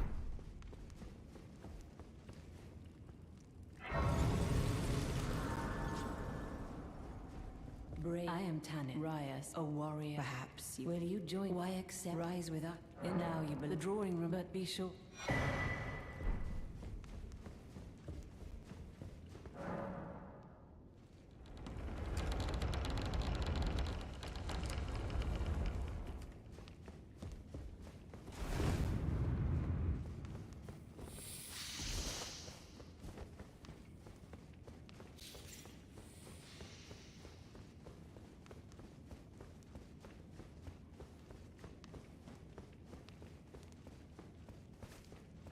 We're going to take a quick break here, you guys. Before we go to Noble.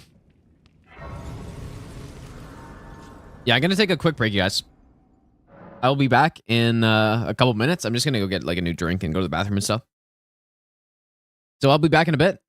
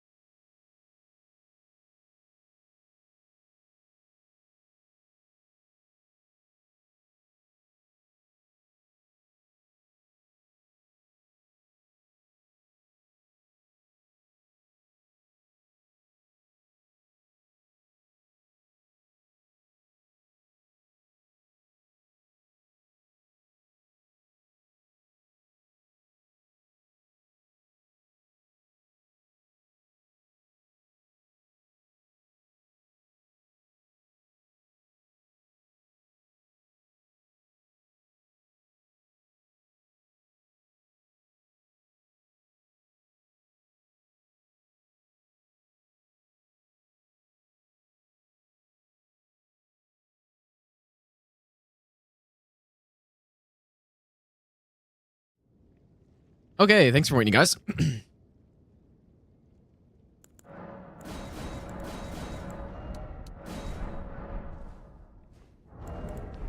Almost back to where we were earlier.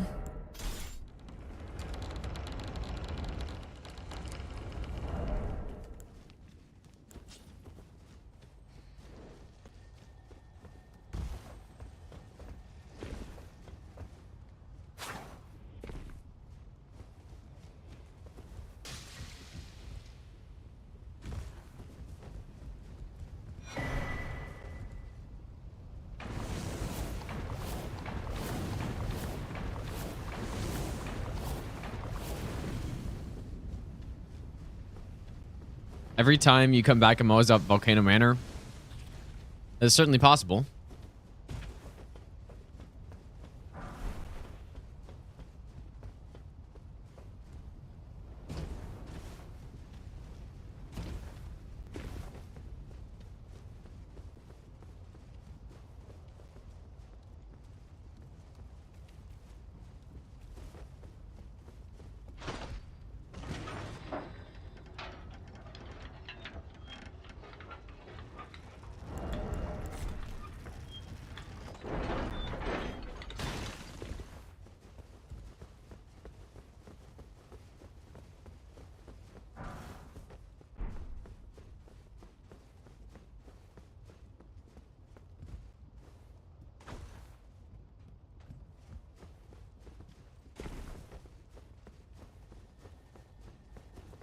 I've been thinking about using sleep pots on these fights, dude.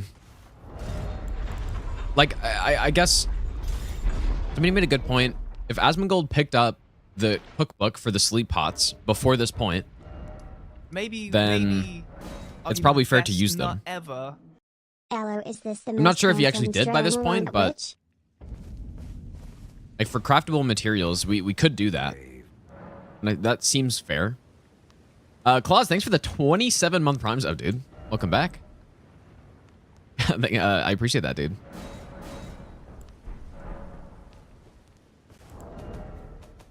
All right, we're +6. We're ready to go, I think.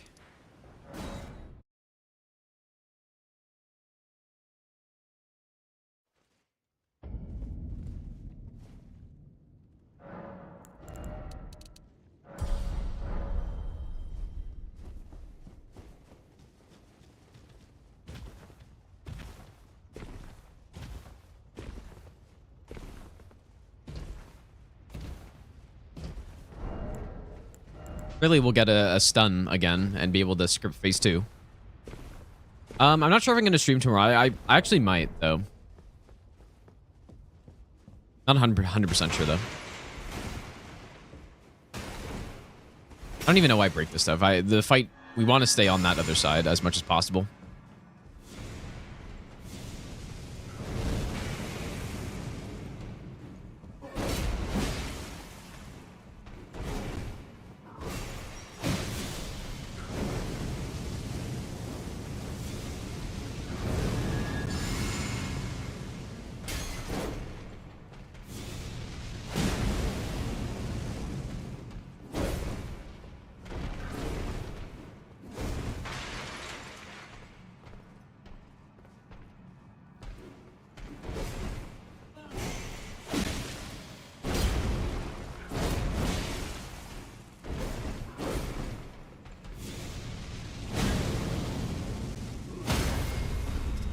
We didn't get the stun in time.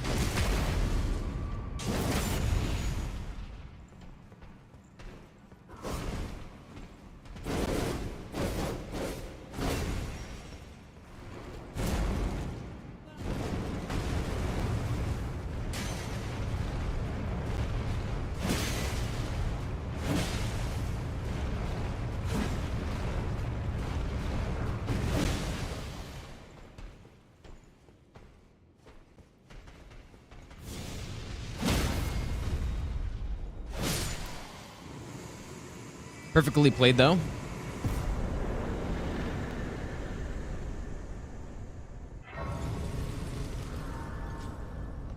Yeah, dealing with the role in that position, or dealing with the role in that case is just, it's always just about the positioning. We always want to be on this side, kind of in that general area, so that we can get nobles stuck. We don't have to, but it makes it easier.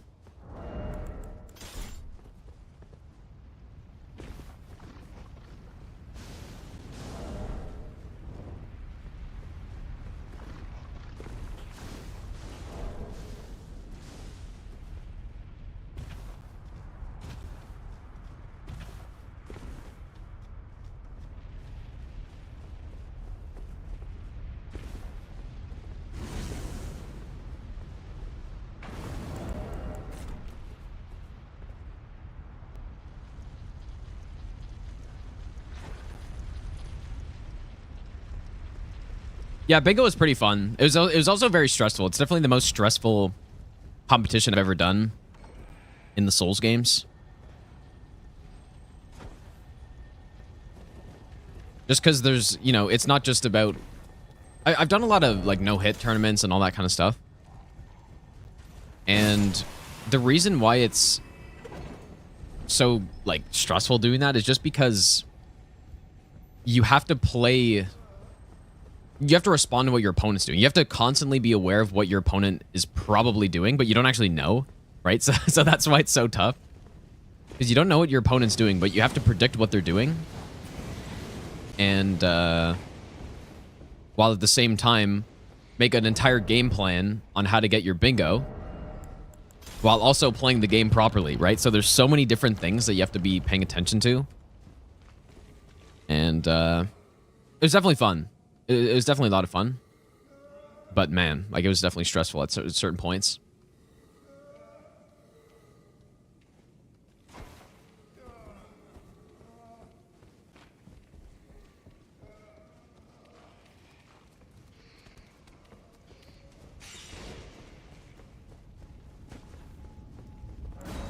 Luckily, I do enjoy playing under those conditions, though. I think it's really fun. It might not be for everybody, but... And it was really fun trying to figure out what what my opponent was probably doing. And usually I was right. I was usually right because I could kind of tell based on, based on what squares they have in the game, but then also just kind of predicting what they would want to be doing at that point in time.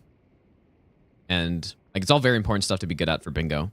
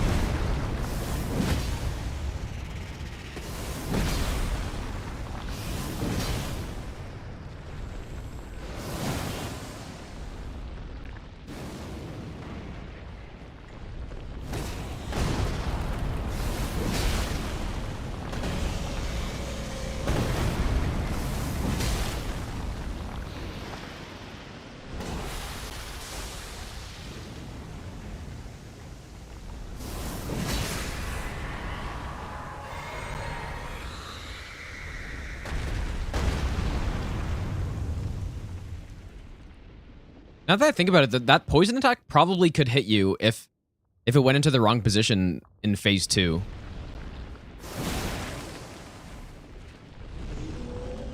Never really thought about that, but that almost for sure could happen.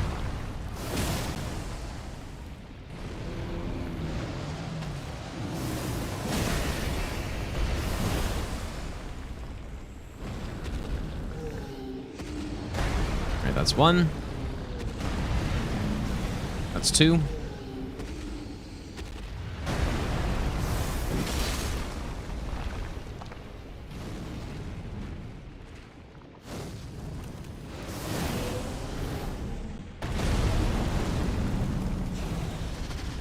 That's 3. We get 1 follow-up.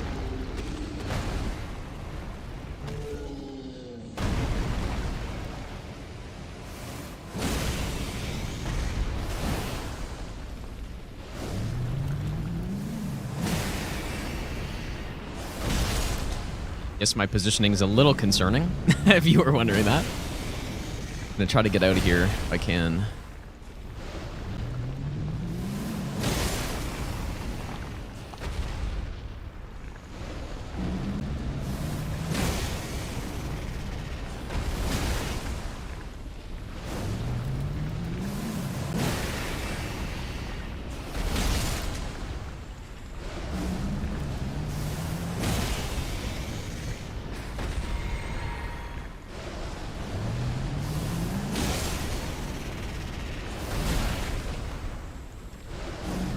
There we go, we made it out.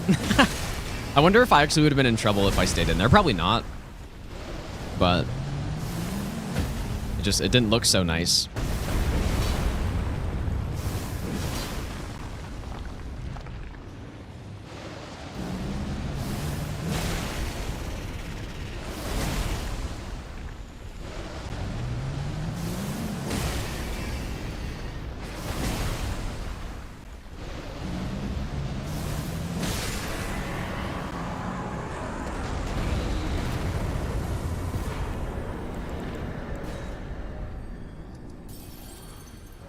All right, back to the temple.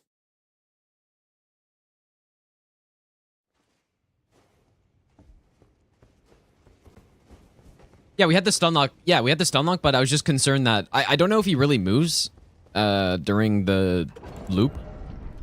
So if he inched forward, then I would have ran out of space, right? And then I would have got hit by the lava. So let's go Mad King. I'm not sure actually. I'm not sure if he moves during that.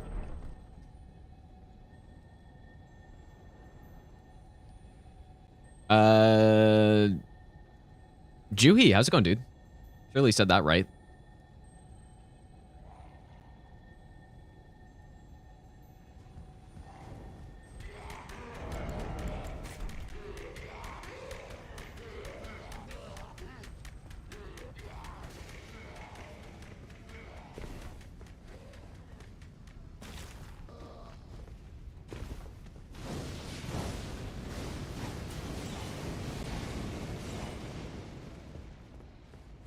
Yeah, this run, we're using Asmongold's build when he did his first playthrough. And we're now hitting the game with it. This is the idea.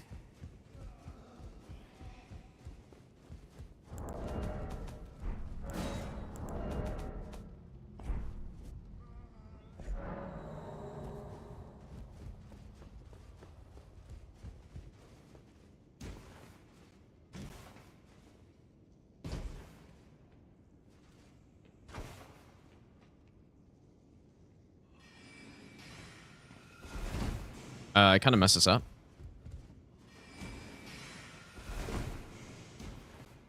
I actually just forgot that. I had to puckery that guy.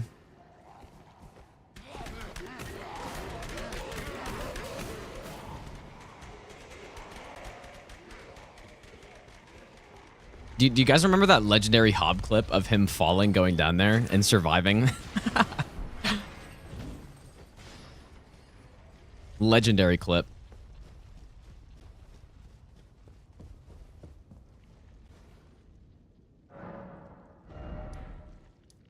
All right, let's get +7.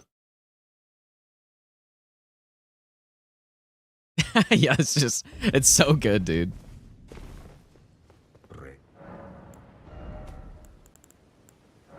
We gotta watch it, dude.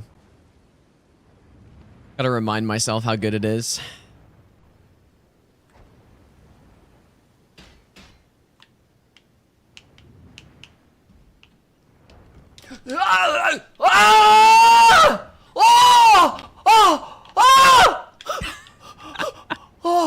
No! Oh, shit! Oh my god, it's so good, dude. It's the absolute roller coaster of emotions, man.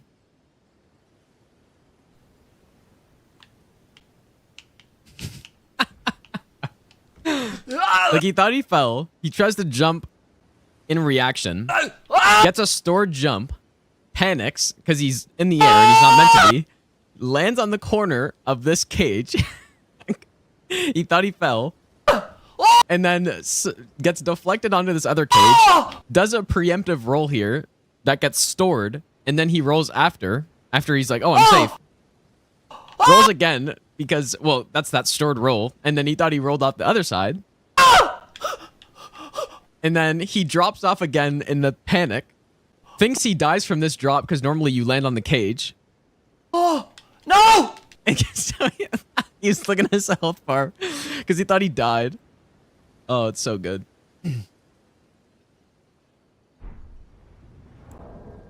Anyways. Let's go get Assassin's Gambit. Yeah, it's a legendary, dude. The amount of, like, the absolute roller coaster that he went through.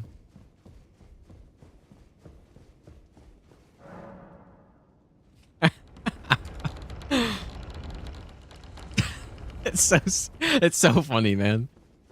So I harbor even he was. But any road that we may, we hunt and with every.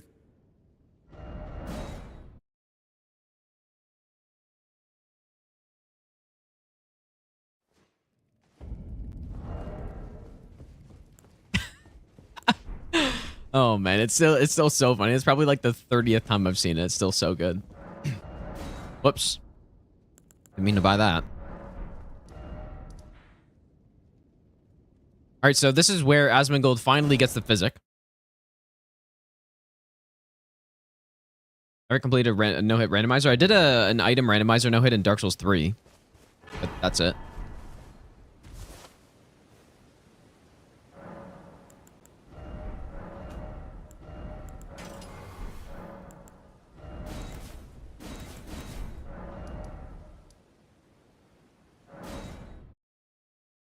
All right, ready to go to the boss?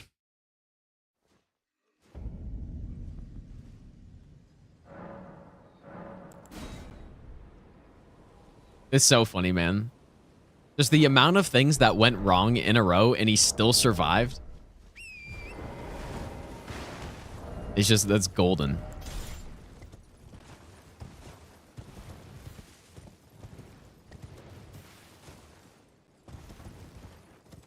I'm not sure who's next. I mean, people have been saying Germa build and Moist Criticals build and all this stuff, so I don't know.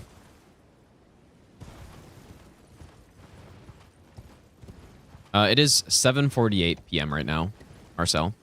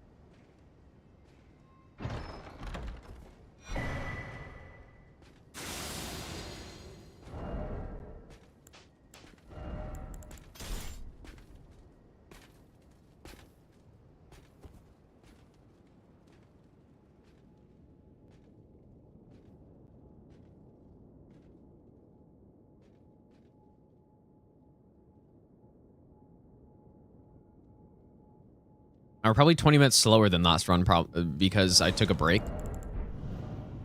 If anything. The build's really good, actually. Milking. Good build.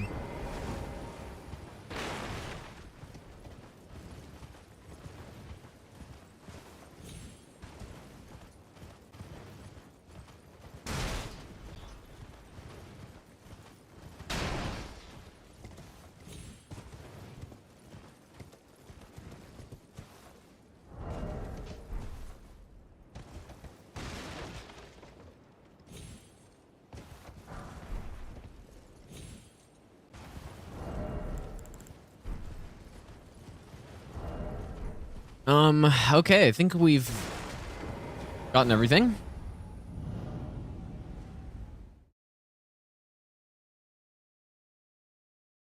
I'm probably the dumbest run I've ever done is I did like a mosquito only run for some reason a while ago. That's probably the dumbest run I've ever done.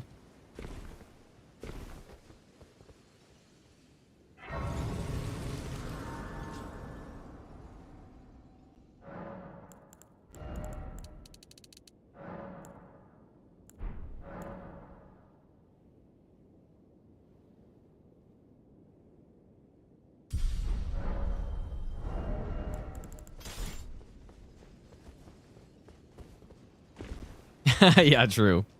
Yep. Florida Simulator. Champions! Welcome!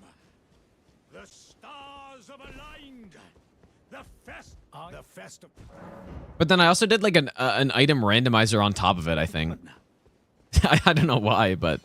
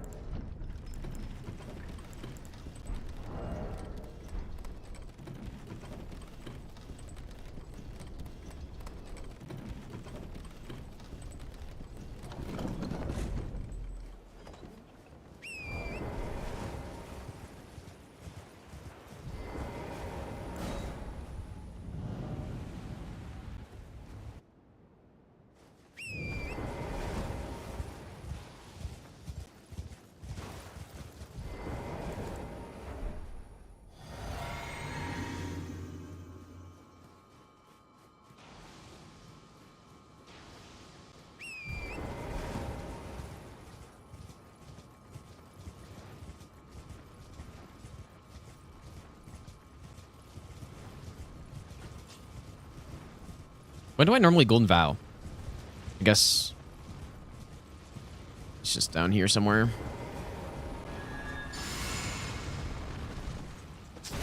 Probably a bit too slow to get in.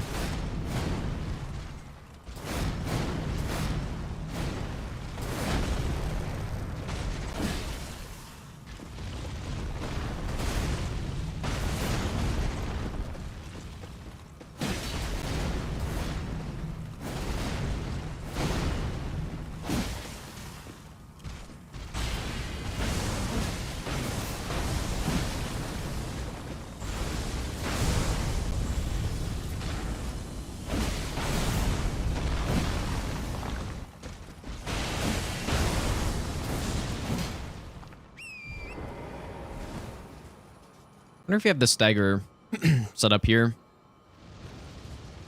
Or if I attacked him too early.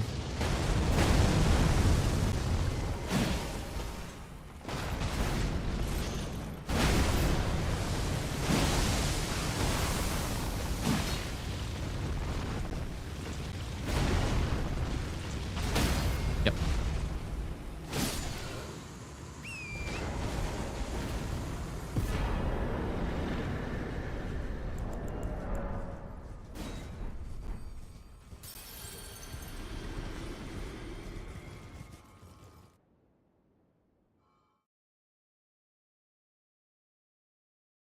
All right, so we go up to +9. We got our talisman slot. All that good stuff. You can still, yeah, you can still choose Verdan off the ledge.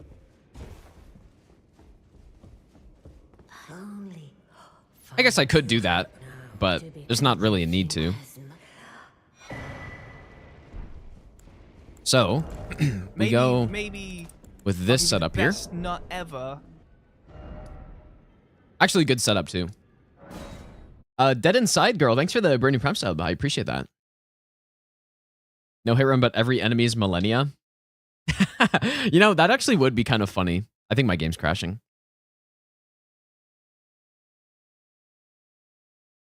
I don't think I've seen that, Tony. Like the thing with every, you know, with enemy only runs is that they're not as fun as you think. I did a fire giant only run actually at one point, and that was brutal. That was so bad, but I don't know. Millenia only, no hit. Probably wouldn't be that fun. Got Alt F4 out here. Game's crashing. Oh, that's not what I want.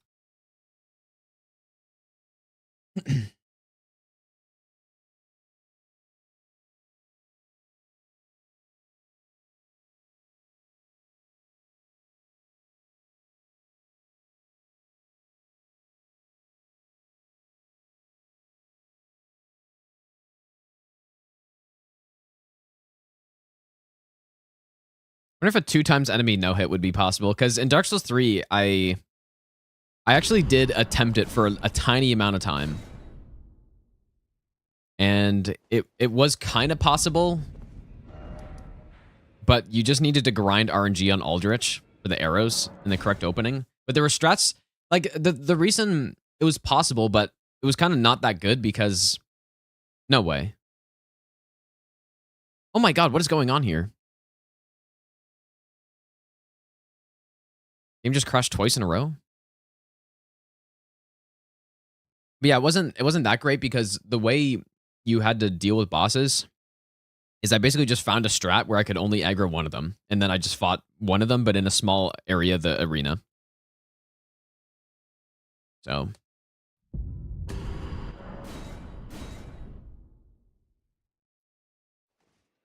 surely I can fast travel to Dragon Barrow, dude.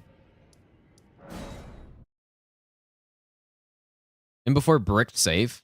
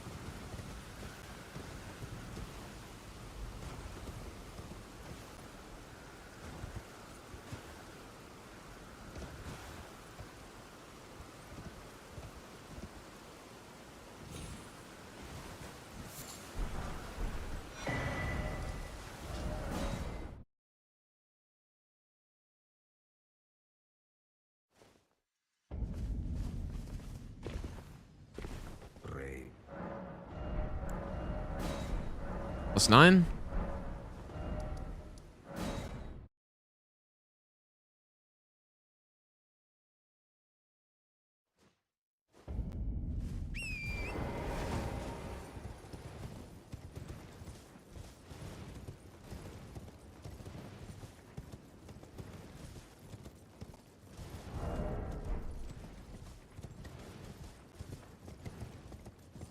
I'm not sure if my streaming schedule is going to stay like this for that long.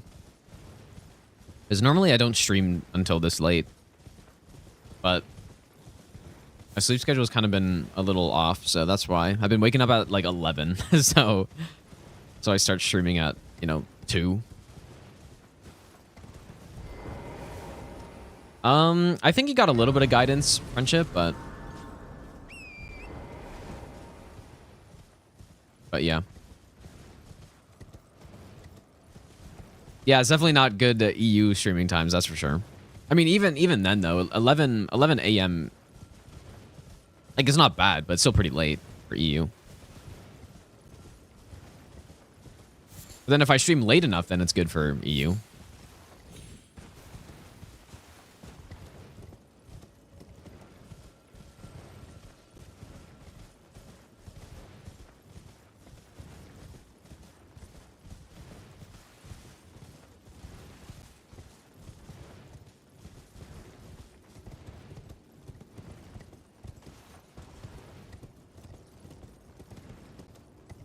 Any audience from Asia?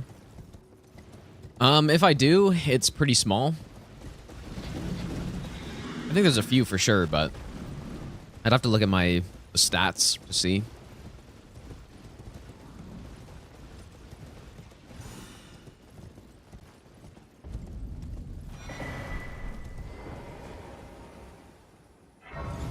My favorite food? I have no idea.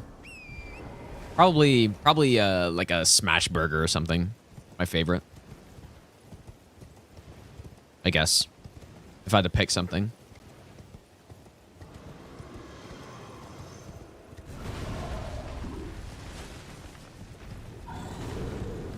Six-day streak? Oh, of streaming, you're saying?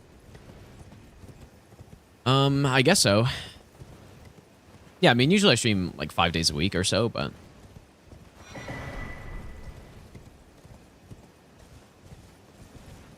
Sometimes more, sometimes less.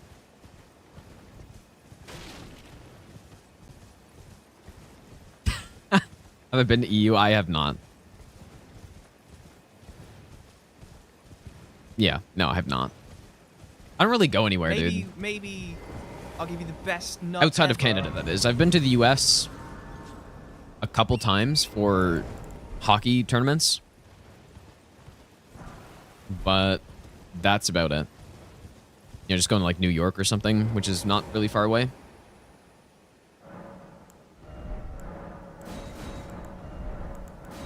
I've been to California once as well when I was younger. But that's it. Theme, thanks for the brand new sub. I appreciate that.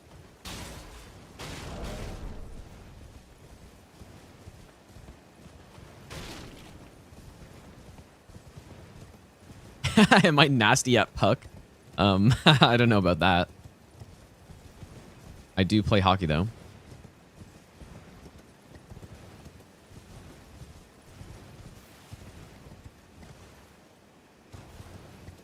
No, I don't want to go anywhere, dude. I'm not the traveling type, I guess. I'm just perfectly fine staying here. Like, I don't want to go anywhere, dude. I'm perfectly fine.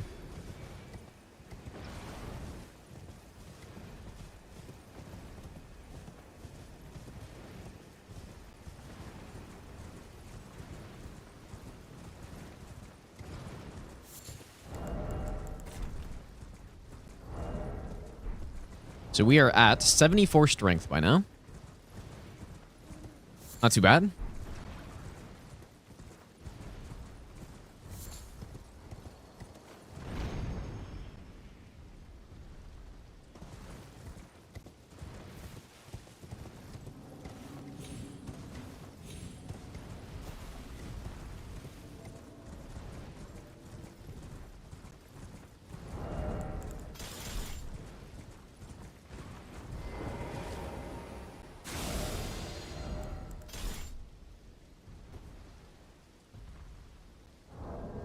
Cosmetic physic flask.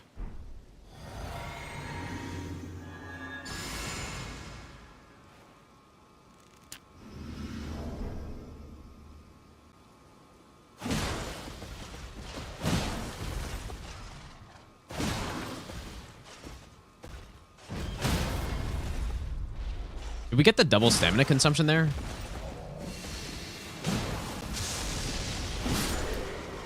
Maybe not.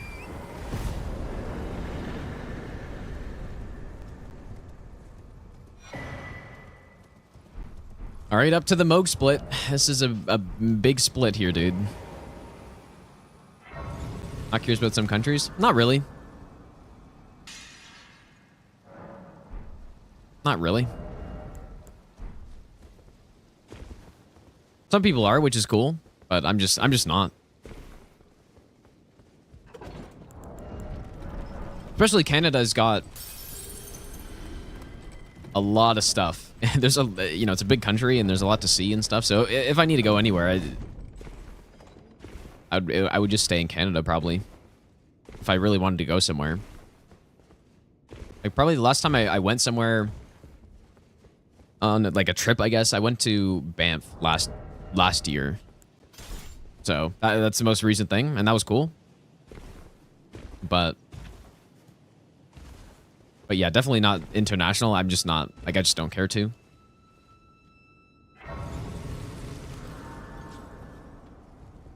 I don't think so, Honeg. I don't even know who that is, but clearly not an insult.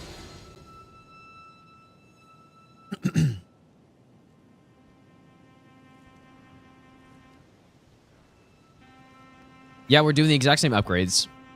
Ace, exact same. That's why we fought Radan with a +7 when we could have easily just gotten a +9. Right? The 8 and 9 is right in Dragon Barrow. But he didn't do that, so I don't do that.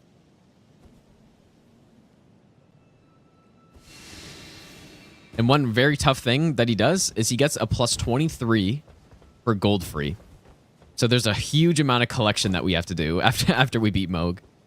Because he starts using the Gargoyle Halberd. And he gets it immediately to +23. So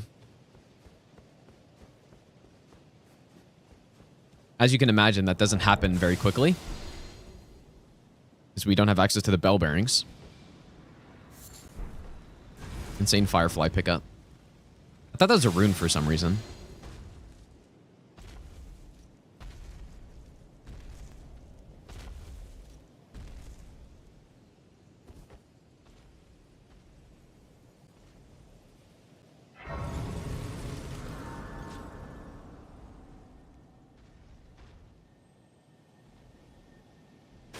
Okay, so we are here for the Omen Smirk Mask. You know, it probably wouldn't be a bad idea to fight the Gargoyle right now. But who's less scary, the Gargoyle or Moog? Probably Moog is scarier, so I would say.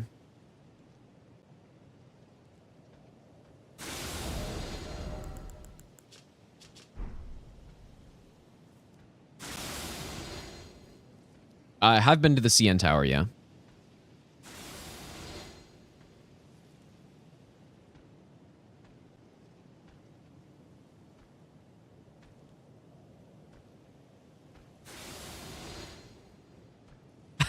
A build. Wait, what is it? Asmongold build? A build with no intelligence? Question mark.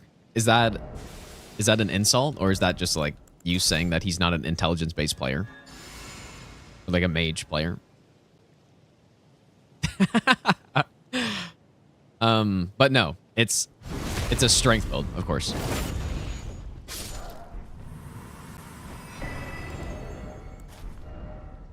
Okay, so we got the Omen Smirk. Let's start the Vari quest line. I've not met Asmongold. I've not talked to him. I don't know him, really. But all I know is that he likes Elden Ring, played the game, and it's fun to do a no-hit run based on his build.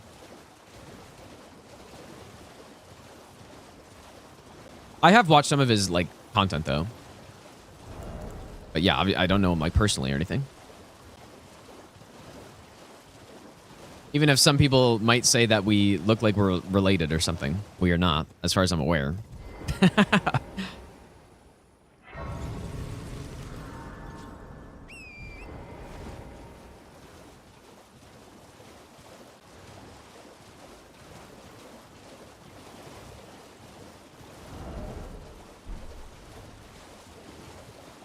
Yeah, both bald, dude.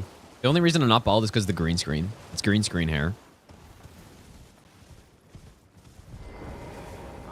That's funny that you think it's just his room that's a mess. I saw that video of a house tour. It was something.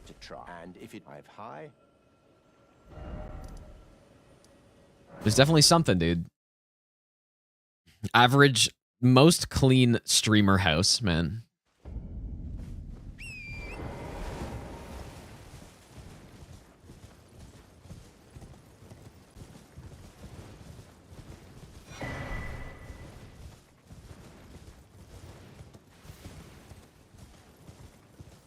Yeah, I did all boss no hit a while ago. Like that was over a year ago. But also, to be fair, it's not like that run was. It was more of a routing challenge, more so than actually a hard run to complete.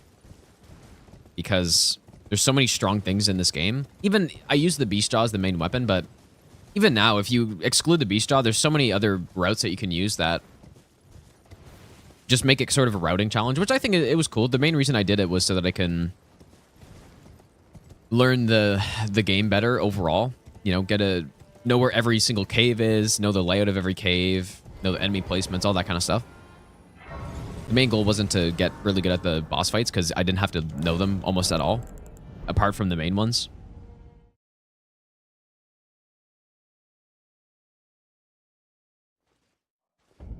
But yeah, for sure. I mean, I would... We've been talking about the master run all bosses. That is something that I would like to do at some point, which would be... obviously, I can't not learn a boss on that run for the most part. There will be some cheese. For sure. But yeah, I won't be able to just blast bosses from range on that and one-shot them all and stuff. So I'm excited to start routing for that. I've already been thinking about a lot of strats that could be possible to make some of the problem bosses not problems anymore. But yeah, that's going to be, I mean, if I actually start routing and completing that run, that's going to take months, 100%. It's going to take such a long time.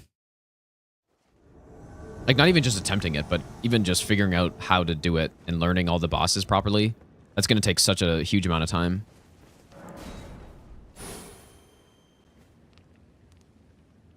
But I'm looking forward to it, dude. I haven't done a run. I've never done a no-hit run that is even remotely close to... Whoa. I've never done another no-hit run like that. Or I've never done any challenge that would be on the same level as that run. Not even close. Nothing even remotely close.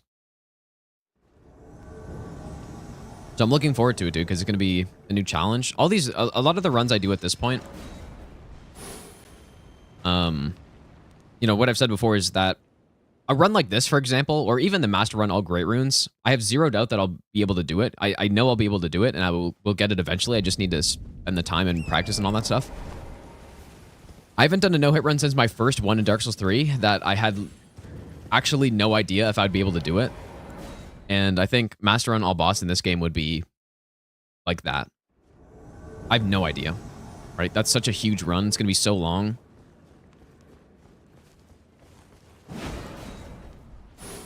You have to be so unbelievably consistent at every boss fight.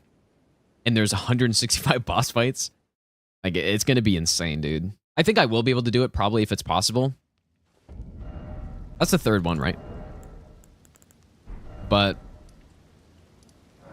that's no joke, man. That is no joke. The closest, the second hardest one I've ever done for sure is the Master Run in DS3. All bosses, which... Very similar restrictions, but there's only 25 bosses in DS3 compared to 165 in this game. And that run, I think, was about 6 hours. But yeah, like fighting Nameless King as the final boss 6 hours in, and having you know, an 8 to 10 minute Nameless King fight, which is long for a no-hit run, or however long it was. That is not even close to doing the same thing, but 25 hours in, right? It's gonna be insane. So hopefully we get to a point where we can do that, and then yeah, that'll be something, dude.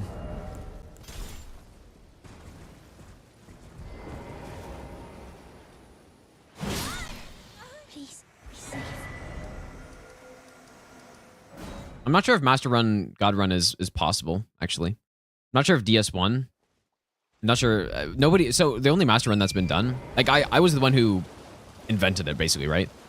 I named it because I was just the name saying ESA1 plus 0, NG plus 7, fresh start.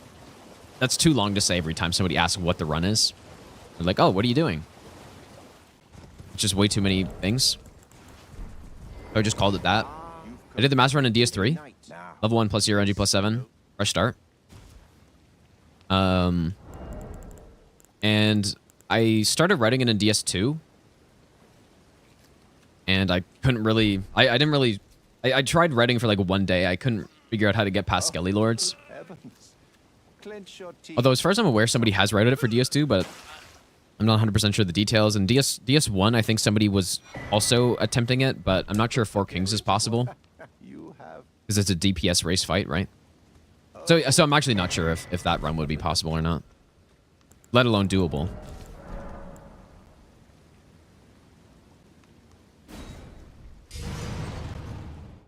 Devils might put up 10 on Buffalo. Oh, really? What's going on there? I guess, didn't Devils get absolutely destroyed by who? Detroit, maybe? Or didn't they lose 4-0 last game? So they're coming back. They're all, you know, trying to redeem themselves, I guess.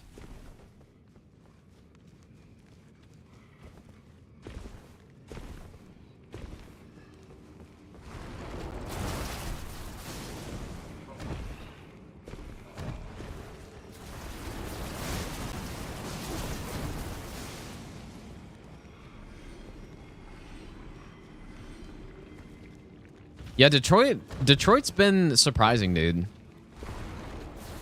Although, to be fair, you know, the Devils this year have not been very good. So, yeah, taking out Boston, it's not bad. I really think Boston's going to start dropping off. I have almost no doubt.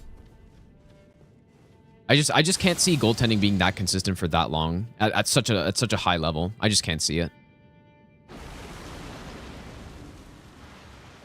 So I think they're going to start losing some games for sure. I don't think they're going to have as good of a season as last year.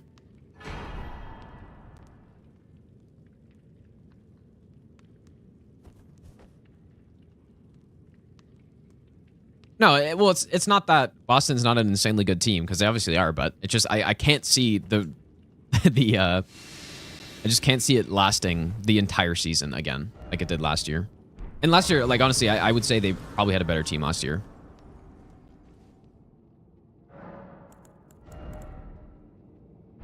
All right, let's go get this item.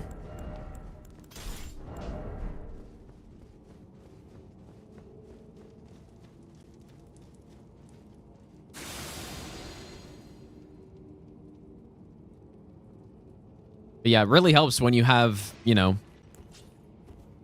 when you have somebody, or actually multiple people who are insanely good at the most important position in hockey, which is goalies. I say, as apparently Rangers scored 7 against Allmark today, but... All right, plus 10. And now we're going to upgrade.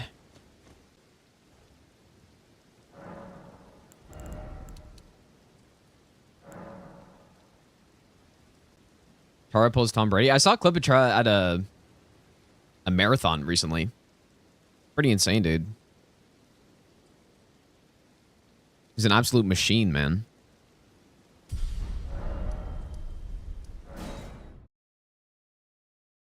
Turkey Belly. Yeah, true, dude. Probably. Dovahkiin would be able to beat Elden Ring? Probably very easily. I mean, look, what, what do you think the Tarnished has that's special? Literally nothing. There's nothing really special about this guy. At least I don't think. Maybe I'm wrong. But yes, I think Dragonborn could probably destroy Elden Ring. Well, yeah, Allmark's really good, but I mean, Swayman's also good though, right? Like, even if, sure, it's not going to be as, you're not going to have as much depth when Allmark, like, if he goes somewhere else, but still set up pretty well, I would say. Better than most teams.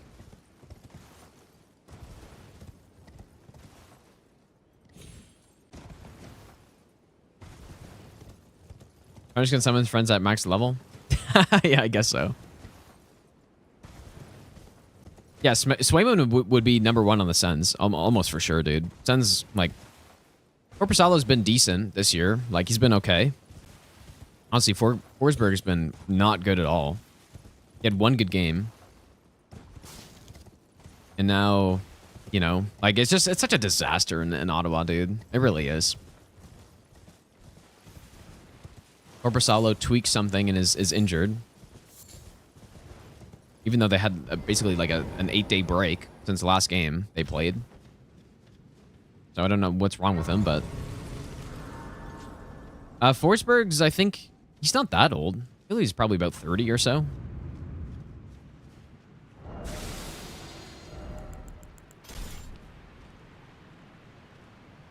Yeah, he's never, like, he's a decent goalie. He's not playing well this year, but He's always kind of been a decent backup goalie, I would say.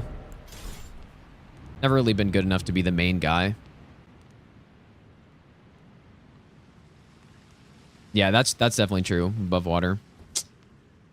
That is true.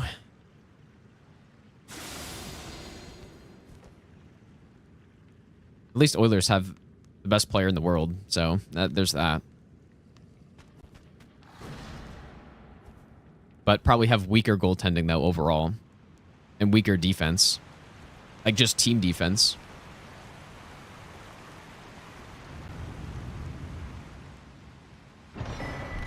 There we go.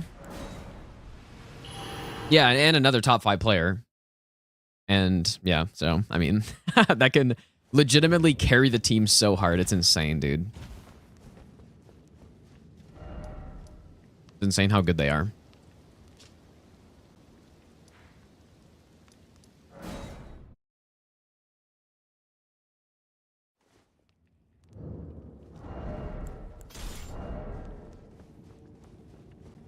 All right, here we go.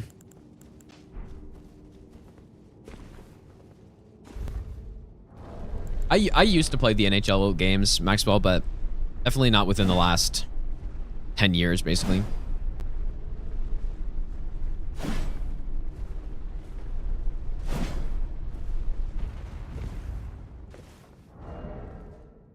All right, dude. Here we go.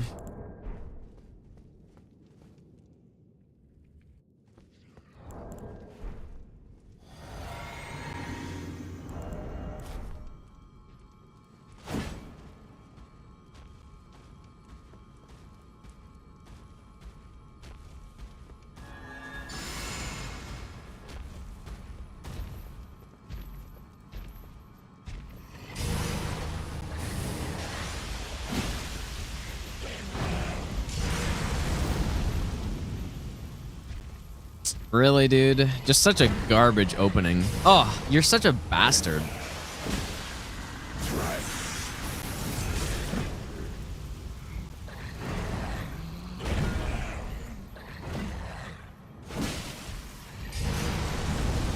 Actual worst possible opening.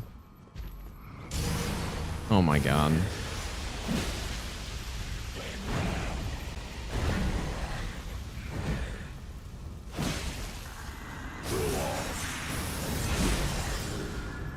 Come on, you can do a 4th rain. Why not, dude? What's stopping you? Oh, we did get a stun, though. Alright, here we go. Missed a headshot.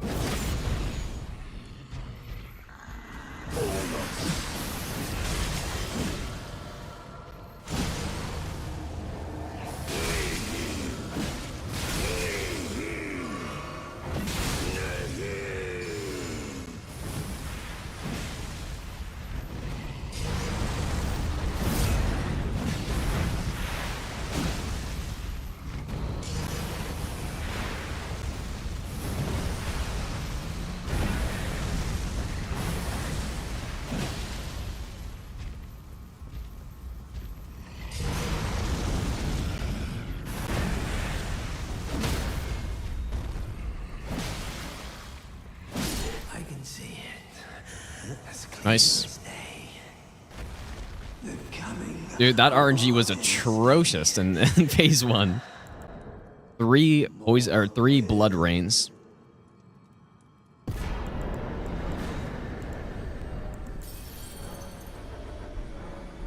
Alright, surely new distance PB here. Just got to get past that gargoyle.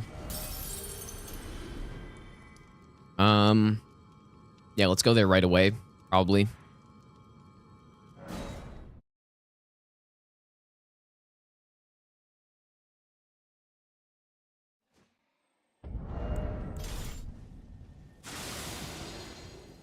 That's a perfect example of a fight right there where Karen Retaliation does so much work, right? Because not only are you able to just totally negate the attack, which is huge for positioning, but you also get 3 Glint Blades, which upkeep your poise damage and prevent his poise from resetting, right? So it's so gigantic if you use Karen Retaliation on that fight.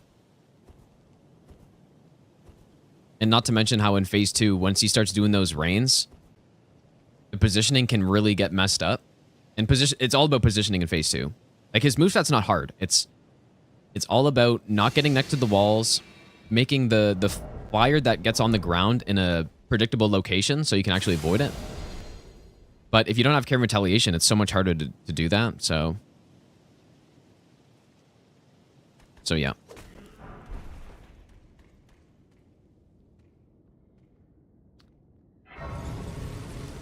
No, Asmon didn't use the shackle, but also the shackle doesn't. It can't. The shackle does not cancel him out of his hyper armor attacks, which is when he counts down and does the nihil attack. It doesn't interrupt it. So, for whatever reason, you know, you would think it would, but it just doesn't. I will get a few levels here. I want to save a bit so I can upgrade, but I'm sure 250k is more than enough.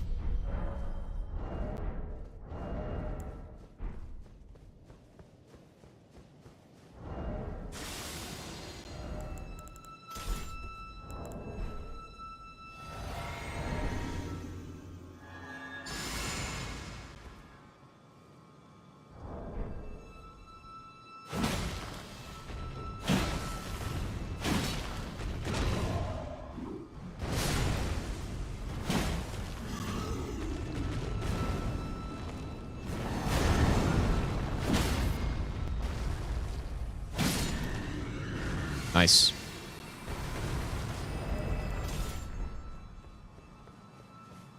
Good RNG there. While we're here, we might as well get this smithing 6. Okay, so we got the halberd. Maybe I'll give you the best nut ever. Yeah, the Okay, yeah, the halberd swing when it Sophia pushes your looks like character. Buff Yeah, Gino. classic, dude. Sam Jerk, thanks for the 31-month resub, dude. Looks like a buff. Your character in Starfield looks like a buff me. Dude, how do you know I'm not buff right now? Okay, first stop, I guess we'll go to Celia Tunnel.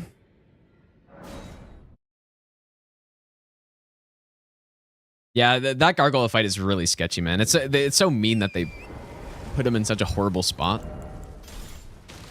Right, because one thing that can happen is if he clips one of the bubble blower guys and doesn't kill, it aggroes to me. And so all of a sudden you have bubbles flying at you and a gargoyle attacking you. And it's just not good. Not good news. As far as I'm aware, though, every attack he does one-shots except for the like wind gust one that he does in phase 2. He does one where he spins his halberd around and it has a wind hitbox on it. That one does not one-shot. So.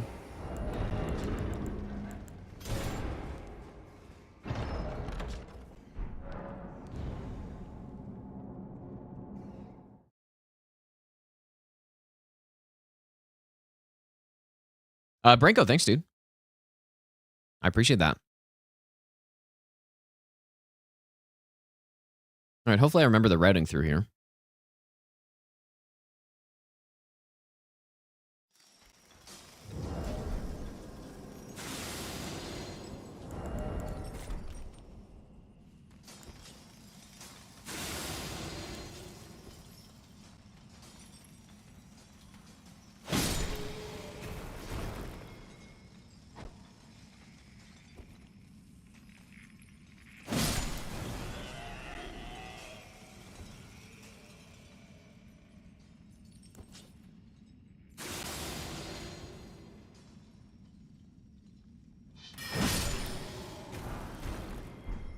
So yeah, so what we're doing right now is we have the mega collection split now. Because like I said, Asmongold got a plus 23 Gargoyle Halberd before fighting Goldfree. Which is obviously, like, that's crazy, right? But, well, it's at least, it's crazy for a no-hit run to do that. Because normally on no-hit, you just use the bell bearings to upgrade. It's a lot more efficient, but obviously the bell bearings are after Morgott, so, or at least the one from 12 to whatever it is. 12 to 18.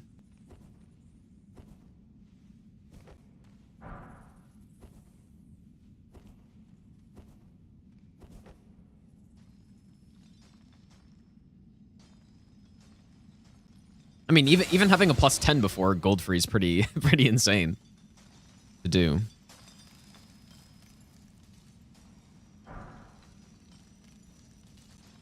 Okay, so let's drop down here.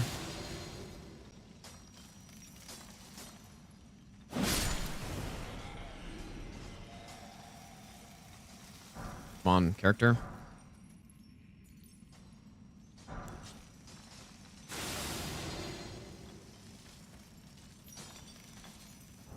Alright, so that should be 8 5s, which it is.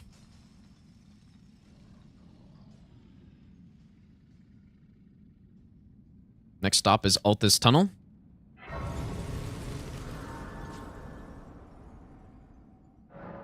I think Assassin's Gambit is like 40 seconds, right? I'm actually not 100% sure. I thought it was more than 30 though. I think Unseen Form is 30 seconds. And then this one's like 45 or something like that. The gods demand repentance. Yo, Movie Bad, thanks for the donation, dude. I appreciate that.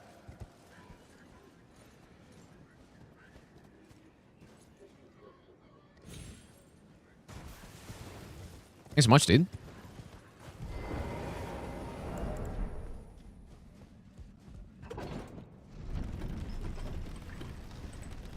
A legend. On behalf of Branko.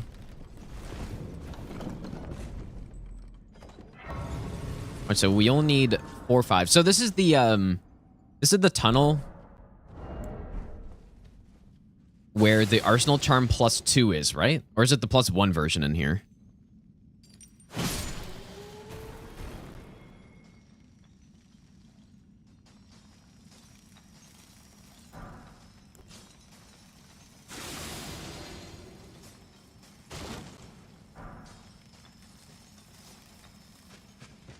Oh, fuck.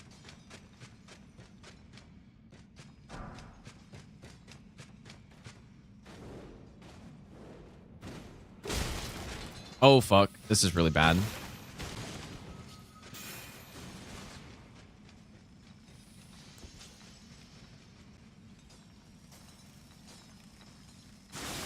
Oh, God. Hey, get the fuck out of here. Not sure how we aggroed there. And unfortunately, I wasn't able to get the last smithing stone I need.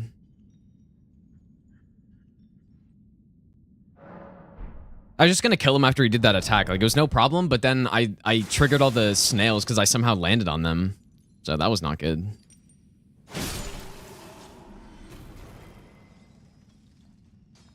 Nefeli gives plus 1. And then where do you get the normal one then from? Because I thought Nefeli gave you the normal one. Okay, maybe I normally sneak there was the issue.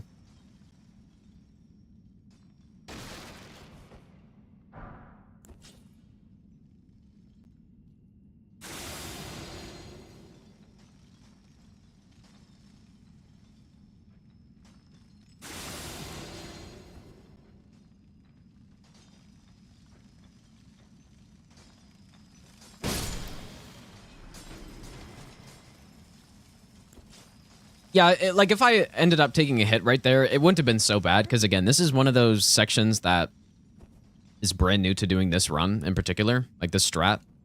So, you know, if I end up getting hit to something like that, it's really not a big deal compared to making a mistake that I should know better on or something. Because that's kind of all part of doing a new no-hit run, right? Is taking hits based on new things that you wouldn't be used to yet, or that you just haven't figured out. Okay, let's go to Volcano Manor. Let's go here.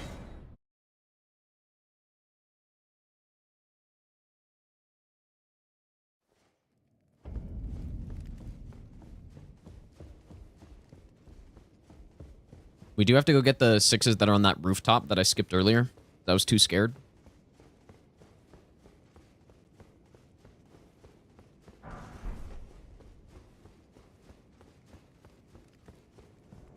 Actually, we already killed the gargoyle.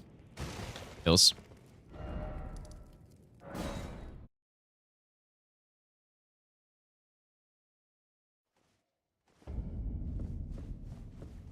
No, I never actually thought about it. I wonder if going from the temple would be better to go get that other stone.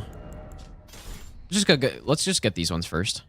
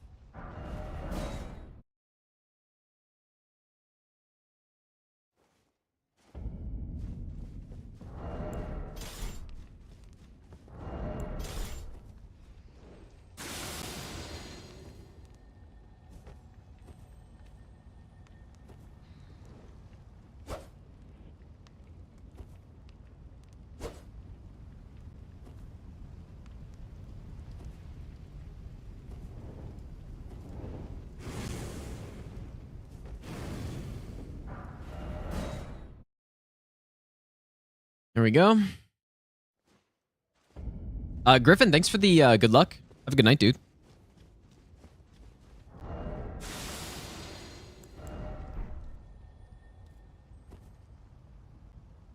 So this one that we're about to go pick up, usually, or what I was doing before was picking it up as we went through here to get to Noble, but I think it's probably just a bit safer to get it after, once we have Assassin's Gambit and all that stuff. And then also I can just fast travel out immediately after we pick it up, instead of having to like deal with some enemies on the way back to Noble.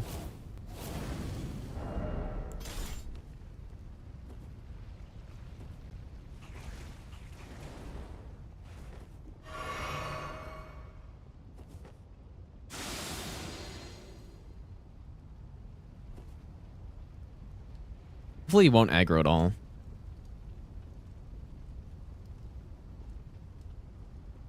Yeah. Yeah, this is definitely better.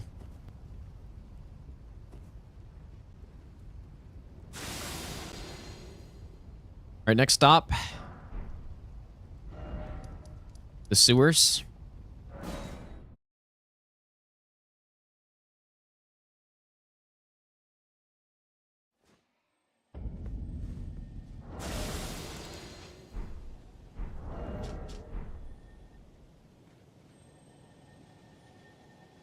Well, first person, like, it kind of wouldn't work out that well, I don't think. Because it'd be so much harder to see the attacks that bosses are doing and all that stuff. So I'm not sure how well this game in first person would work. I mean, you could get a mod and try it, right? There's a mod that exists that puts it in first person, and it kind of... It's not great, I think.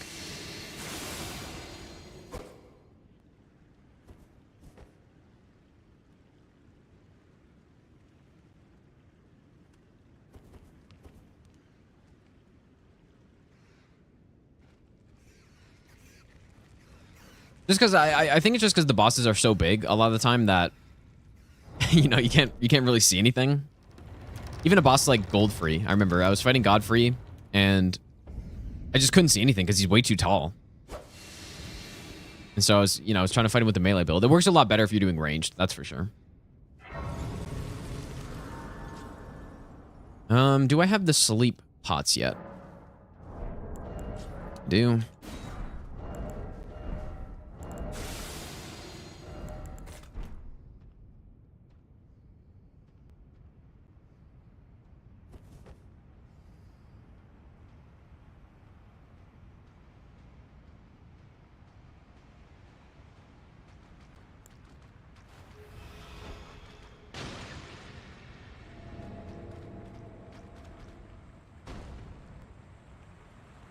No. No way. Okay, good. That'd been so stupid, dude.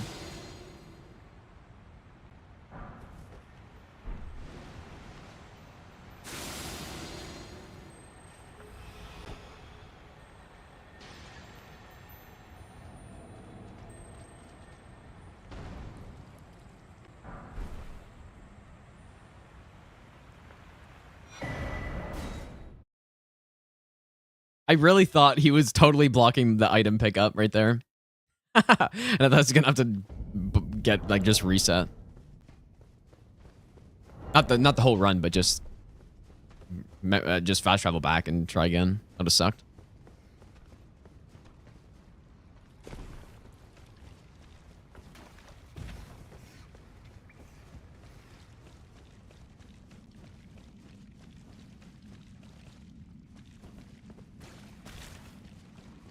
Yeah, that would have been pretty funny. Now, it was funny enough without actually having to have any consequences, so...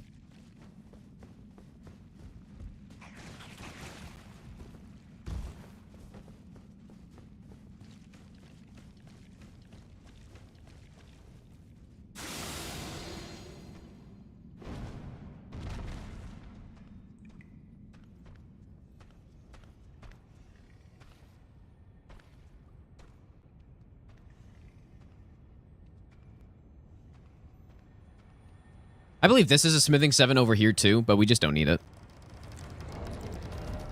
We get enough. Because there's a 4 pickup, I think, or something like that up here that we get.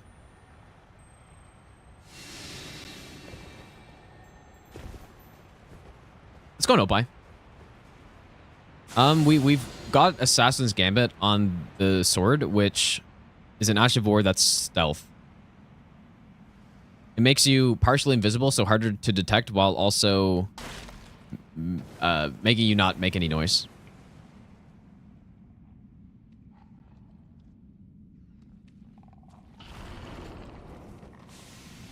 So it's pretty good. For no hit. Yeah, I don't know why that guy does a front flip off the ladder. It's kind of hilarious, though.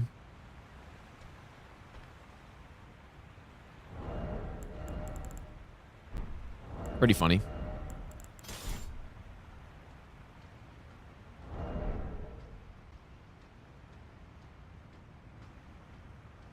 Maybe we'll get the shortcut. Just in case, I guess.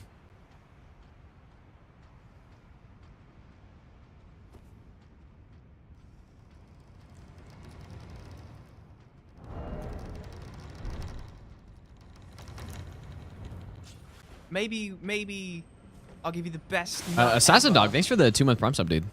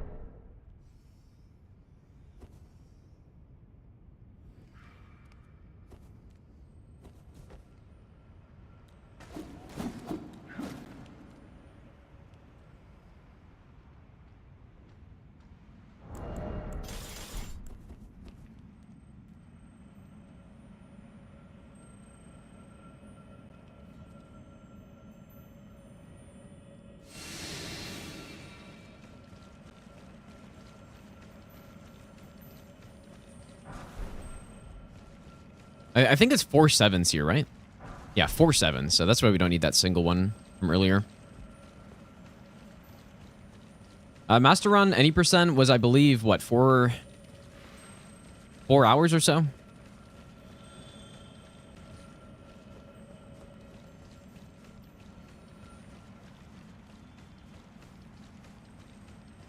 Imagine getting lost in here on a no-hit run somehow. That'd be so funny. Somebody's going through this area and like, whoops. Not sure where I'm going. You know what's interesting though? They were kind of nice enough to allow people to fast travel out in these areas, right? Like I can open my map and fast travel if I want to. They could have easily made these areas not fast travel friendly, dude.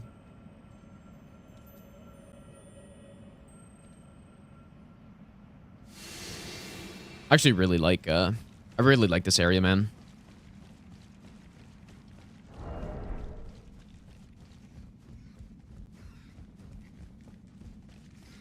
think it's one of the best areas in the game.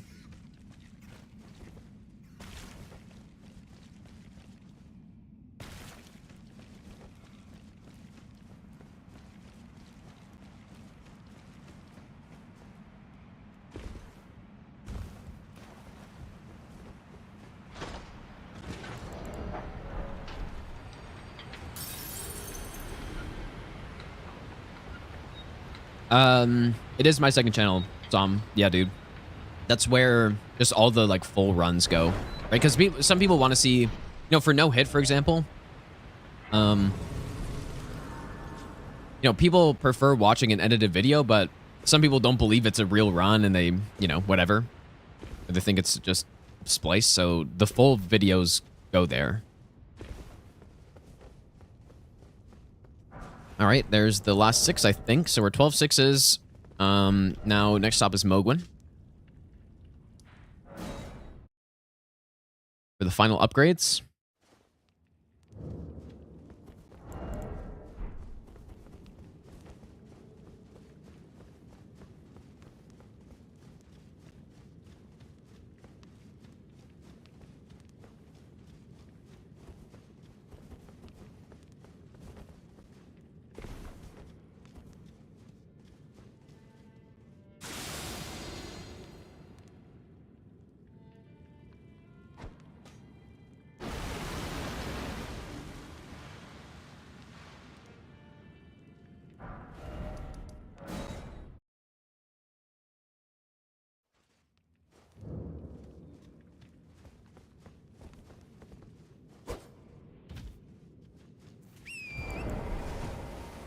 Last time I did this, I actually somehow managed to not aggro the summoner that summons the Wolnir guy. Not sure how, though.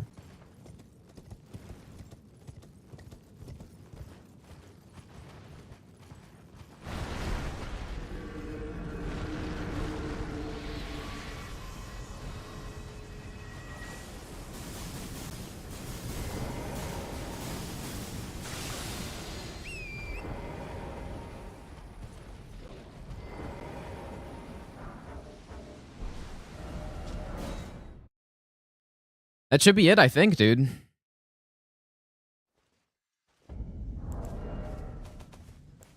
Oh, no, we need... Okay. Let's go back here.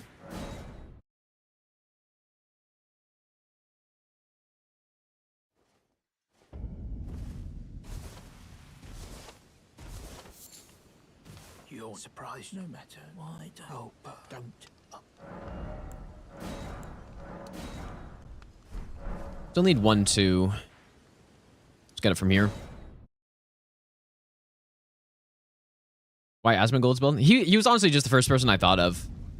That would be fun to do a build on, or a no-hit run based on his build. Because, yeah, the first... I got this idea a while ago when Elon Musk posted his Elden Ring build, you know, back when the game came out. It's like, oh, I'm going to do no-hit run with that build. It was a garbage build. But, you know, well, it's not a garbage build, I guess, but he was, you know, he had like 2 shields equipped and all this stuff. And I was like, okay, maybe we won't start there. Let's start somewhere else. So, well, it's not a garbage build. Like he said that if he needs to fast roll, then he takes off stuff, right? And so if he actually does that, then it's not bad because he's got the Moon Veil. He's got Lusat Staff, which is one of the better staffs, obviously. I don't know if he shows what spells he's using, but I'm sure it's not a bad build, right? As long as he's not fat rolling.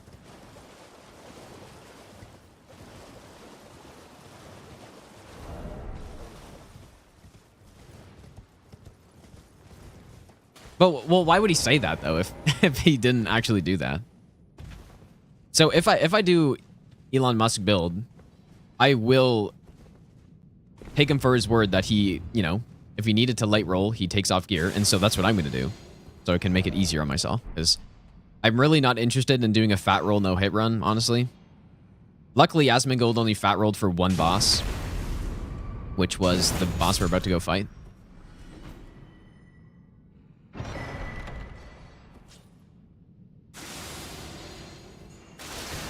Well, I can tell you when you don't need light roll is go watch my shield only run. And that will tell you when you don't need light roll. You don't even need fat roll. You don't need anything. You just simply tank on that. So, no, this game gives you tons of options to not have to roll for everything, right? Fat rolling isn't necessarily that bad. Just depends how you're playing the game. You could probably count on one hand on how many rolls I did on that shield only run. For all bosses. All 165 bosses. You can probably count on one hand, dude. Because I basically just did not roll. I just blocked everything. And it's a fun way to play the game, man. It's definitely fun. Especially since it's a lot different from what I usually do, right? Usually it's all about optimizing damage, evading every attack I possibly can, doing all that stuff, but playing the game while not rolling at all and just tanking everything is awesome, dude.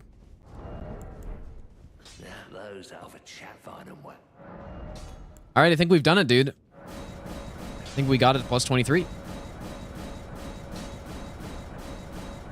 Now I'll sit here for an hour and spam A to get it upgraded.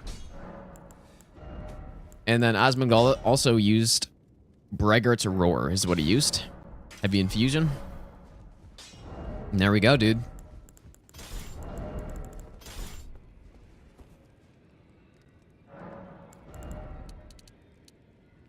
Um, 80 strength. Seems about good. Let me just make sure everything's correct. Plus 10, plus 23. Yep. Now, you might notice we are heavy load here. That's because he was as well. But the next boss is where the Arsenal Charm comes in.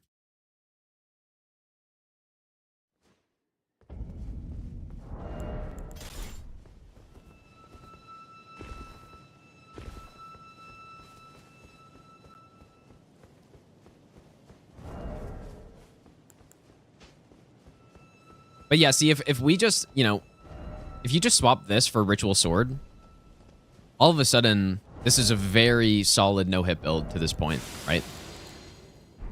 Or Red Feather, obviously, is better. But Ritual Sword is kind of more of a...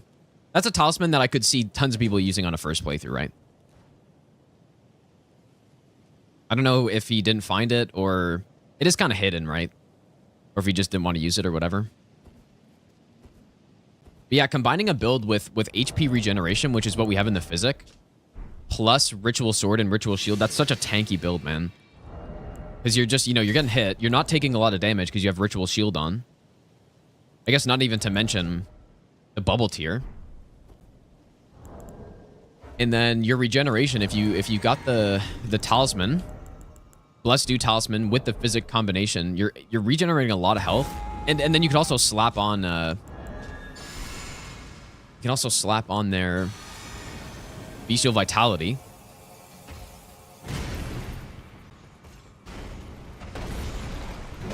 And then you're so hard to kill at that point. All right, buddy. If you want to do something good. Oh, fuck.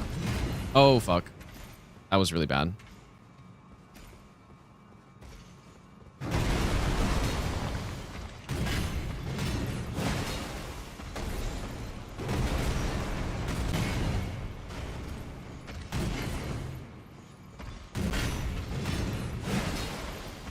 Boss is allergic to following up his attacks, dude.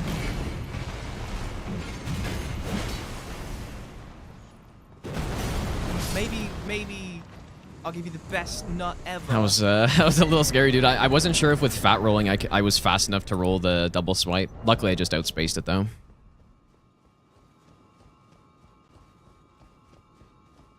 Fat roll moment.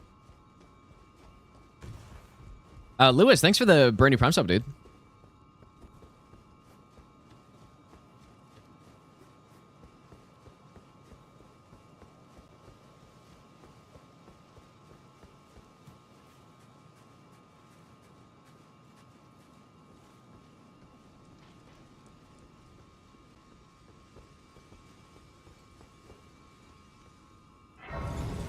Yeah, yeah, the double swipe. I was not sure if I was fast enough there. All right, what's our strength at? 92. Yeah, I guess it makes sense. Plus 10. All strength.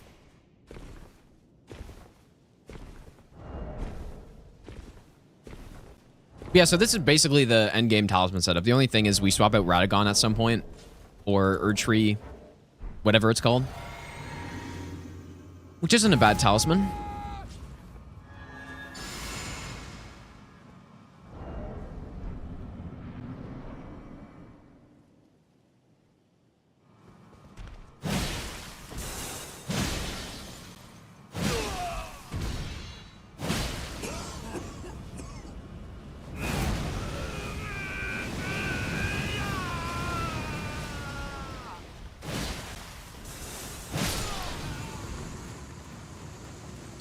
Simply destroyed.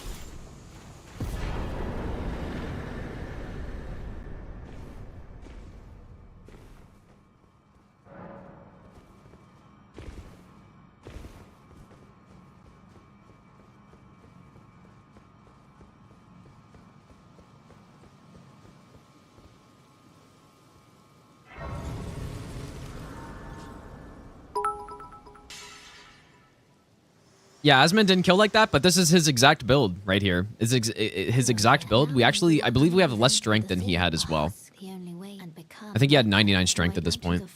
I could be wrong about that, but... Yeah, the difference is that we're utilizing the buffs that he had. He just didn't. so that's why. Freeze, thanks for the 100 bits, dude. That's actually the only difference. He had Braggart's Roar on his halberd.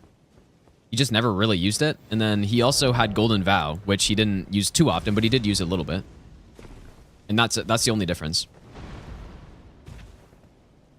So he could have killed Morgott like that, potentially. He also did first try the boss, right?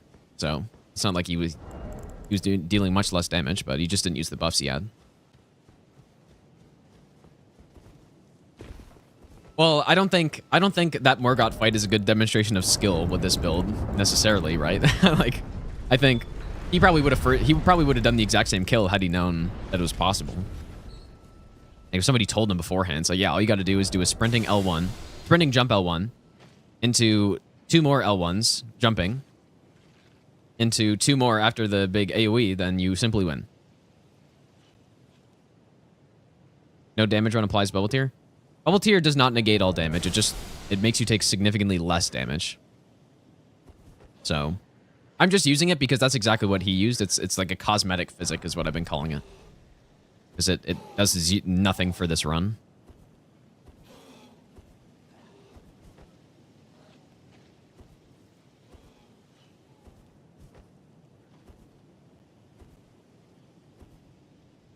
No, it doesn't block the hit. You just take significantly less damage.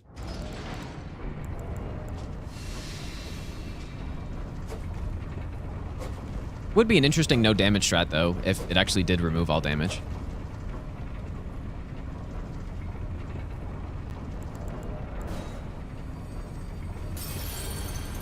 It's still one of the best tiers in the game. And it's another instance of what I was talking about the other day with Godric's Great Rune being early in the game. I think Godric's Great Rune was put early in the game because they wanted players to have an easier time getting into the game, basically. I could be wrong, but that's just my speculation. I think they wanted to put the most powerful Great Rune in the game that early, just so that players would be able to get their builds really strong and have access to that amount of levels, which will make the game easier. I also think the same could be said. Again, this is all speculation. I wasn't at FromSoft headquarters when they were making the game, but these 2 physic tiers come from the avatar, the earliest avatar in the game, which is the Weeping Peninsula one, right? These are 2 of the best defensive tiers that you can get. And they're good the entire game. So I think they intentionally placed those there so that players could get the physic early and then get 2 of the best defensive tiers to make the game a bit easier on themselves, right? That's what I think. I think that's another instance of that further supports my argument that they probably did think about that.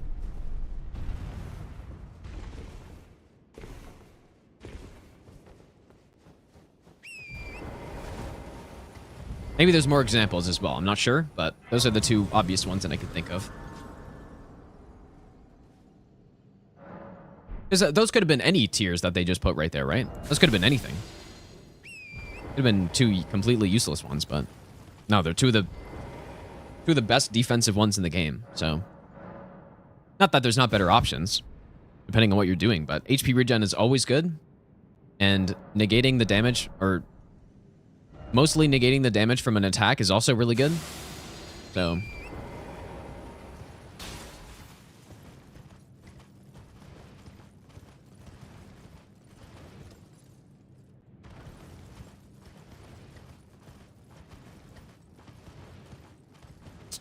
I don't know about Bloodhound. It's possible. Although I don't think Bloodhound is that obvious as like one of the insanely good weapons. Early game, I guess maybe it is, dude. I don't know. I'm not sure.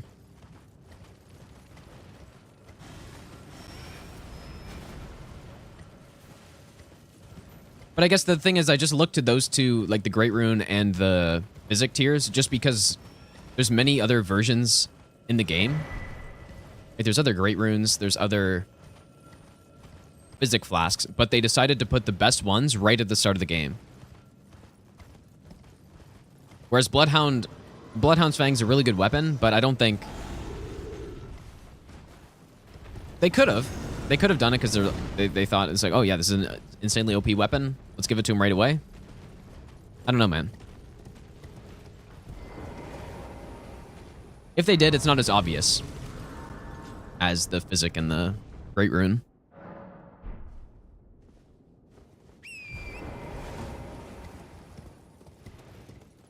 Arca Sword Seal in Narnia? Yeah, that's actually a good question. I don't know. Dragon Barrow's interesting. It's a very interesting decision from them.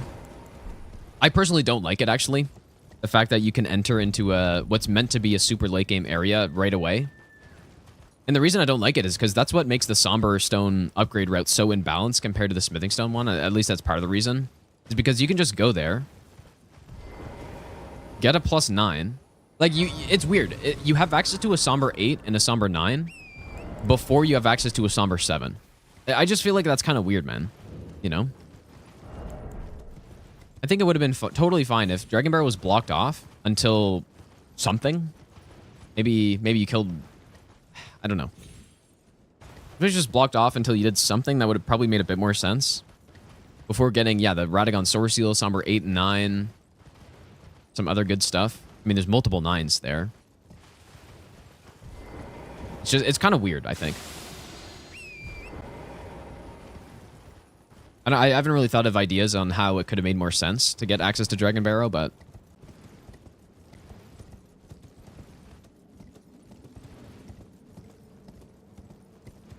I just think it's a bit weird.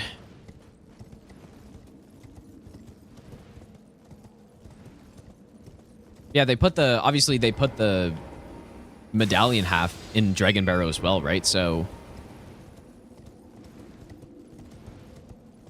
you'd have to think about that if you were gonna block off Dragon Barrow. Because if the medallion, if you couldn't access it until after you've gone to Altus already, then it makes no sense to put a medallion half in there. It just makes zero sense. So you'd have to have some condition that does not require Altus, basically, for it to make sense, for it to be there.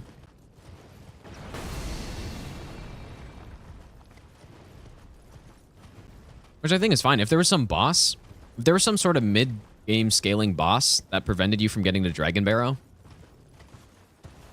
I think that's pretty reasonable. I don't have to go to the bathroom, you guys. Or yeah, or the medallion half goes in a different area. Like, that's fine too. I'm just gonna go to the bathroom really quick, you guys. I'll be right back.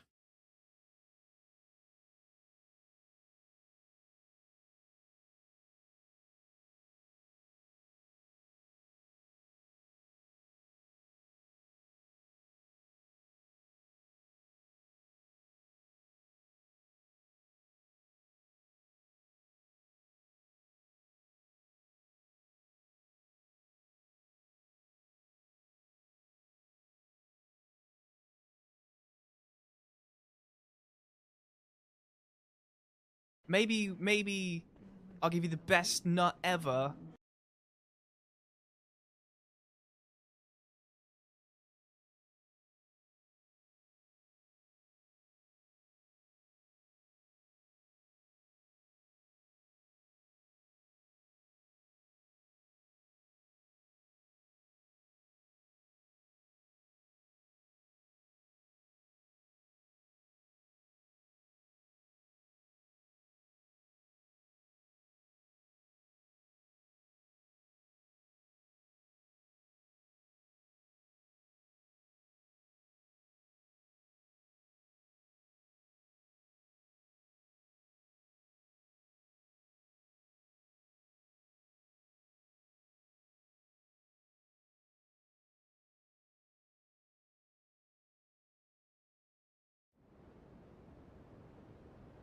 Okay.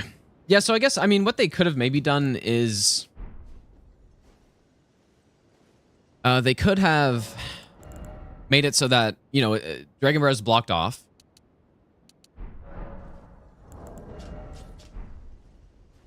$94. They could have made it so that Dragon Barrow is blocked off until you kill Radahn or something, right?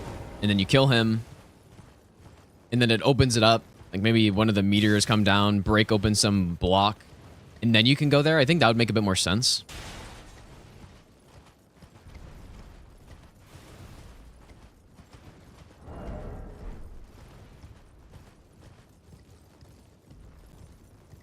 So what that means basically is that the player would be around Altus when they can, right? You have to, so you have to either fight or go to Altus to fight Radahn, or you have to do a quest line, which requires the rainy quest line. So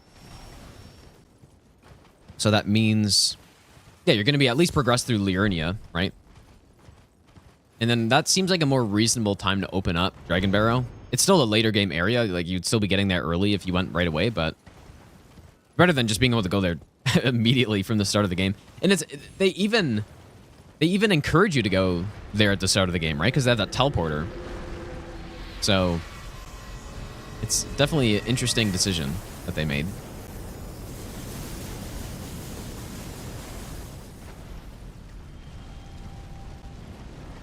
That's Asmongold's best friend over there, dude. Deathrite Bird. The legend.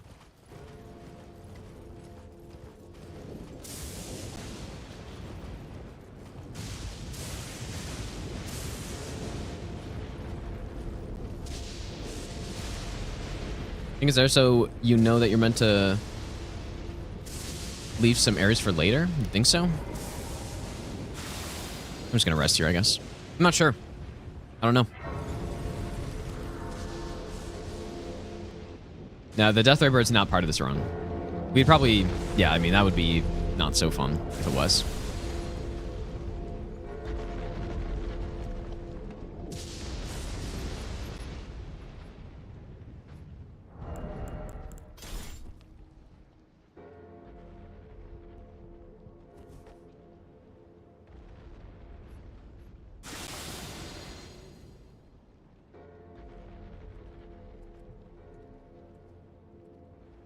It's funny, even on level 1+0 on NG +7, the Deathrite Birds are still chumps because of the amount of maybe damage you can get on I'll them. give you the best If you just stack, ever. if you stack Golden Epitaph, Last Right buff with Sacred Blade, or not Sacred Blade, with I think it's called Shared Order or Sacred Order, one of the two. You will be dealing, even at level 1+0, with Sacred Blade, you will be dealing so much damage to them. They die in a couple hits. Even with all those restrictions, dude. So they're never really too big of a problem. All right, dude. Commander Niall.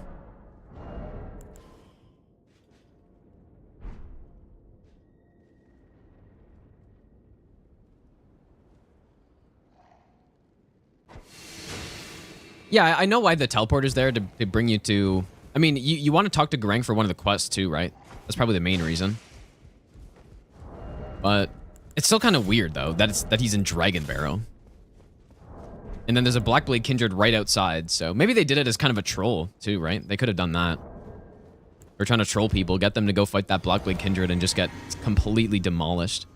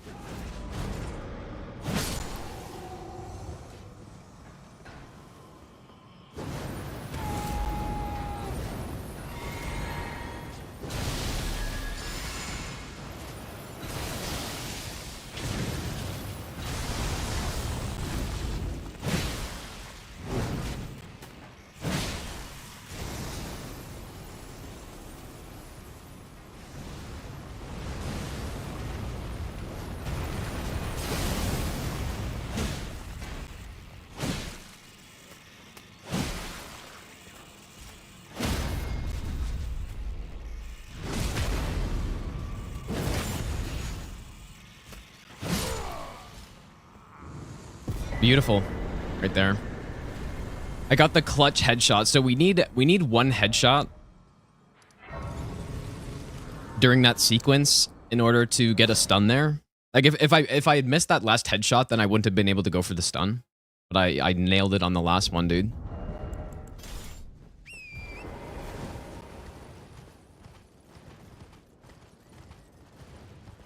I was just the issue, the reason why I didn't hit the other headshots is I was just too close, so I had to kind of back up there and give myself the right distance to get the headshot.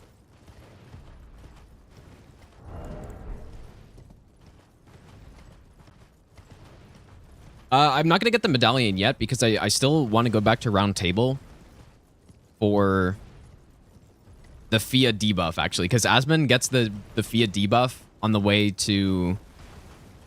I think he kills Fire Giant, and then he went underground. And then he ended up picking up the Fia debuff, so we're being very accurate to his build. And so we're going to get that debuff too. And obviously, if I get the medallion now and I go back to round table, there's going to be that invasion, which I do not want.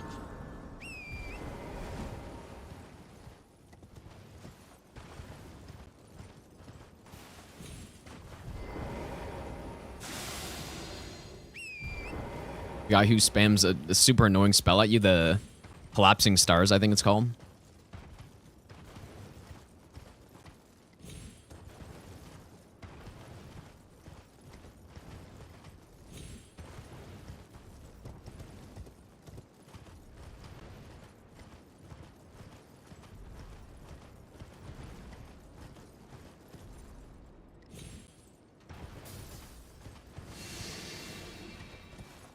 So yeah, we just get both the medallions at the same time. Just right when we need to get them.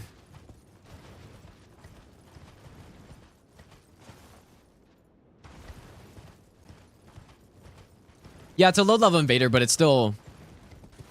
It doesn't matter what level they are. If they hit you, it's a hit. So, and collapsing stars is kind of... It's the Redan attack, basically, right? The ones that track you, the gravity orbs.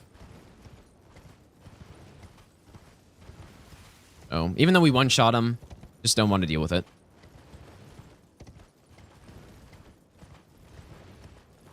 Are the Leafs losing, or what happened? Are they playing today? I kind of feel bad, dude. Like, as much as Leafs fans can be so annoying sometimes, at least the loud ones can be annoying, I still feel bad for them, dude. It's like, that must be so rough, dude. Because, you know, you go through a big stretch where your team's not good, and then your team is good, or you have... some of the best players in the world, and then you still, like, you still just can't make it anywhere. It's brutal, dude. I don't know what it is. I think it probably has to do with just being in Toronto, right? I really think so. I think playing for Toronto Maple Leafs is significantly harder. I haven't played there, so I don't know, but it must be a lot worse playing there than in other places, I think. Just because there's so much more pressure on you constantly. There's so many more eyes on your team. I mean, that's basically why O'Reilly left last year, right? He didn't say that directly, I don't think, but He basically did. And he's a great player, man. One of the best two-way players in the league, probably. And Nashville's a lot better with him, but you know, that's the type of player that, I mean, that you want on your team 100% of the time.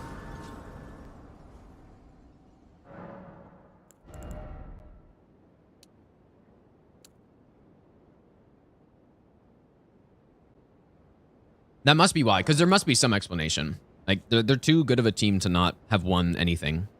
They've won one round in the playoffs last year.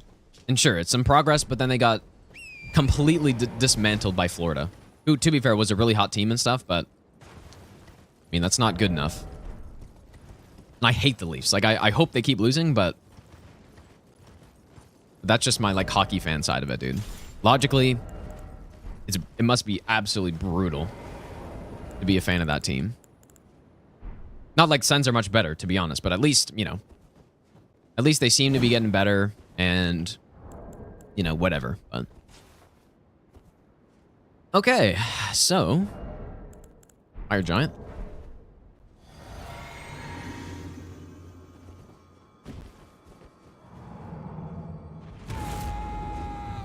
Like, and I don't think it's just the players are not good enough or something, or they're not clutch, or maybe it could be a little bit of that. But I think there's other issues, dude.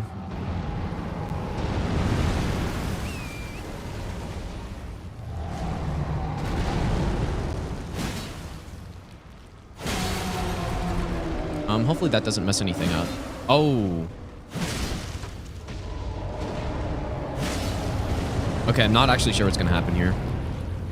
We just whiffed, or got half hits on two of those.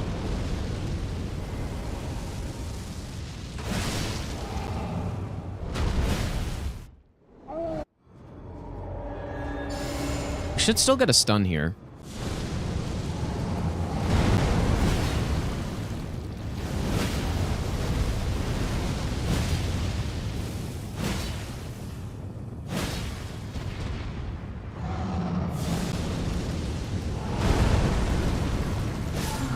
That was pretty good RNG that he did that attack right there, man.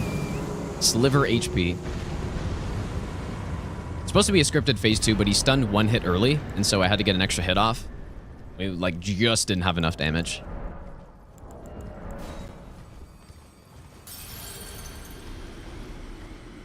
Since I've had success in the... Yeah, I mean, that's true, right? I guess 2017, we're a goal away from making the Stanley Cup final, which was, you know, bit of a surprise at that point, but making the Stanley Cup final in 07, it's not great, but you know, at least it is something.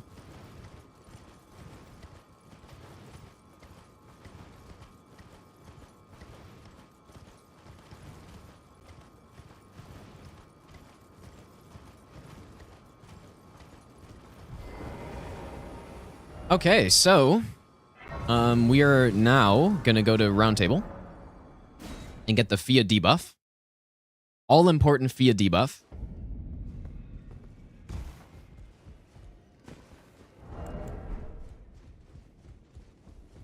Oh, I didn't. What am I doing here? Greeting. I am great challenge. Here we go. Doing so, and you? Do you think it where I come from? Ah.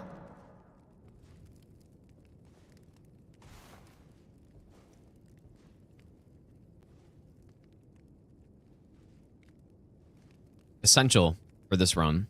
You are. There we go. Felt like, oh, it is. Come back. I will take you. And so now that we did that, there shouldn't be anything else we need from Roundtable, so let's go get the medallions.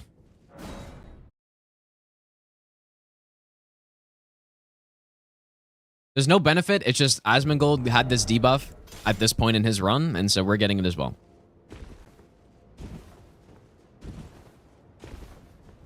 By the way, Quad here, thanks for the 2-month Prime sub, and Dude, thanks for the brand new Prime sub. Yeah, just the debuff. I mean, well, it's actually this item, but I don't think he ever ended up using the item.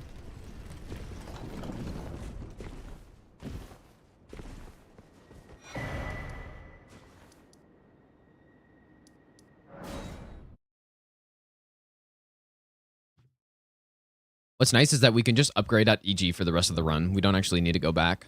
Round table.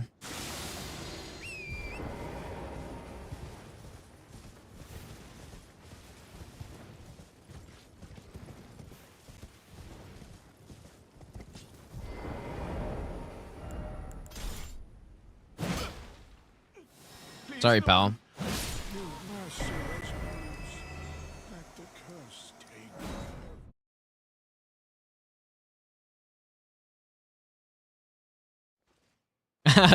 It's funny, that chef. It's not the first time. There's been a lot of times where people go like, oh, I forgot I was not watching a video. Pretty funny.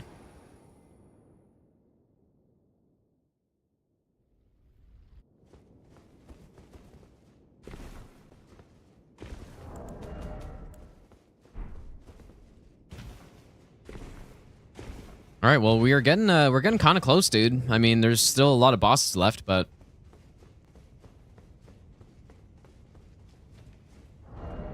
if we can get past Millenia, that's the final optional boss, and then we're just going straight for the rest of the any percent.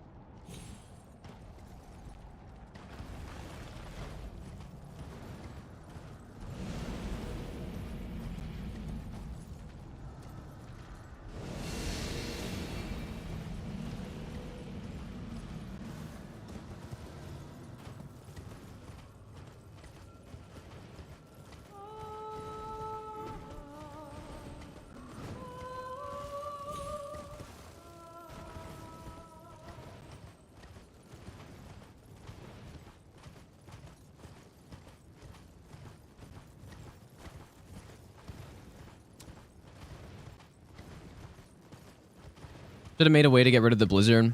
I 100% agree. What I thought on my first playthrough was that completing the Ordina puzzle removed the blizzard. That's what I thought. Which I feel like that would have been cool, dude. But maybe I think they just kind of wanted to mask that area because there's really not a lot happening in there, and it doesn't really look that interesting. So they just wanted to kind of keep it hidden. That's I really think that's why.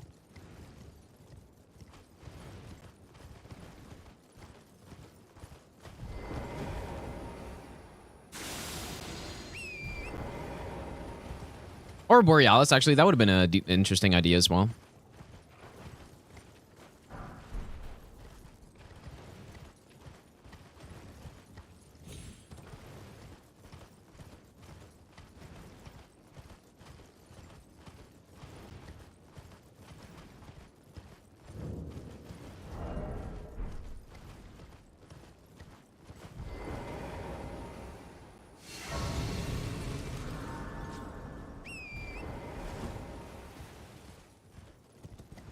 I wish what they did was the same idea they did in DS2 with the storm and frigid outskirts. I mean, obviously a lot of people hate that area because of the horses mostly. And like, you know what's interesting too? I think a lot of people don't think about if they just put a bonfire in front of the boss, which they should have done. I don't think people would hate frigid outskirts nearly as much as they do. It's just the issue is that every time you die to the boss, who's a very hard boss, honestly, this is a duo fight and it's not really well balanced. Every time you die, you have to run back through. And it's so unnecessary, man. And so I think that's a lot of the reason why people hate it. But I mean, forget about that for a second. If they just made it like a storm that's on, like a periodic storm, I think that would have been so much better, where you can see and then, you know, the storm comes in for a little bit and then you're kind of blinded and then you wait a bit, storm goes away, you can see everything again. That at least would have been better. And I think a combination of having that plus the idea of just being able to remove it completely once you either complete this puzzle. I guess killing Borealis would have been cool too. The gods That would've been demand nice. repentance. Cough up your coin. All of it. Regulathar, thanks for the $2, dude. I appreciate that.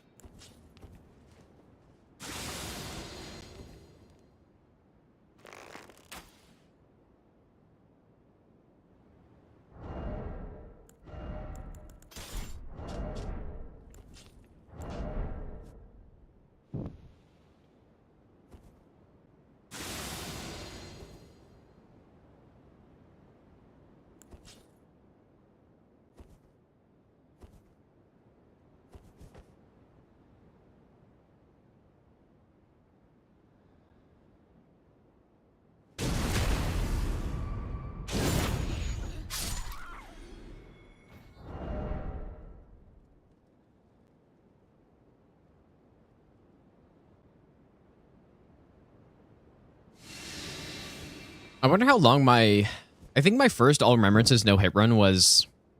Anybody know how long it was? It was like 4 hours, right? This run's actually very similar length. 3:45, so this run's actually longer. Even though I have taken 2 breaks on this one, so it's probably about 10 minutes right there, but... This is a long run, man. And I think when I did All Remembrances no hit the first time, I fought Millenia super early because she was, you know, one of the harder bosses, so I wanted to get her out of the way quickly.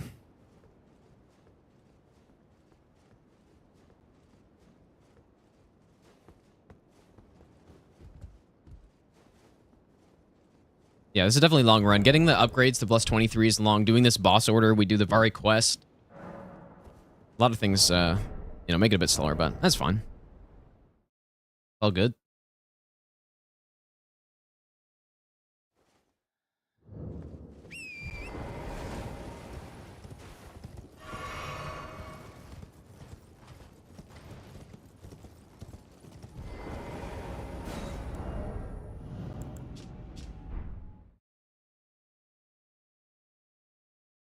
Oh yeah, my AR was very not optimized. It was brutal actually.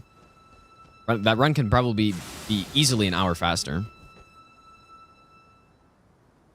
Maybe not easily, but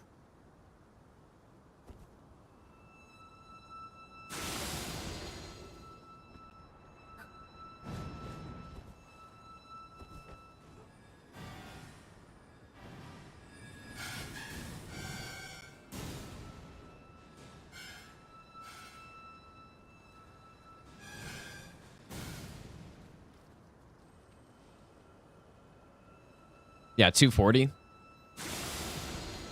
That definitely makes sense. And all Remembrances adds a lot of time, right? Because you got to do Loretta, you got to do Fortisax. That all adds a significant amount of time. Running all the way to Estelle.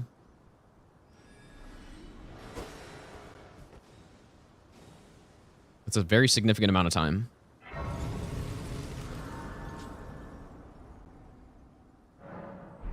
All right, so we got some item collection to do here.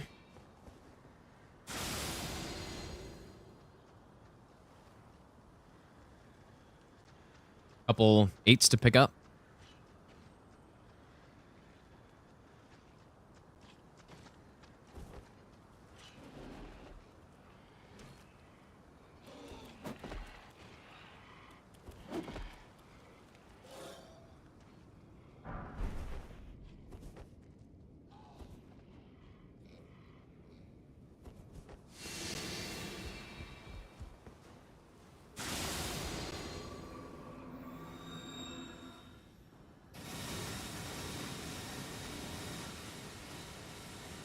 I don't know. Oh, I guess because my Gambit wore out?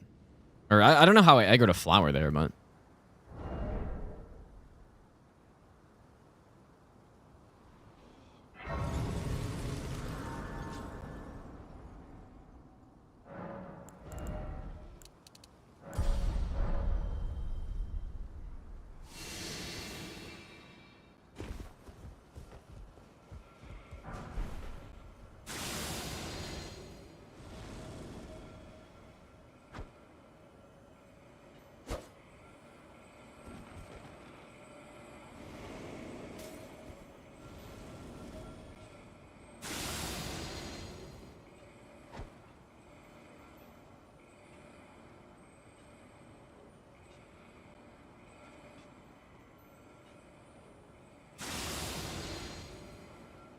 Trying to group these guys up a bit.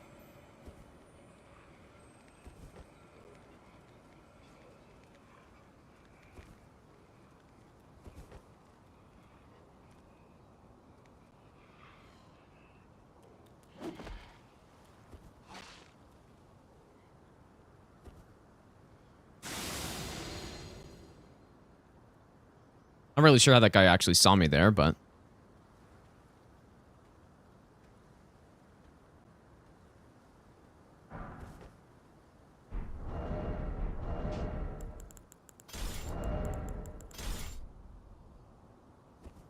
I have seen that Opa, yeah, dude. That's why I roll him. I used to not roll him, but then I saw him come at like a really weird angle, so now I just roll.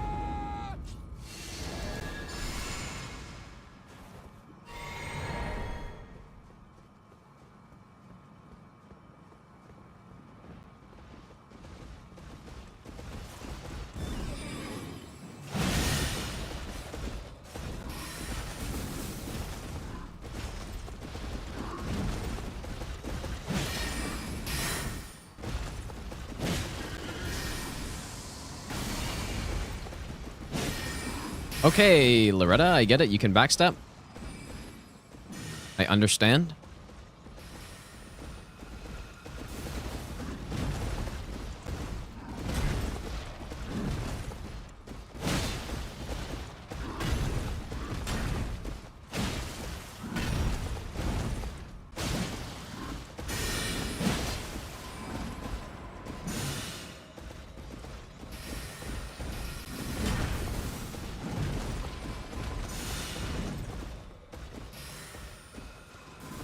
Okay, I get it. You can cast Glint Blades.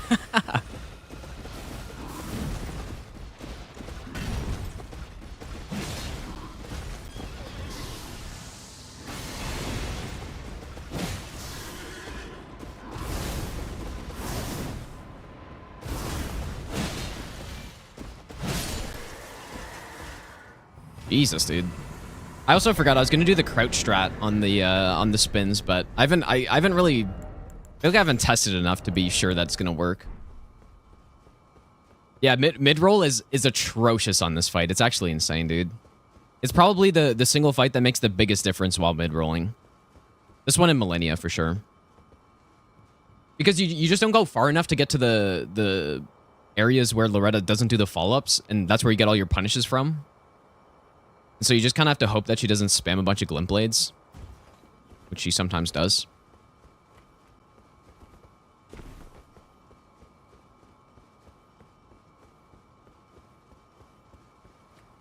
But yeah, mid-rolling is... It's crazy how big of a difference it actually is, man. I feel like in Dark Souls 3, I didn't really notice it being this big of a difference.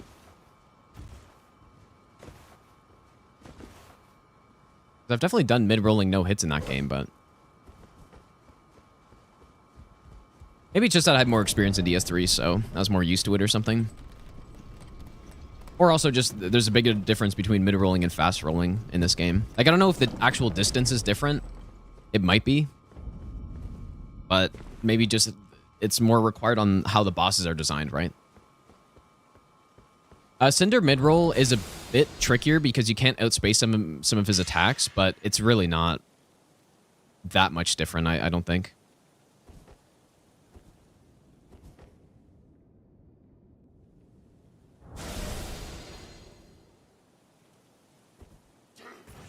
Biggest difference is probably in sword phase.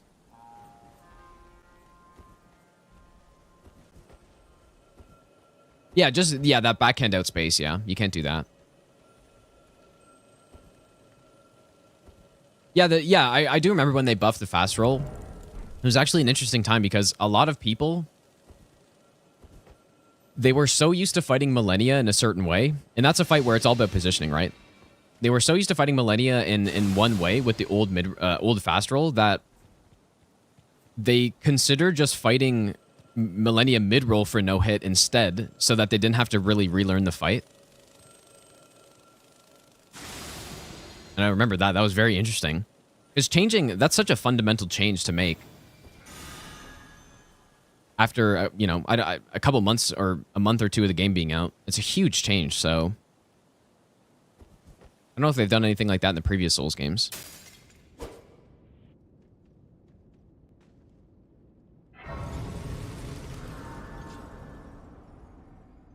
Yasmin did do Millenia before Godskin Duo. Yep.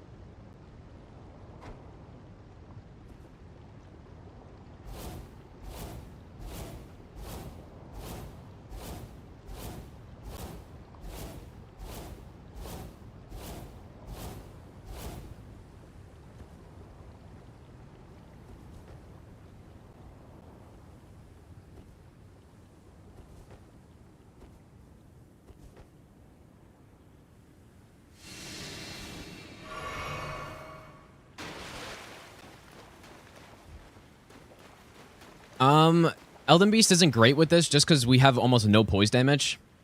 So I guess what I could have tested more is a charge or two build at the opening of Elden Beast, but I actually didn't even test that. Maybe that would have been good to test out. I could just try it, right? Like we could try a poise break build on that fight here, and it wouldn't really be that risky because it's not scripted normally anyways. How I do it. We don't have enough damage to kill him after the first rings, as it is right now. We don't have enough poise damage to get a stun, so...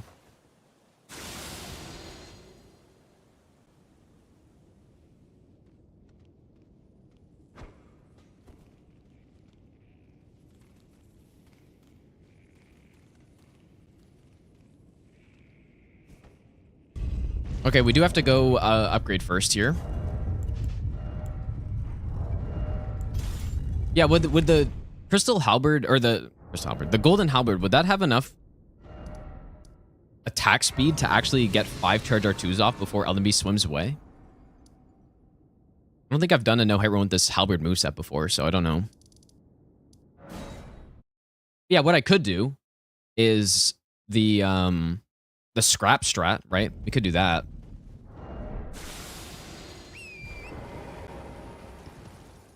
Or longbow or whatever. Do 4 charge R2s.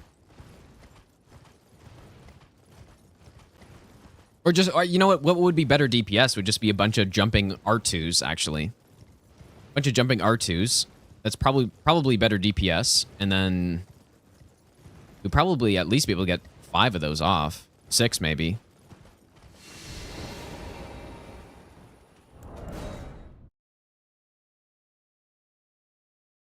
I don't know. I guess we'll worry about it once we get there. Still a lot to go through here first.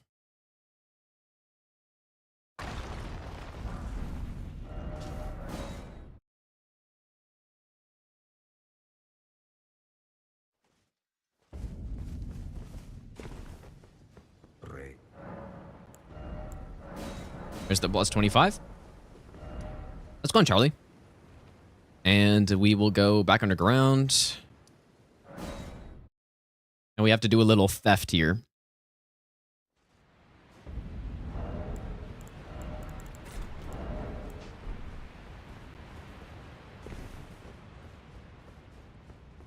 Can't poise break him at the start.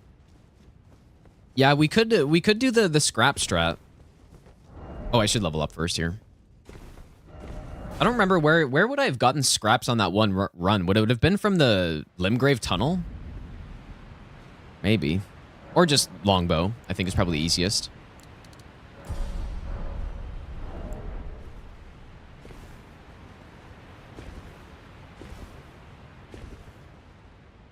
I would agree with that, Koenig. I would agree.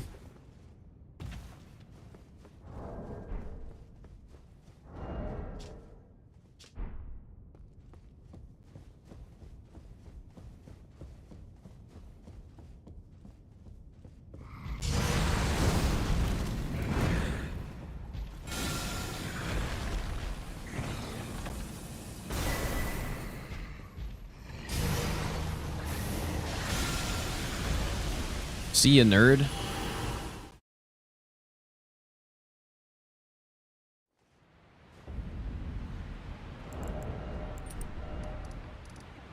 All right, dude, here we go.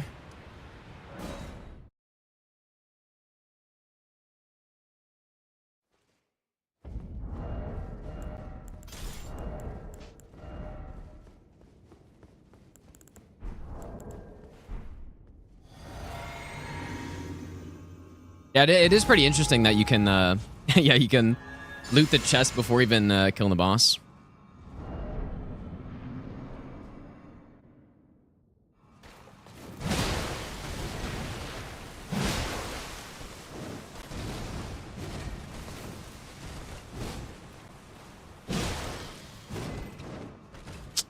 Do I have... I don't have any throwing knives.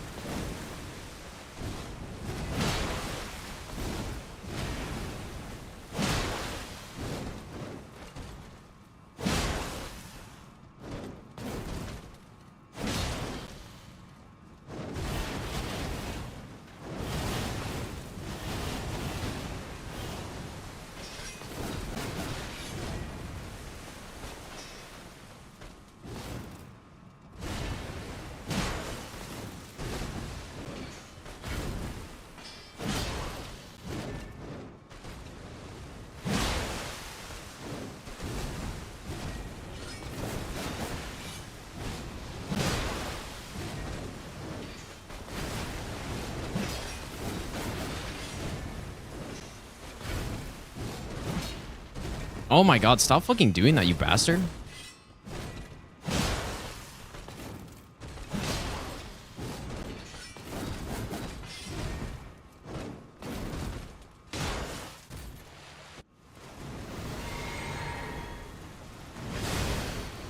Fucking weirdo.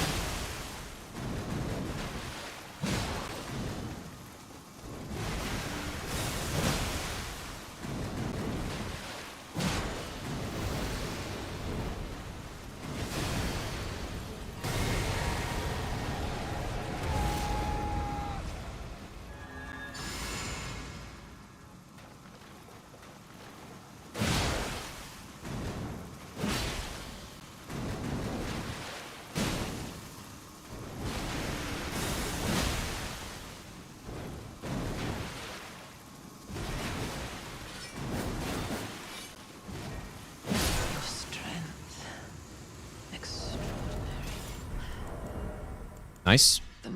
That was pretty that was a pretty ruthless phase 1 there, dude.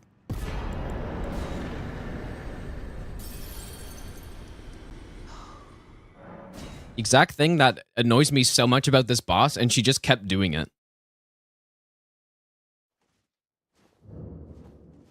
Heard a front flip after... Yeah, that's something I haven't seen before, except for practicing with this build. That front flip after the... After that jump attack. It's so weird that she can do that, but I've just started preemptively rolling it. Because yeah, like, it comes out of nowhere, dude, so... let me check our strength. I think we're actually below 99 now, so... That's a good phase 2 RNG, though.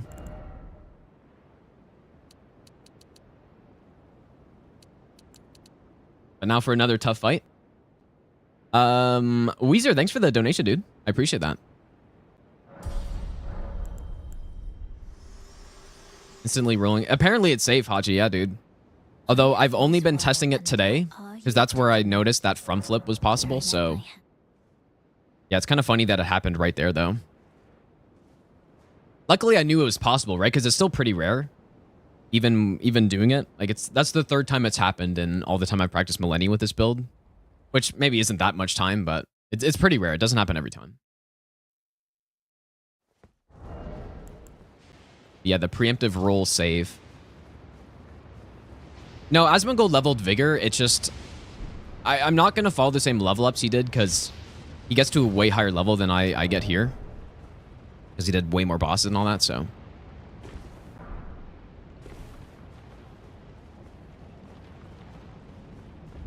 Jump punish interrupts the animation. Well, what's confusing is I did that punish with the Starfist, and I've never seen that front flip happen. So, I don't know what it is, dude, but... Football was saying it's some, like, frame-perfect hit, which I guess is possible. So maybe if I just did it later, then it would be safe. To not worry about that front flip, but... I don't know.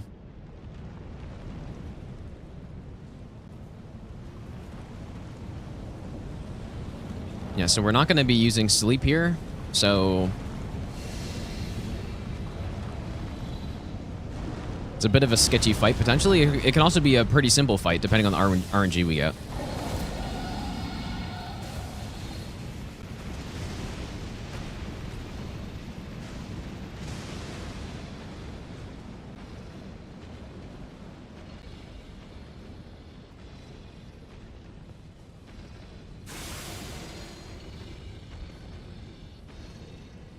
Yeah, what really annoys me about Millenia, though, is all those backsteps she does, right? That's why I started doing R1s in those certain instances instead of doing, you know, L1s or jump attacks or something, which I thought would be safe because the punish opening is big enough. But she can just input read, do that backstep, and then immediately come forward with a flurry or a, you know, slash or something. And if you're doing a jump attack, jumping L1, you're just not fast enough. I think somebody said earlier that if you just dead angle those attacks, you don't get it, but... It's kind of awkward to do that when you're power stancing doing an L1. You know, like a jumping L1. Very awkward, so... So I didn't end up really testing it, but... So annoying, and she did it like 3 times there, man.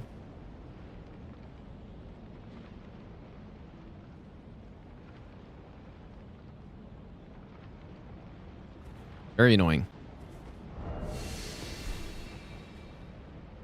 Alright, time for the duo.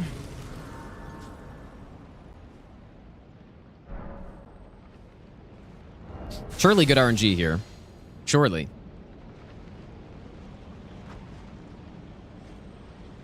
I've zero doubt. This weapon, this setup would easily be able to script this fight if we use sleep here. Like, it'd be so simple, but... Clearly, I want to make it harder on myself, apparently, so...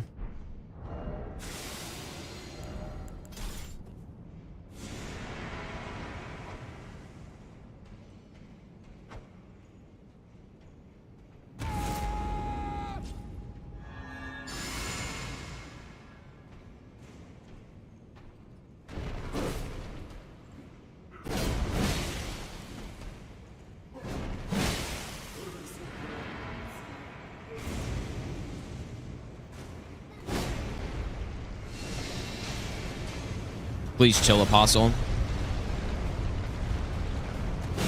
Oh, dude.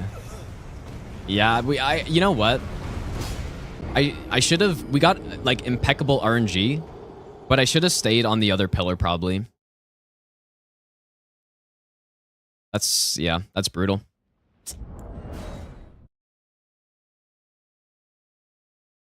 Like, what should I have done there?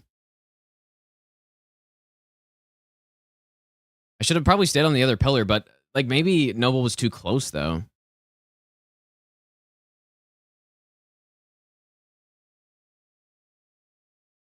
What? Maybe, I don't know, dude. Maybe I had to...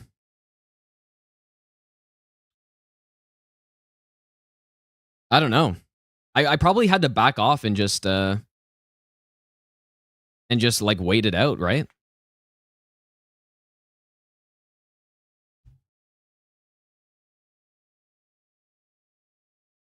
Because, yeah, the whole point of this strat is that, you know, we get on the pillar, and then we kill Noble on the pillar, and then from there, we just 1v1 the rest. But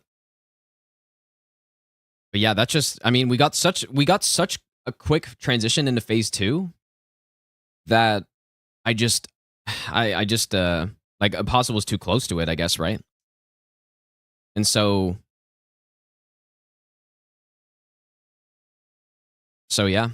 And I like this does happen. Like if you're too far away, or if Apostle is like too far away or whatever, when the transition happens or the roll starts, then his AI that's supposed to prevent him from attacking you just doesn't take effect. And like if he had attacked earlier, I would have been ready for it, but he just like delayed it, right? He delayed his attack, and so I was like, oh, okay, I guess he's okay. And then he just attacked anyways. So that's too bad, man. He delayed his. That is too bad. Because we're, you know, basically past most of the hard parts, but just Godskin do is brutal.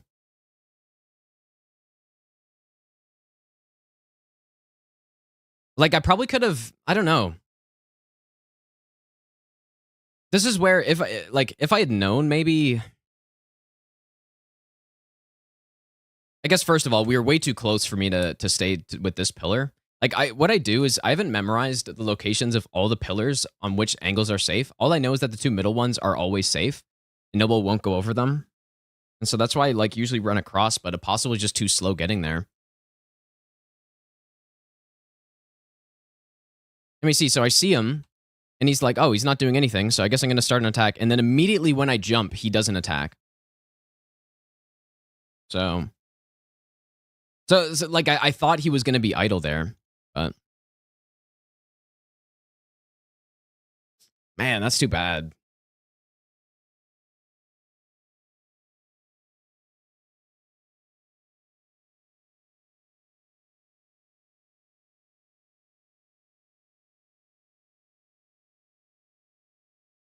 And then, like, I couldn't see also, right? Like, if I had seen... He starts up his attack pretty early. If I'd seen it, I would have jumped to the side and, like, maybe survived. But there's just so much shit going on. Like, he starts his attack right here. Immediately when I do the jump, he starts his attack. Like, what should I have done there? Yogurt, thanks for the 4-month resub, dude. I'm not sure what I should have done.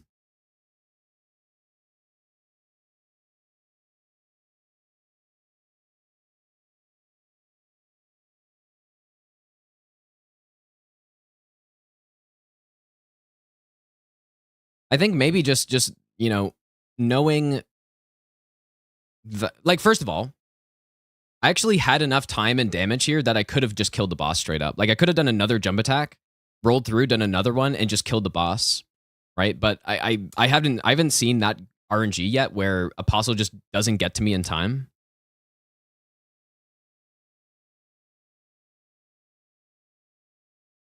And see, like, it's the timing is so bad on it because you can see me looking at him the whole time here. I guess you guys can't see my camera, but I'm looking at the Apostle the whole time here. And then once I see that he's standing still for long enough, I'm like, oh, I guess he's maybe okay.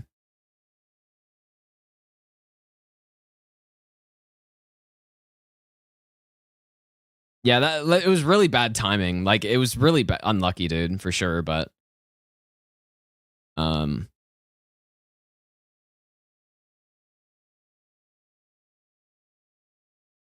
Yeah, because we got the good attack so quickly here. So I haven't seen that before, basically.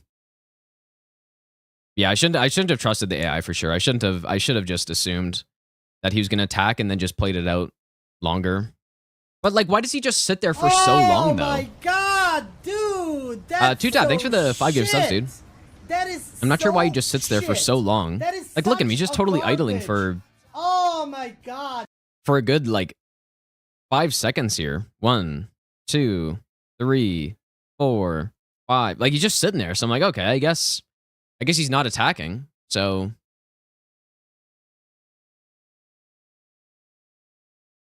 Yeah, knowing the safe spot behind the other pillars would have been... Yeah, like, that would have probably saved me here.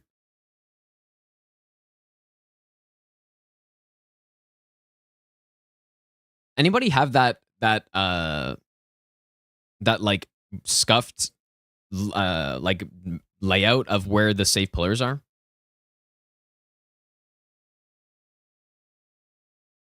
But he literally starts his attack immediately when I jump.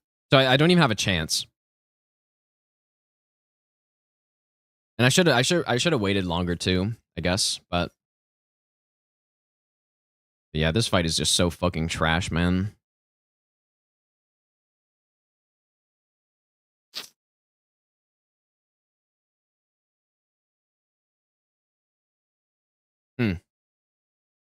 So I guess, yeah, there's a few things. I guess I probably could have gone for a kill right here without needing the pillar, but there's no way I could have known because I haven't seen that before, so.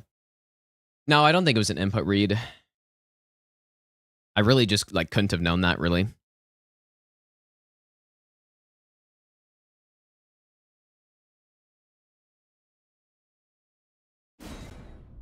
Yeah, it's kind of a shame, dude. Like, sleeping them really just makes this fight so much easier, right? Because you sleep them, and then it's a totally scripted fight start to finish, but I still don't want to, even though they just killed this run. And they also hit me last run as well, so just a completely different way, though.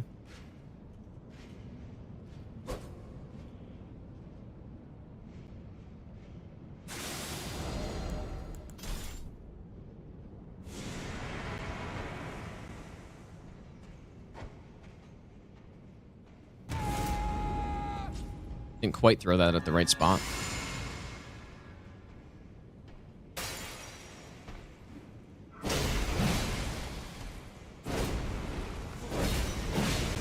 Oh, dude, this, like, it's such a garbage boss. But also, if I was in the right position, maybe I would have been okay there, but there's so many things that can go wrong in this fight.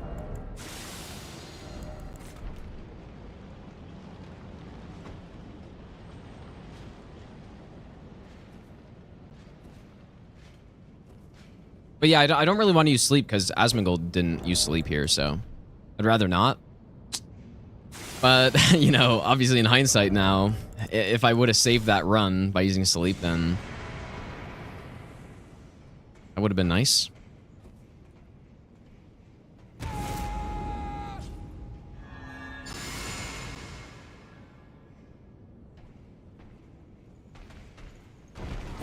Oops. That's why you can't preemptively do that right there.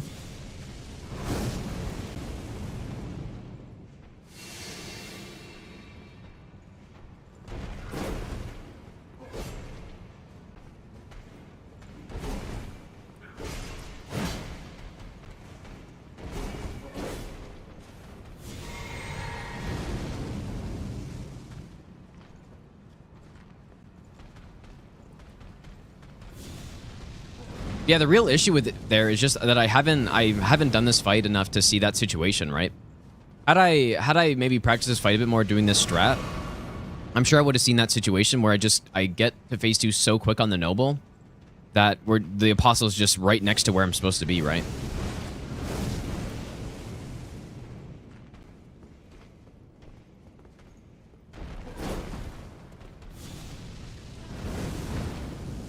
Or I can just be a coward and use sleep here and then, like, not lose another run.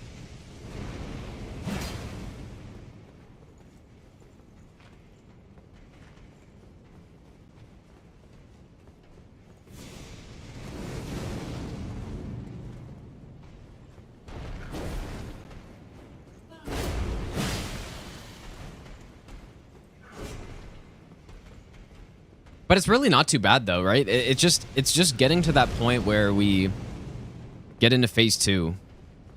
But again, it's just I hadn't seen that situation, so.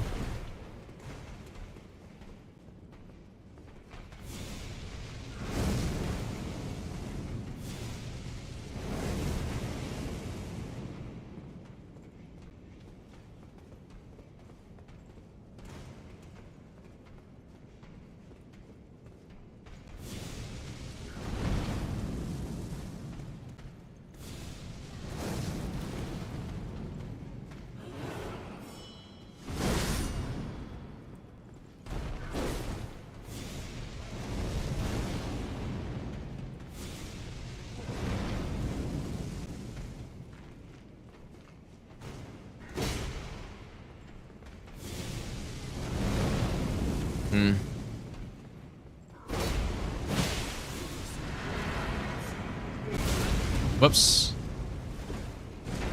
Ah, god damn it, dude.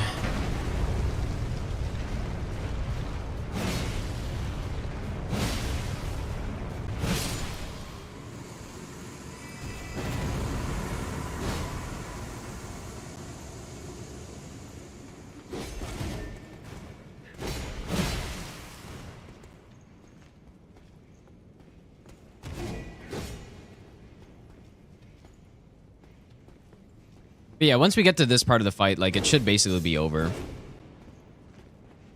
But issue is getting here.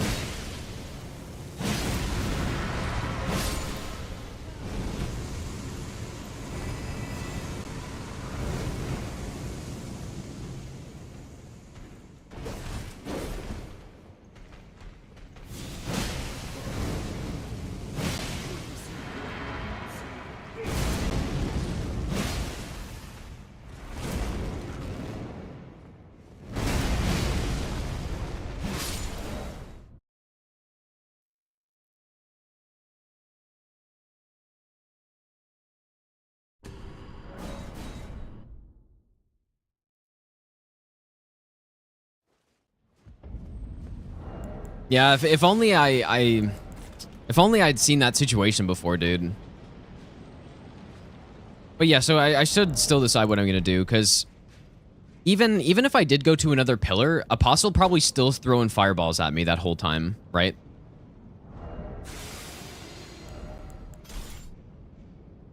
Which is still not good. Because Apostle's just too far away.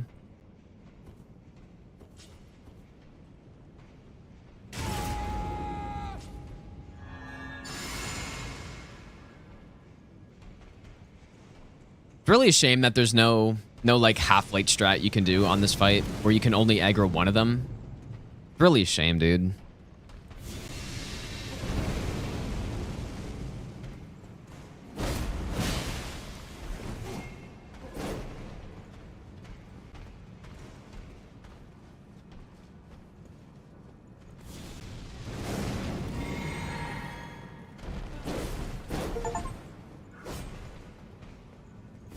I don't know why Steam is like spamming me with this message, dude.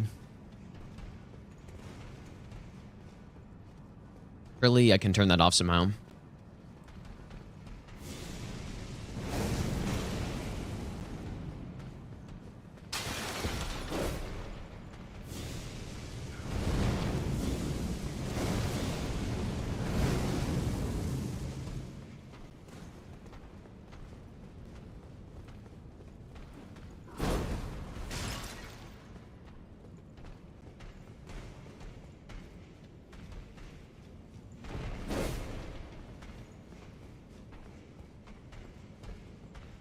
What's so funny about this fight with like slower weapons is that the boss can just decide to fucking kill you, you know?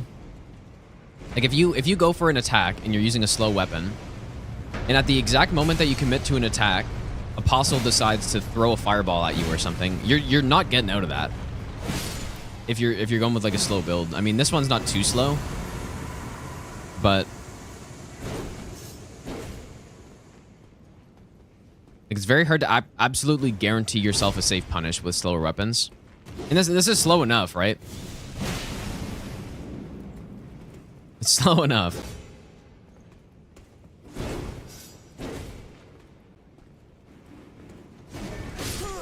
Oops. Once I get that one hit, I could probably just wait for the resummon to happen, I guess, but wait out fireball.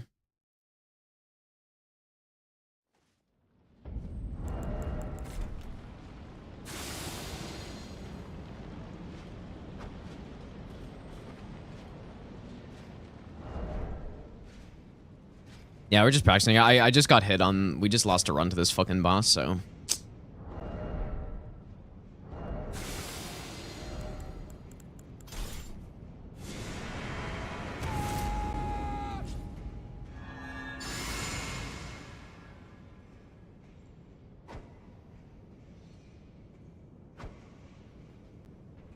Disappointingly.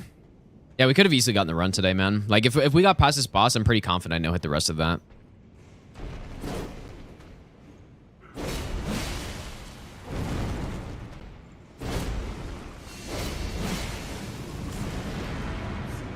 See, so like here, is this fine? It's not fine. And Apostle's gonna probably just keep attacking here, right? Or, like, how does this exactly work? I thought I figured it out during the fist run, but I can't really remember.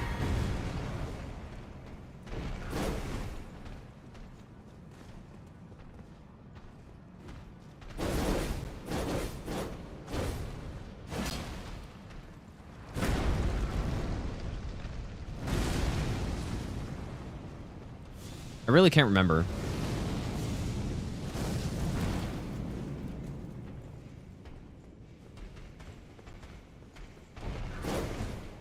And then what's so funny about this boss too is the pillar's breaking, right? So your, you know, your safe areas to punish them previously are just not there anymore. So it screws the... It screws your punishes even more and screws over like slower weapon users. I can't remember what causes Apostle to attack you. Is it your range to Apostle or is it nobles or something? I cannot remember at all.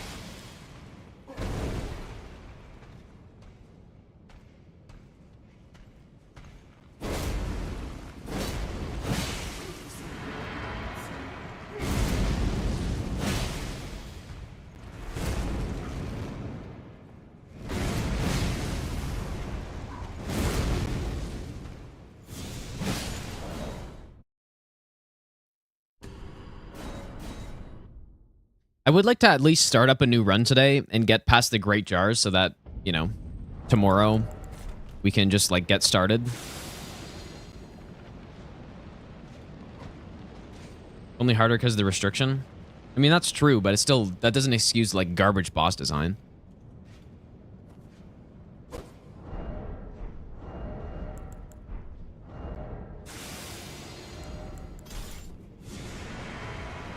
I wonder if there's some better... some sort of better opening I could do than this. Like, it's unfortunate their aggro is so insane. And just going anywhere near them causes aggro to happen.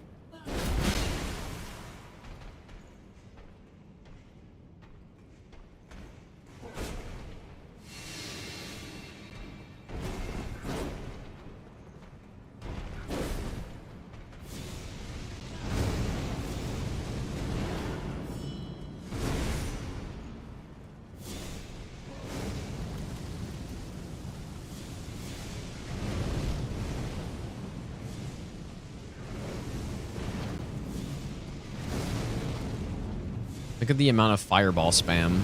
It's insane, dude. I should also test that Elden Beast thing, too. I guess while we're, you know, while we're not on a live run here. Maybe I should just sleep this fucking boss, dude. Like, I should go check, though, if Asmongold got the sleep text or sleep crafting. Because if he didn't, then I would be less inclined to. But if he did get it, then it feels like a bit more fair game.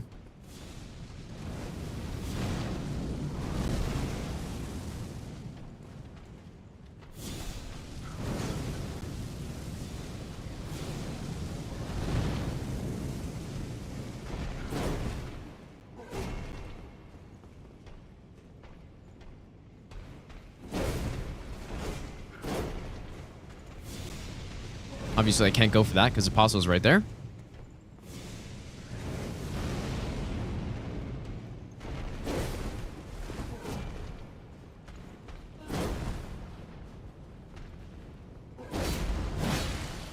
Somehow half hit. So this distance probably okay, right?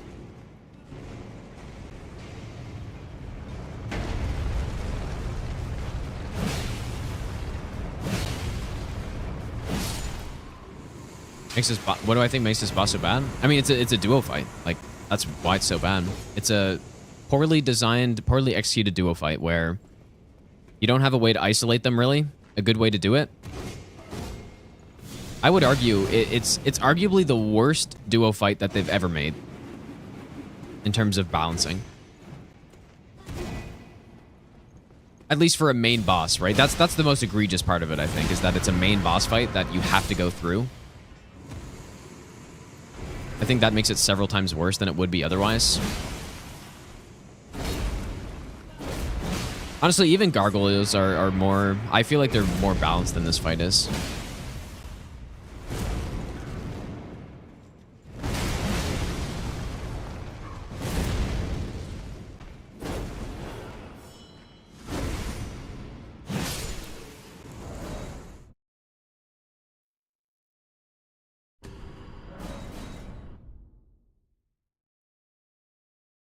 ONS was not designed as a duo. I completely disagree with that. I think ONS has many of the same problems that this boss has.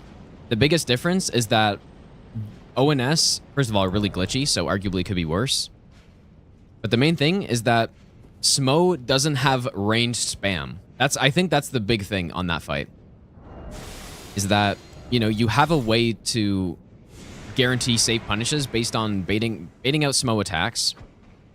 And then baiting out Ornstein's attacks, and then you know you're safe because first of all, the enemy doesn't attack super quickly like these guys do. But then, yeah, he also doesn't have ranged attacks that he could do at any point in the fight. So it actually is more of a strategic fight, even though it's still bad. It's at least better than this absolute garbage. So...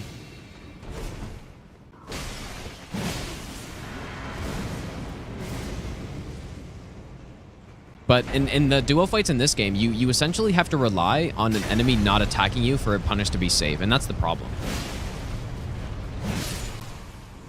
Like, duo fights in Souls games are already really bad for the most part, if they don't give you a way to isolate them. But at least, like, if you're gonna not have an idea to isolate them, like ONS, then at least make it so that you can, you know, bait out one's attack, and then bait out the others, and then have a safe opening, because Smo's recoveries are slow enough, right? But this fight's even worse because you just don't even have that. You've got nothing, dude, because half the time Apostle's just idling. And Noble's going to be the one that's aggro to you. And so you're just kind of forced to, you know, just hope that you don't get blasted by a fireball or have enough distance or have a pillar in between you so that you don't get caught. But then what makes it even worse is that the pillars break. So that doesn't even protect you from the fireballs once they all break, right? Like, it's so bad. It's unbelievable that a fight like this is in the game.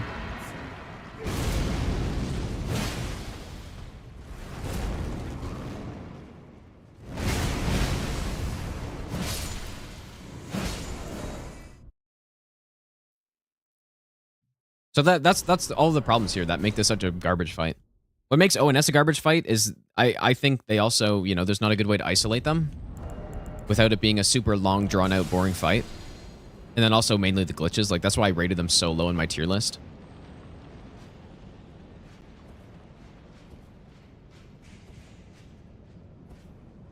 Yeah, like, that's the problem. You need to have safe openings for a duo fight to be fair, and not have some way to isolate them. There needs to be a way that you can have safe openings. And the more often they happen, the better. And on this fight, it's like... I don't know, man. It's the fact that they both can attack so quickly, and you're just relying on one idling. It's just not good design at all. And that's what a lot of the...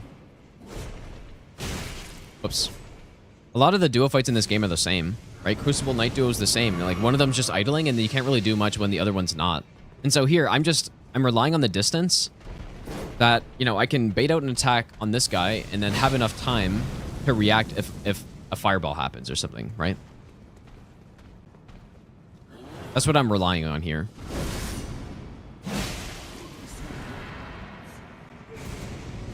Well, Demon Prince is an example of like a perfectly executed Souls duo fight, compared to this being literally the worst execution.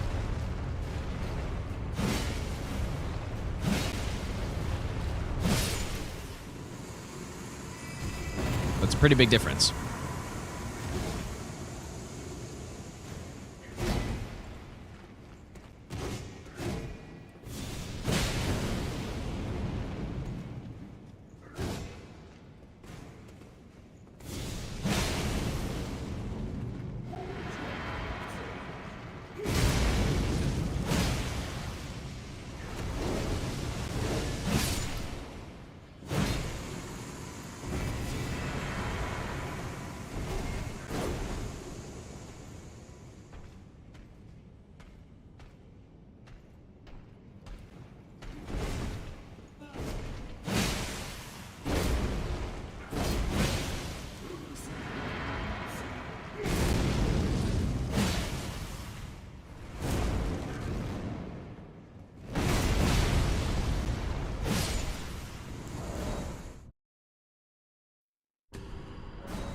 Oh, dude, kind of sucks, man. That would have been so nice if we got the run today. That would have been so efficient getting this run.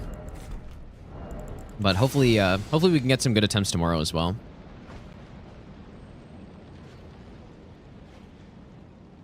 Yeah, I know you can jump the attack, go by. I'm just used to like sitting in that pocket though.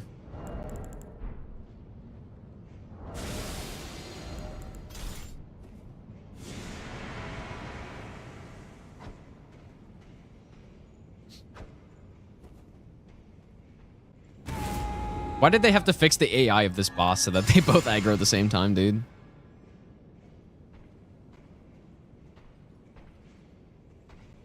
Oh, that actually wasn't aggro there. Oh, just kidding. Apostle was aggro that whole time, and I got saved by the fucking pillar, dude. Oh my god.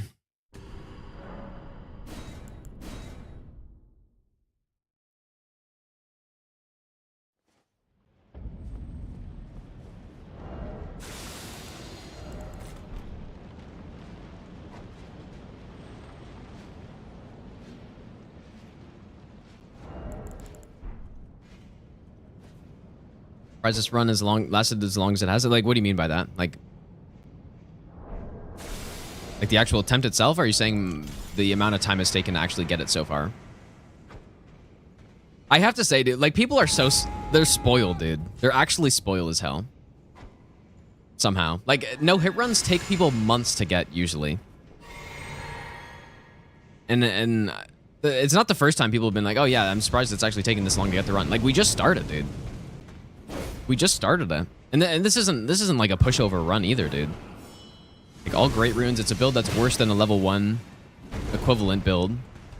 Or this is harder than level 1 all great runes no hit for sure. Like by a decent amount, I would say. Like, so people are like, I don't know if it's just they haven't like watched enough no hit runs or something to know how long the runs usually take to get.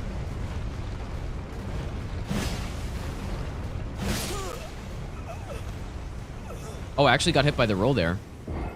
Wow. That's not good. But yeah, this is a tough run, dude. Like, this could easily take me a week or more to get from this point on. And, like, that wouldn't be surprising at all. Like, no hit runs take a while to get a lot of time, right?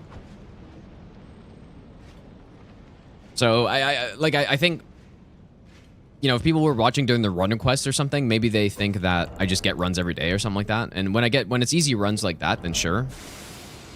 But yeah, on a run that's like this, it's 4 hours long. A lot of new routing introduced, fighting bosses in ways that haven't before. It's going to take some time, so.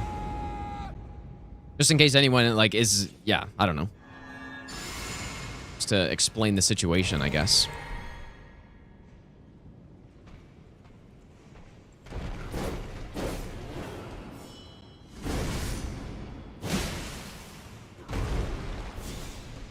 Because that's probably like the 4th time today somebody's like said something like that. And it, like, sure, it's probably a compliment in a way, because like, oh yeah, you normally get run so fast or something, but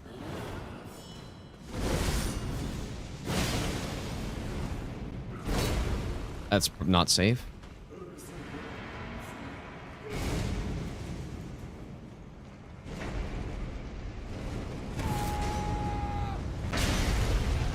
Like, I might just sleep this boss, dude. Like, this is actually insane.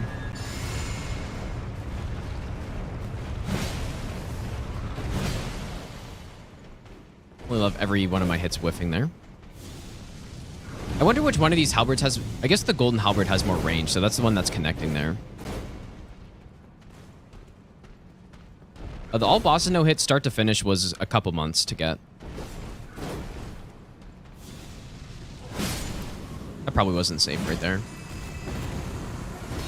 Yeah, it was definitely a couple months at least, and like God Run 3 was a couple months as well. Like the entire preparation, it was like probably 3 months, 4 months maybe.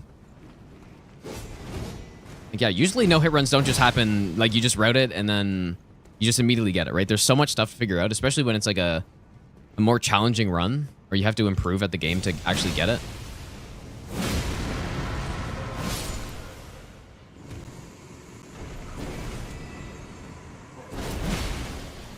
I'm probably going to use Sleepy, guys, I think. This is just, like, it's such a boring fight, too. It's kind of the coward's way out, but... I might just sleep him. Let's just see what the fight is like with Sleep here.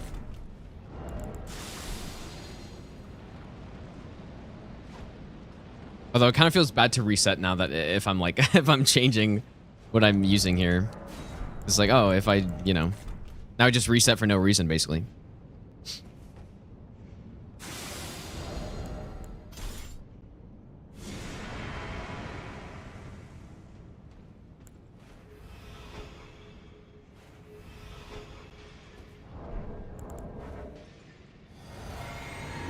Let's just see how the fight goes here. Let's see how this build takes care of him.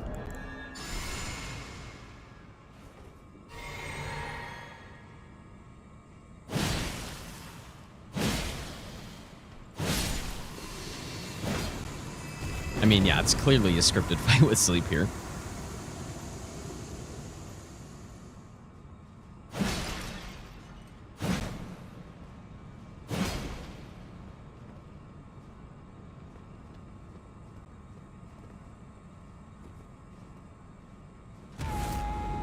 I don't know. I'm gonna practice this fight more, and I'll think about it, dude.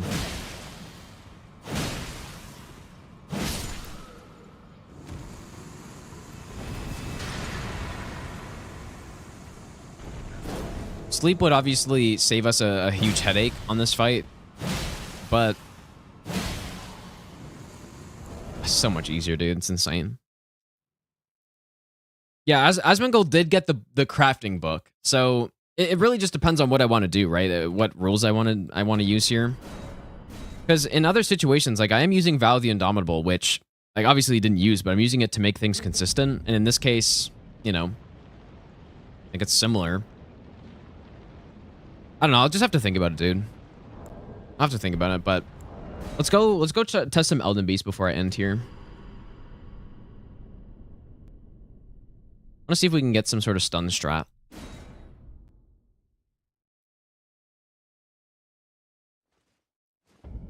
Yeah, that's true. Like, on other builds, for sure, Sleep is going to be... Like, if somebody's got a really bad build on that fight, like, it's just not going to be fun to fight him and have to reset there.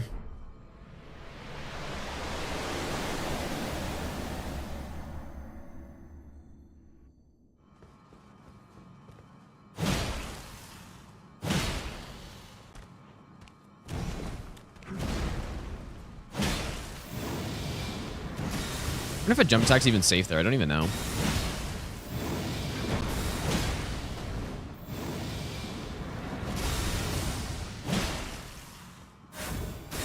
Well, I mean, I think if I'm going to use Sleep at all, I might as well just do it the correct way, right? Instead of just using...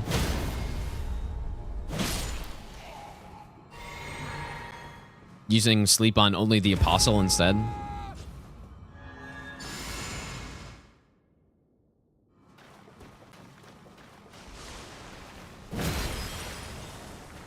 Oh. Oh, I forgot I have this, like, garbage R2 with this weapon. Look how much stamina that fucking takes.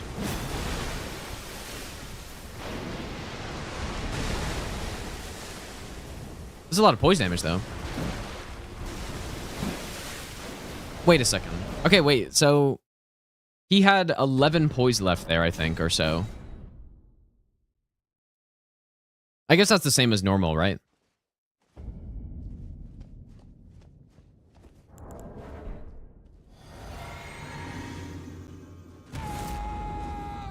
Yeah, because I had the Braggart's Roar, so I didn't think about how to be getting that other animation.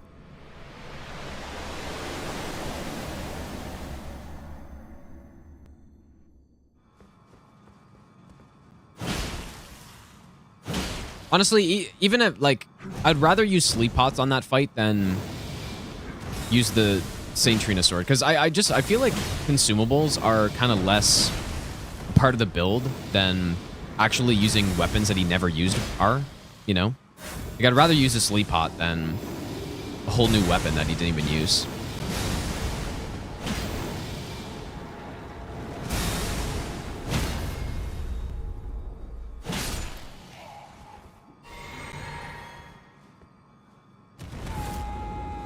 Yeah, I guess we could use grease, but at that point, I feel like it's probably just harder than...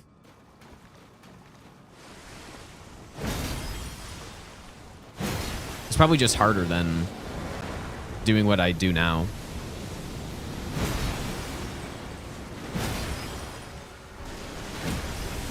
Holy shit, we actually did get a stun. Barely.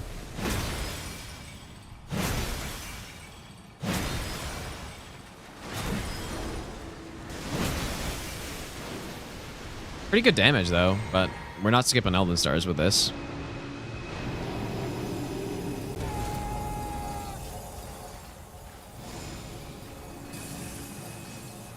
Still a better opening than what I was doing before.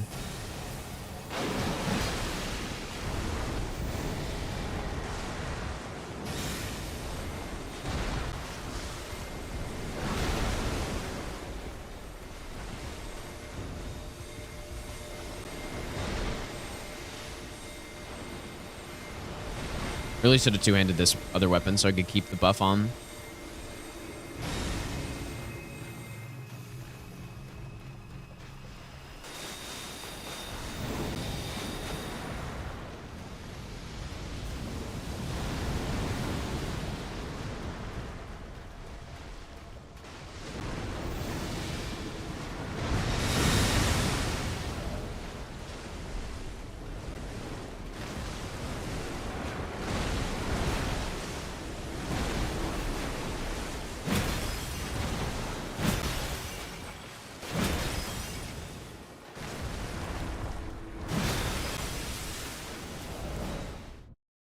Let's go and cycle him.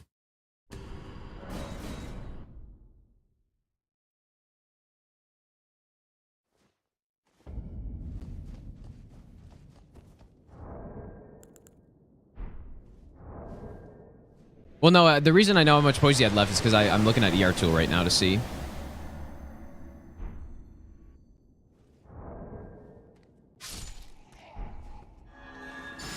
Oh. Maybe it's okay.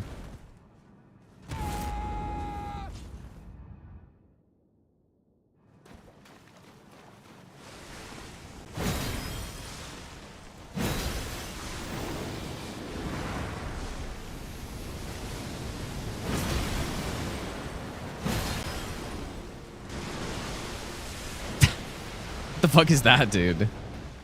Oh, what a troll, man. Why do you do that? I actually totally forgot he can even do that. Swim away at a weird angle.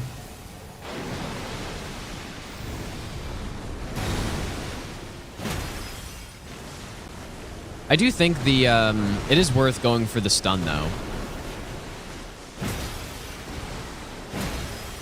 It is a little awkward with this setup though, that's for sure.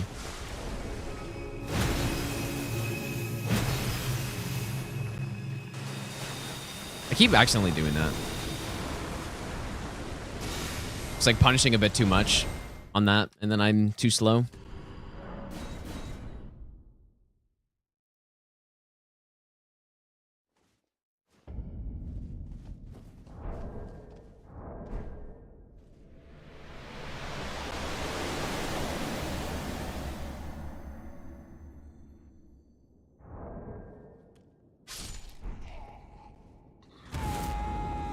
I guess I don't even need to use that other buff if we're going to be trying to get a stun here.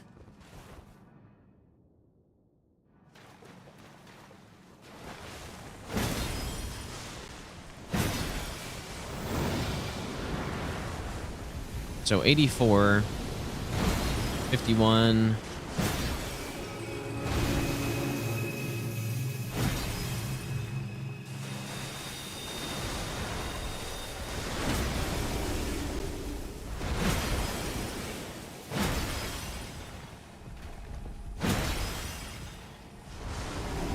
Probably want to repose with the other halberd there, so it's not the holy damage.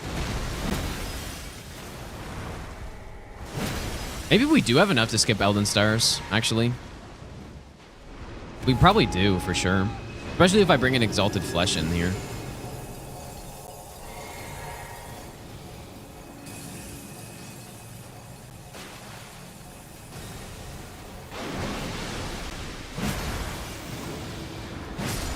Yeah, we easily do.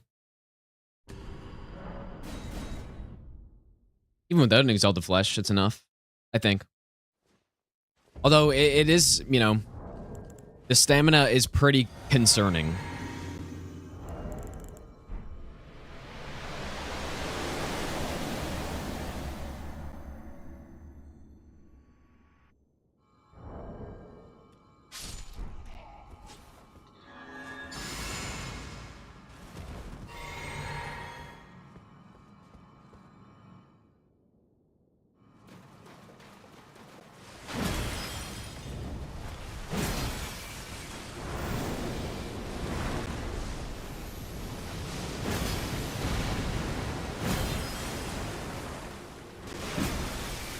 Just a little bit of poise remaining there. I'm trying to figure out if there's a better way to do this.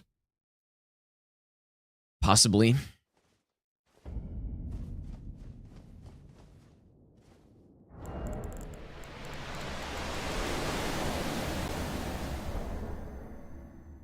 Yeah, we might start a run today just to see if we can get past the... Well, I probably won't, actually. I was gonna maybe start a run to see just to get past the Great Jar invaders so that we could start without having to go past them tomorrow, but we might as well just do that tomorrow.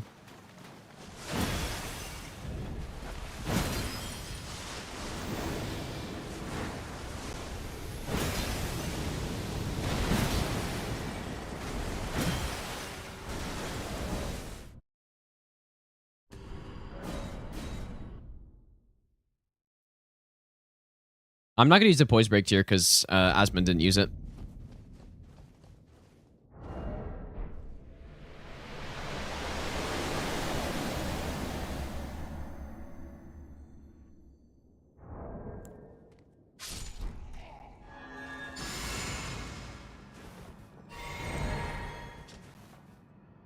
All right, you know what? I guess maybe I should just use this halberd, but not go with the buff or something.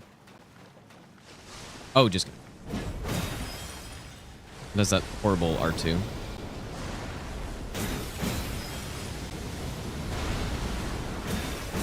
Just not even close to dealing enough poise damage there. Such a garbage R2. Jump attack. Yeah, jump attack only has... Like, the jumping L1 does 11 poise damage. We'll skip out on the buff because the buff changes the moveset and it makes the moveset really bad, but honestly, it's still a better R2 than that is.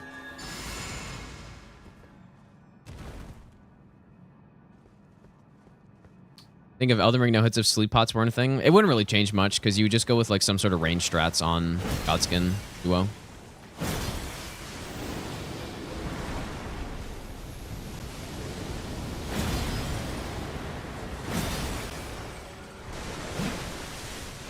I totally forgot he could do that, man. That's crazy.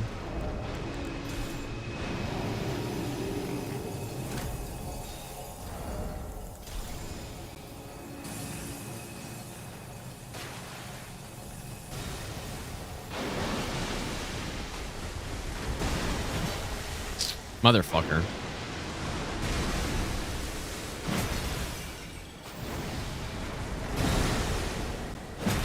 Okay, well, no point continuing this here. What is this one here?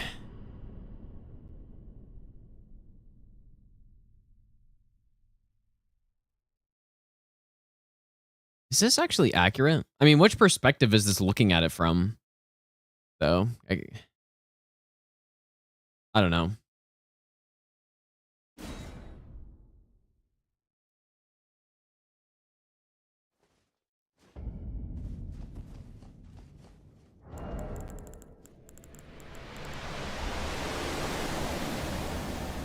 Oh, I didn't even see the dragon head. Okay, I'll look at that again in a second.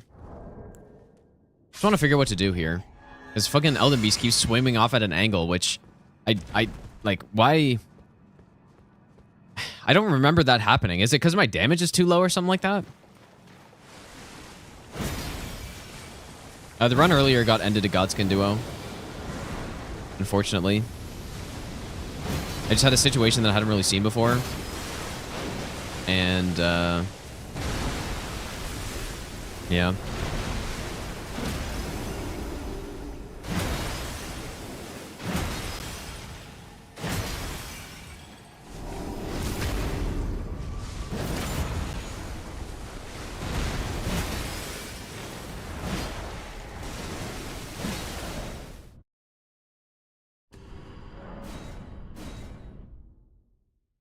Oh, you tested with the roll? Okay, nice. I'll check that out then. But yeah, I might just sleep them, honestly. Like, it would really save a big headache if I just slept them. But I'm gonna practice them a bit more and then we'll see, like... Because it obviously is doable, right? It's just kind of annoying.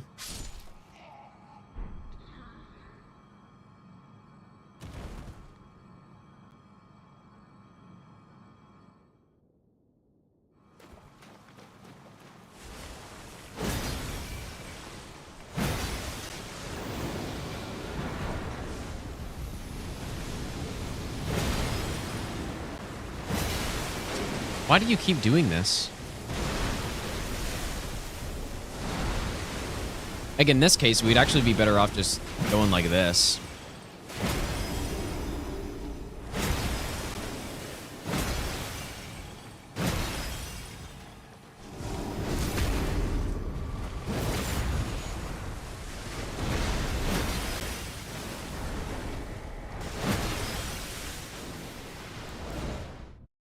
Yes, people were saying that he never got the crafting kit. It doesn't really matter. Like, honestly, if I decide to use sleep pots, it's going to be regardless of his usage of sleep pots at all, right? Like, even if he didn't get the recipe, I don't really care. If I do decide to use it. Like, it's the same as deciding to use Val the Indomitable, right? Like, he never used it. He never... I don't even know if he actually picked up the Ash of War at all, but... I'm just going to use it because it negates the RNG on, like, Red Wolf and stuff.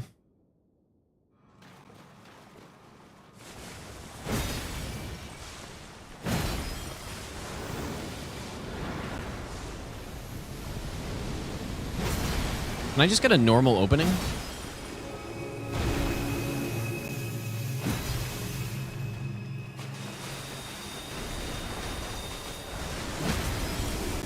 He just refuses to give me a normal opening here.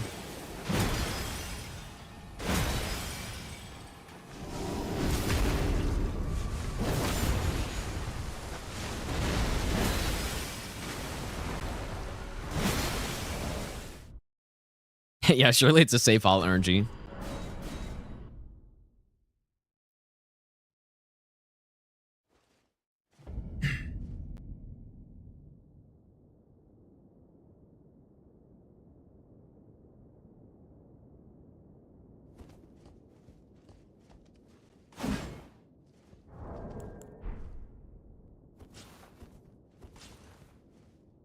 Please just give me the normal opening. For the love of God. What we can use here that would help this a lot is the turtleneck, right? We go right next to it anyway, so that would help this a lot. Turtleneck makes this strat a lot easier.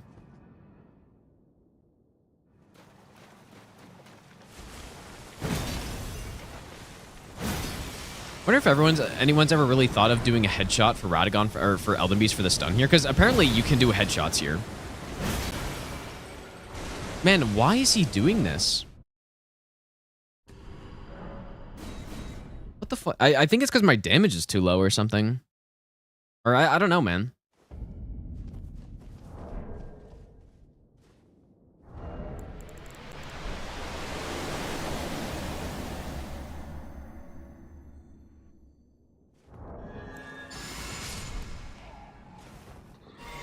No, I apparently, because I saw a one-shot on Elden Beast, like when we were writing one-shot no hit, the video of the guy one-shotting Elden Beast without using glitches, headshotted him. But I don't actually, like, I've never actually gotten a headshot. I thought this boss didn't have a head that you could headshot on, but apparently they did, so I don't know how, but...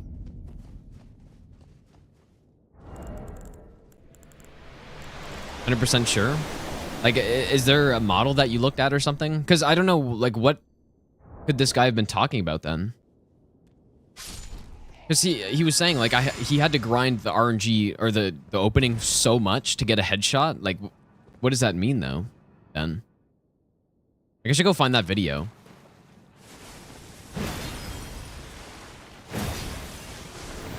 I wonder what he was talking about.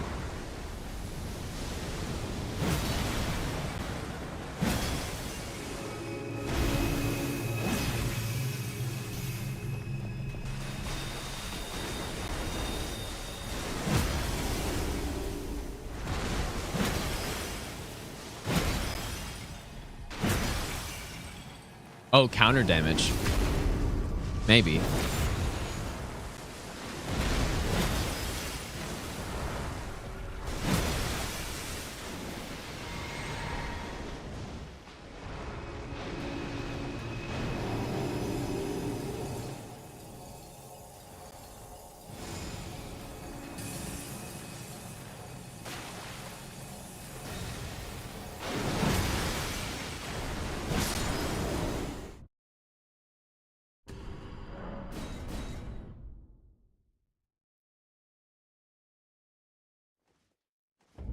I wish, like, if I can just get the normal RNG one time, I would be satisfied.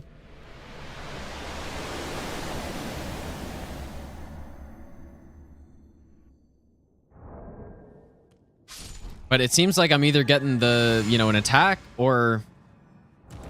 I just want to see if we have enough damage, because it'd be really bad if I went for an Eldenstar skip and didn't have enough damage for it, right? That'd be horrible.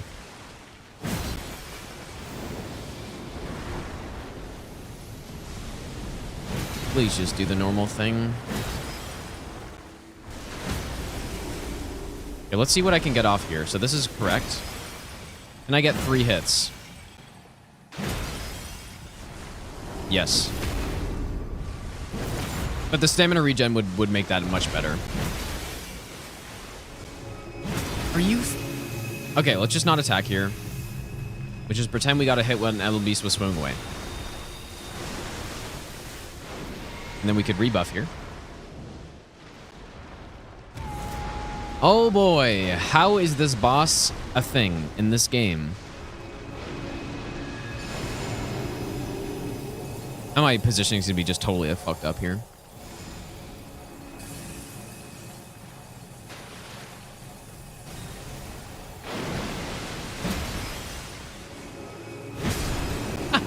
What a boss, dude. What a fucking boss. Ah, here we go. Yeah, this is the one. Because I was reading through this.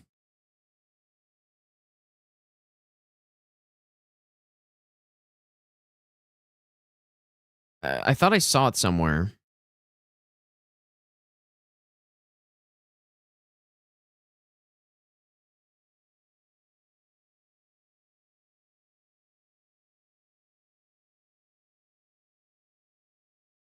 Okay, like, this person seems to think he goes for a headshot here.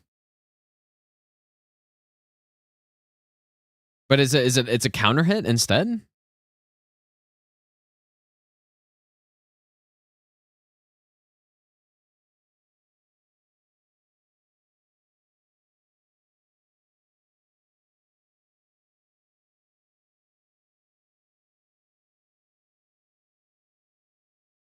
I don't know where I read more about a headshot, though.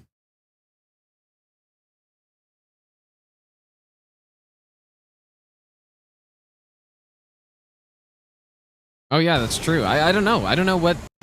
Maybe I'm just mistaken, dude.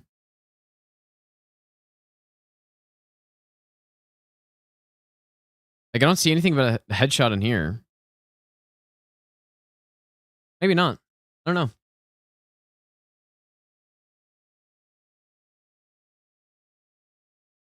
Maybe I just saw this comment and then thought like, I don't know. Maybe not. Yeah, I was in a dream, dude. Surely.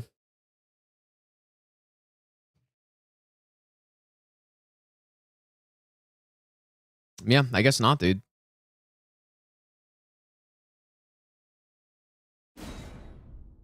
Well, anyways, we got that RNG I wanted there, so I guess what I'm gonna have to do, you guys, is just I'm just gonna have to practice Godskin and figure out what I want to do there. It does suck to lose a run there, though, man. Like, it really sucks, because it's a good run. But surely we'll get back here tomorrow.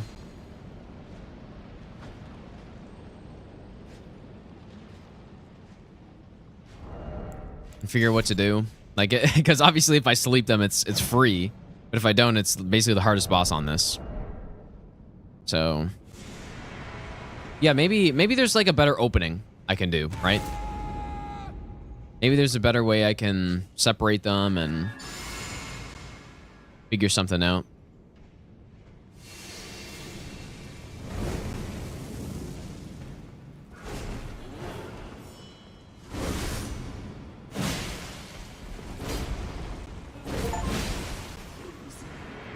So was this side was safe, right? Because that could be huge. Because if we get a good opening.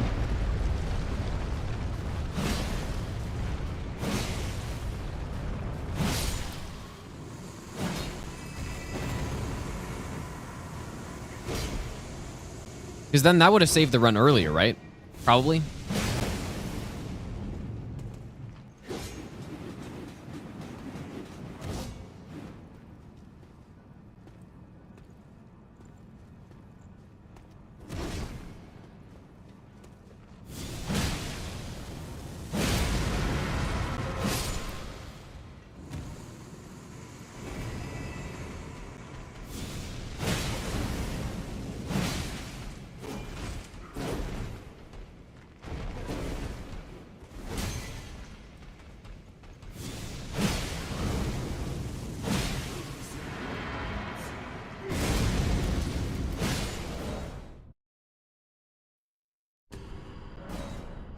Yeah, I mean, maybe I won't sleep them, dude. I guess. I'd rather not sleep them. I'd rather not sleep them. Yeah, what ended up happening, Recycle, is like, I ended up getting insanely good RNG on the Noble and got the 2 hits off really early. And then, like, I went to that pillar to do the, you know, get him caught and then, like, do the final hits, but it happened so quickly over here that Apostle was just like right next to the pillar and then wasn't idling because he was too far away. And so he attacked me when I was on the pillar and I got hit by it.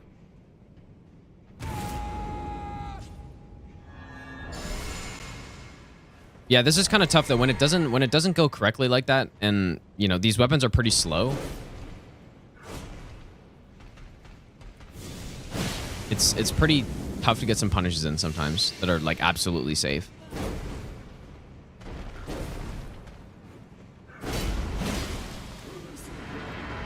Like in this case, I mean, I could probably just do this.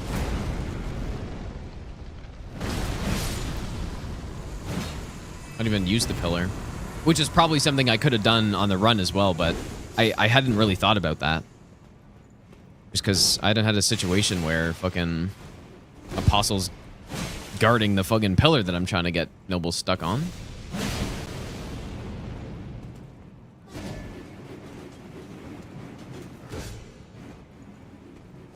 Outspace it, man.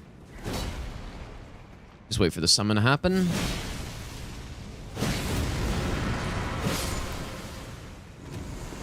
Oh my god. Surely that's safe. And I wouldn't have gotten belly attacked there.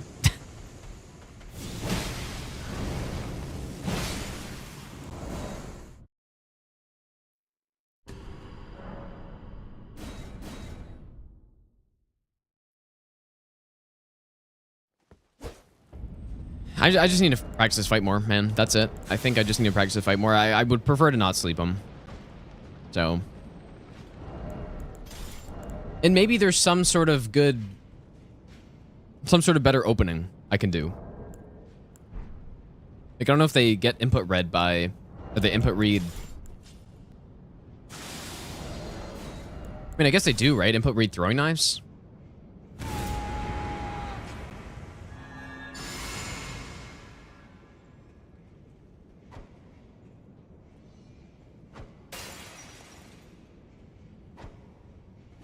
Like, would throwing knives be able to cause a sidestep into a guaranteed, like, fireball? Or a high percentage fireball, right? Because that could be something that's nice.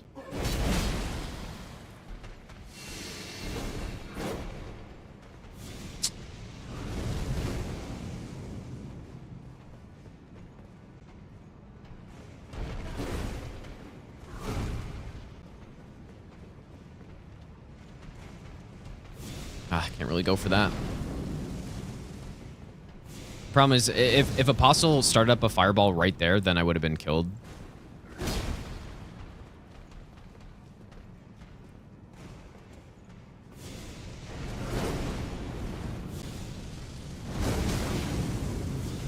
Classic. See, if this was like an ONS fight, what I could do is bait out an attack from one of them. And then get a punish like... Wow. Okay, make sure my spacing's fucking good, I guess. Anyways, I need to practice this, you guys, obviously, but... thanks for hanging out today, dude. It's too bad we didn't, Too bad we didn't get it, man. We were close. We were kind of close, dude. Cause yeah, after that, it's just the rest of the any percent from there on, right? So... Past Millenia. Too bad, dude. Yeah, I actually think I'll be back on tomorrow, you guys, so... We'll do some more attempts of this. I'll figure out for sure what I'm gonna do.